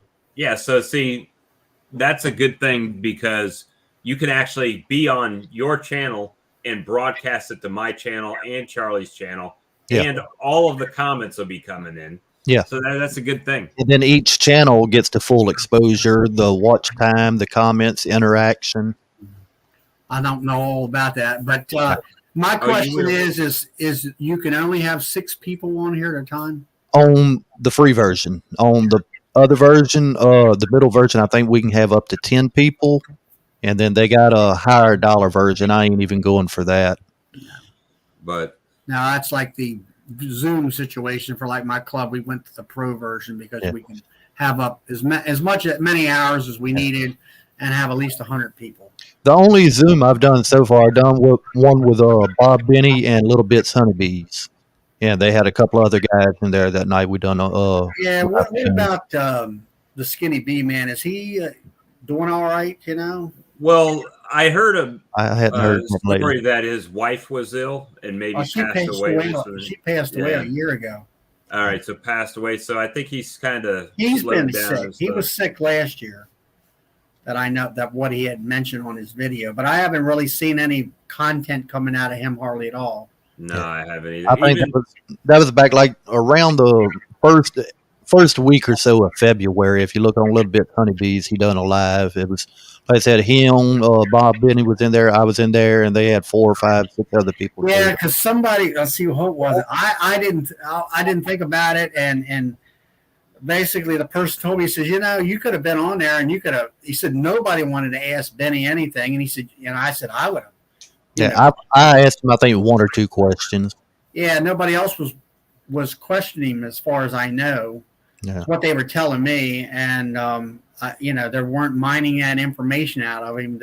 Well, I think that's the problem. I think people when they watch these, it's like, is this a stupid question? Is this like beneath their level? And I don't get that feeling from any of those guys. Mm-mm. So Bob's. I mean, I met him I really didn't go up and talk to him at Hive Light, but he's very sociable and just easygoing kind of fella. In fact, before we started the actual live stream, we were just on the Zoom meeting first before it went live. He done the same exact thing you did, Bob. What is that big thing next to you there, Lee? He's probably got 5 of them now at his place. That place is amazing. I want to go just to see if I can get a tour around that place. Yeah. I mean, I saw the video tour. I watched all those videos. Yeah. But let me get on out of here, guys. Look, y'all have a good night. If you need anything, just look on my YouTube page on the About. My email's on there if you need anything. And then, and Bob, your channel is Bob Walker? No, Walker B Ranch. Walker B Ranch. I'm pretty sure I'm subscribed to you. But no, this is a lot of fun. I enjoy this. Well, and that's like I was saying about Hive Life. That has brought all of us guys together. And that's really the reason I started the YouTube channel. I wanted to show people what I do, but also there's that, it's maybe not the right word, that YouTuber creator clique, I guess you'd call it. Right. It's like a club. Clique is not a very nice word sometimes, but I wanted to be a part of that, and that's why I started the channel. And that kind of thing. Well, one of my biggest frustrations with being a content creator is that sometimes there's something I want to do, but I feel like 50 people have done that video already. Yeah. And so it's a little, who wants to see me split a nuke? I mean, you can go to 50 different channels that have more experience than me. I'll split a nuke. But then I'm like, but maybe one person, like, to give you an example, I was doing a hive inspection. I had some plastic foundation. I pulled it out, and my mentor takes his some surplus wax, and he uses an old ice tray, and he pours some wax in there and uses the ice tray as a mold. When it hardens up, he pops it. So he's got wax ice cubes, basically. Mm-hmm. And he keeps one in his jacket pocket, and I picked up that habit from him. So when I pull out a frame, and there's no wax on it, or they've chewed all the wax off of it, I'll take that wax ice cube and rub it down. Now somebody was watching my channel that's got hundreds of hives, and they're like, that in the comments, they said, that's a great idea. I've never thought about keeping a wax block in my pocket. I was watching the Sideline Big Keeper, Craig Branch. Yeah, he was the guy who made that comment. Really? He said he was going to start doing it. I seen him, and then, when I seen the picture of his wife, I'm like, you know what? I was going to look for him at the Hive Life, and I forgot about him. And I said, I think I seen his wife. They were a couple tables over when he came and had his bluegrass music show at night. But I told Craig, I said, you're set up with oxalic acid and everything is exactly what I do. But I said, I told him about the 1.5 by 1.5 square piece of styrofoam. I said, just make it where it's snug. It fits in those between your entrance or landing boards. Just shove that in there, keeps those bees in there, keeps the vapor in there. And it's quick, and have 4 or 5 of them. You can hopscotch them right down the row. And it does a really good job, because I'm big about trying, some people say, well, oxalic is cheap. I said, it might be cheap, but you want as much as that fumes and vapor in there. You want to fog that interior of that hive. You might want to see some wisp of the white smoke coming out of the top or something. But other than that, I want it tight. Lawrence from Black Mountain Honey, I don't know if you follow him over in the UK. I love that guy's channel, man. But I've seen him, and I'm like, sometimes it just doesn't go with what I do, or I don't know, or maybe it's his hives or something. I watch. What he does for transporting is he takes a piece of like furniture cushion foam, and he shoves it in the front of the colony, right, to plug it up. And I was thinking, well, that would be great for doing that with. So it's you just never know. But you could do it that way. Maybe I'll try that too, because that way you could stick it in there and leave it in there for a few minutes. Sometimes my pieces are too wide, I guess you would call it, especially if they got mouse guards or something in it. And that kind of thing. I got some homemade mouse guards out of wood it's kind of like dental molding. And I put drywall screws sticking out or something heavy like that is as handles. So when I'm getting ready to pull them out for the year, I just, crack the hive up a little bit, and then you grab a hold of something and pull them out instead of having to try to fish it out with a J-hook hive tool or something. Right. But well, we've been going for 4.5 hours. And what time is it now? About midnight? 12:23 Eastern Standard Time. Yeah. See, that's what I say. The other night we were going to go let's go for an hour or so. 5.5 hours later, we're still going. So it's that's what we like to talk about is bees and technique. See, this didn't feel to me like, yeah, it's a live stream, it's virtual, but it's more like a group of friends just hanging out talking about bees. Yeah, you know, exactly. And that's a great thing. So, and all we right, got to share it.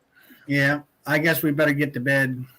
Yeah, early morning tomorrow. Yeah, well, you got to remember here the clock's set up. We lose. Oh, when does it change? Huh? Does it change tonight? It changes tonight. Oh man, so Lee's losing another hour of sleep. Yeah. So, oh my gosh, he's gonna kill me. Yeah. All right, so that's awesome. All right, Mr. Charlie, I appreciate you. Thank you for stopping in. Just call me Charlie. I don't like to be. I'm not. I don't feel. I mean, I don't feel old. Oh well, I'm 50 plus as well. So I'm 62 years old. I just turned 62. You got me by 10. I'm 52. So yeah, and but I don't. I don't feel like I'm 62 years old. I just feel like I, just keep on going. That's it. Keep busy. Yeah. And you're welcome here anytime. Anytime we're on a live, I always post the link. People can jump in. You can jump in anytime you want. Well, I'll make sure I'm pretty darn sure I've subscribed to you because I know, I had seen you out there in your yard. You were doing different things in your bees and stuff like that. Yeah, I actually started going back and watching my old footage and seeing how I've progressed in making videos. And I actually feel like my original videos were better, like right around the 10-minute mark as far as that. Mm-hmm. And there's a reason why it's 10 minutes, okay? So if you haven't told this, it doesn't matter to you right now, but if you get yourself accustomed to 10 minutes plus, that's where YouTube monetization is. You have to be at 10-minute video to monetize it. Not that you're going to make a crazy amount of money, but no, I mean, I really wasn't. That's not my goal. Right, mine either. But my goal is more or less the friendship, like here tonight, we've developed. Yeah. And so you say you have to have at least 10-minute videos in order to get monetized. 10-minute videos to monetize that video. So if it's less than that, then it's really not a thing. And they've changed the rules a little bit, but I know it's 1,000 subscribers and 4,000 view hours. How many view hours I'm going to see? How many view hours do I have on my channel? I got about 2 or 3. Oh no, you got more than that. You got to. Let me see. YouTube Studio. This is another good thing about like the TubeBuddy and stuff. I can view the channel analytics. I've got 10,300 watch hours. Oh, I'm sorry. Oh yeah, that's since I started YouTube 10 years ago. But I didn't really start producing content 10 years ago. That's just when the channel started. So it's and I've got some old videos that have like 60,000 views, but they weren't on beekeeping. So it's just one of those things to where I've gone from the 10 minutes to more of the longer format. Right. Even when it's nothing for me to do like a 45-minute video on a hive manipulation or something like that, or doing a couple of them. Yeah, but isn't that really way too long for attention span? It is, but it's not. And I'm going to tell you why. Here's what's happened. So YouTube has created this function that you can do premieres. I don't know when you uploaded your video, how you can premiere your video. You schedule when it's going to release. Right. So the tactic is, and not that it's not underhanded or anything, but you see how the chat was a conversation in the chat and stuff going. So what you do is you upload your video and you schedule it when it's processed and everything for when you're available. So let's say I'm going to be available at 7 p.m. I'll schedule that video to release at 7 p.m. Then I go to my YouTube channel and that video will launch at 7 p.m. And I'm in the chat conversing with people while my video is playing. So it turns into more of a social thing where you're talking with other beekeepers while the video is playing, and it extends your view time. So, and you get to interact with the people as compared to you just posting a video and waiting on them to make a comment. You're actually interacting with the user. Well, that was another thing that the lady who kind of helped me set up the channel itself. She had a couple of video channels herself, but I think she hadn't done it for a while, and she kind of messed up. I got back with her. I said, Lynn, I said, there's no comment section here. Well, I had turned the ones for the the children. This is children's content thing. Right. And I found out you had to turn all that stuff off, and then your comment section comes back. Right. So, and then I had some folks that within the club, they text me and said, like one of them said, that I was quite detailed on my presentation, let's say on the sugar shim or something like that. And I said, yeah. I said, I'm very meticulous. Meticulous about that, because if you're going to show somebody a technique and you leave out a couple little key points, then that technique will fail for them. Right. And they'll come back and say, well, it didn't work, And I'm like, well, what, oh, I forgot to tell you this or this.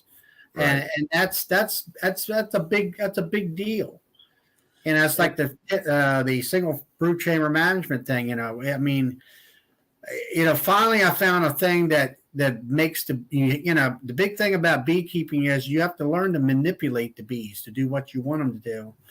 And they put all the honey upstairs in the supers like I always wanted to when you only have single brood chamber box. You're also equalizing the hive. So now you've got those extra frames of brood that you can make those nukes out of or build up a weak hive. And then the guy that told me how to do all this, all right, now what he does, he doesn't feed in July and August. And I said, yeah, you're letting your bee population, the queen bee is going to stop laying. So now your bee population is going backwards instead of forwards. Right. And so I feed, he didn't. So he can keep his bees, because it's a smaller cluster, in a single brood chamber box throughout the wintertime. And I tell him I fed a gallon of let's say, sugar water. Well, that kept the queen continuously laying through summertime. And then I feed them in the fall, which they don't normally do because they have a flow in their area. I don't have a flow in my area. And I said, when I hook my bees up, I got it's like Cayman Reynolds, or not Cayman, but Ian Stepler says, I got bees in my box. I don't see frames. I see a sea of bees on top of my frames. I want them completely covered. And with that, I use mediums in my 10 framers through and through, because everything is the same size, same frames, same boxes, all interchangeable. So I learned that the technique works great while the honey season's going. As soon as the honey season's over with, I'm going to put the third medium box back on for their winter configuration, which works for me. Gives them room. They're not hot. They're not out on the front. And when I feed them, that top box becomes their honey super with sugar water, and they get through the winter. And I want to do a series of videos of that this coming spring on how I set it up. And then let's say on a 7 to 10 day, or let's say a weekly basis, what I'm going to do is about going through the hive and pulling brood and equalizing and things like that. Yeah, I did that this last, really, it was after, because of our temperatures here, I think in November, I was still equalizing from my deeps to some of my nukes to build their numbers up so they could make it through the winter. And they all did. All of my nukes made it. But it's not, for me, at this point, it's just keeping them alive, keeping them strong, so they can fight the pests, especially the beetles. And like I said, last year I believe Varroa got me bad. I thought I was protected. I thought I did the right things, but I found out not in reality. And then this year, things are looking good. All my hives are alive, and they look like they're doing well. And now we just need weather cooperation, right? So you get a nice strong flow and everything. And well, this I will have to say that as far as my honey crop goes, last year, July, April, May, and June, we really didn't have any rain while the main nectar flow was on. So I'm not sure whether the single brood chamber management was responsible for all that double the amount of honey, or whether maybe it was only 20% responsible and the weather was 80%. I'm not sure. I'll find out this year. And but definitely what I found was when you're doing it that way, they put all the honey upstairs. They don't have, and I keep moving my empties to the center of the box of honey supers, and then the full ones are out to the back, out to the outside. And they fill all them frames, I'm going to say equally.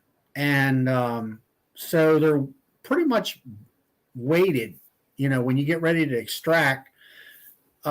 Makes it easy to balance the extractor. Yeah, exactly. It's like, man, this is great. I don't really, they're all about the same weight. And you just go ahead and put them, set up like one over here and one over there. And then, put the one over here at the 9 o'clock position and the 3 o'clock position because they're heavy. And the ones in the middle are a little bit lighter. Well, shoot, they're all about the same weight. And you just put them in the extractor and go on. And all that kind of thing, and which was really nice. And like I say, I doubled my honey because I need at least 1,000 pounds. It's like right now, the allergy season's kicking in. I've been selling at least here in the last 2 weeks about 10 to 15 pounds a week, which is pretty good for me here right at the mill. And you're going through a bucket within a couple weeks or so, or maybe 3 weeks. So are you're going to continue with the single brood management? Yeah, I am. I really like it. I like it. Well, now that I have my colonies stronger, that's ideally where I want to be as well. So I'm going to start I'm going to do my splits, and I'm going to break. Yeah, well, if you can, were you going to graft, or the other fellow was trying to learn how to graft? Oh, I'm going to try to graft as well this year. But are you using No, I'm going to use the Chinese grafting tool. Okay, is the idea. I got that grafting tool here, and like some of the things that Kent showed me was you got. I don't know whether it's going to work or not, but you take your thumb and bring that tongue down. And if it bends real easy on your thumbnail, then the flexibility is just right. But if you get some of them Chinese grafting tools and it's like a hard shell, it hardly will ever bend, that's the one you need to take a piece of like 200 grit sandpaper or whatever and back drag it and thin it out a little bit. And so it'll bend real nice. And then another thing I tell people, I says, put this thing in your mouth and suck on it. Your saliva will make that, they say it's made out of some kind of horn. It'll make it soft. Okay. And it'll bend. And also your saliva kind of makes it sticky. And because, in reality, you're not picking up the larvae. You're picking up the jelly that the larvae happens to be on. Right. And then when you go down in there, you bend that tongue down in the bottom of that cup, and it scoops it out. And then as you're pushing down the plunger, and as you're pushing the plunger down, you're also bringing up the tongue. And by the time the plunger meets the end of the tongue, and the tongue is like vertical on the bottom of the cup, that larvae should be slid off.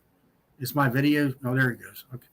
And all that. And that's kind of the technique. You just have to kind of practice it. And all that. And it's, once you kind of get the gist of it, it's no big deal. As long as you got a nice, and then mark that Chinese drafting tool. That's going to be your favorite. Don't don't lose it. Don't lose. That's why you see. Let's see if where's the camera? Oh, I got a piece of tape on it. I know that's my my number one. That's the one. I got you. One.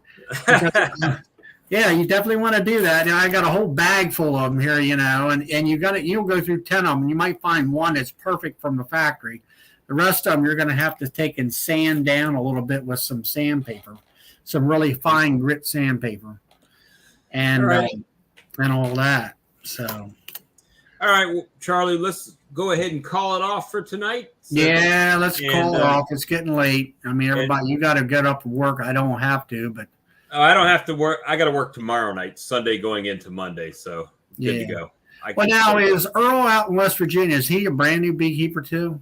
He's been doing it for a few years, but he doesn't have very many. He doesn't keep a lot of colonies. I don't know the door to slam, but But he's got a few colonies, but it's generational, right? So his granddad did it, and so it's moved down. I didn't know whether he was part of that there West Virginia coal miners thing that they had for the beekeepers out there. Oh, I'm not sure about that. We can ask him next time for sure. All right. All right. Well, thank you everybody for watching. Thanks for coming on, Charlie. And I'm thank you for inviting me on. I really appreciate it.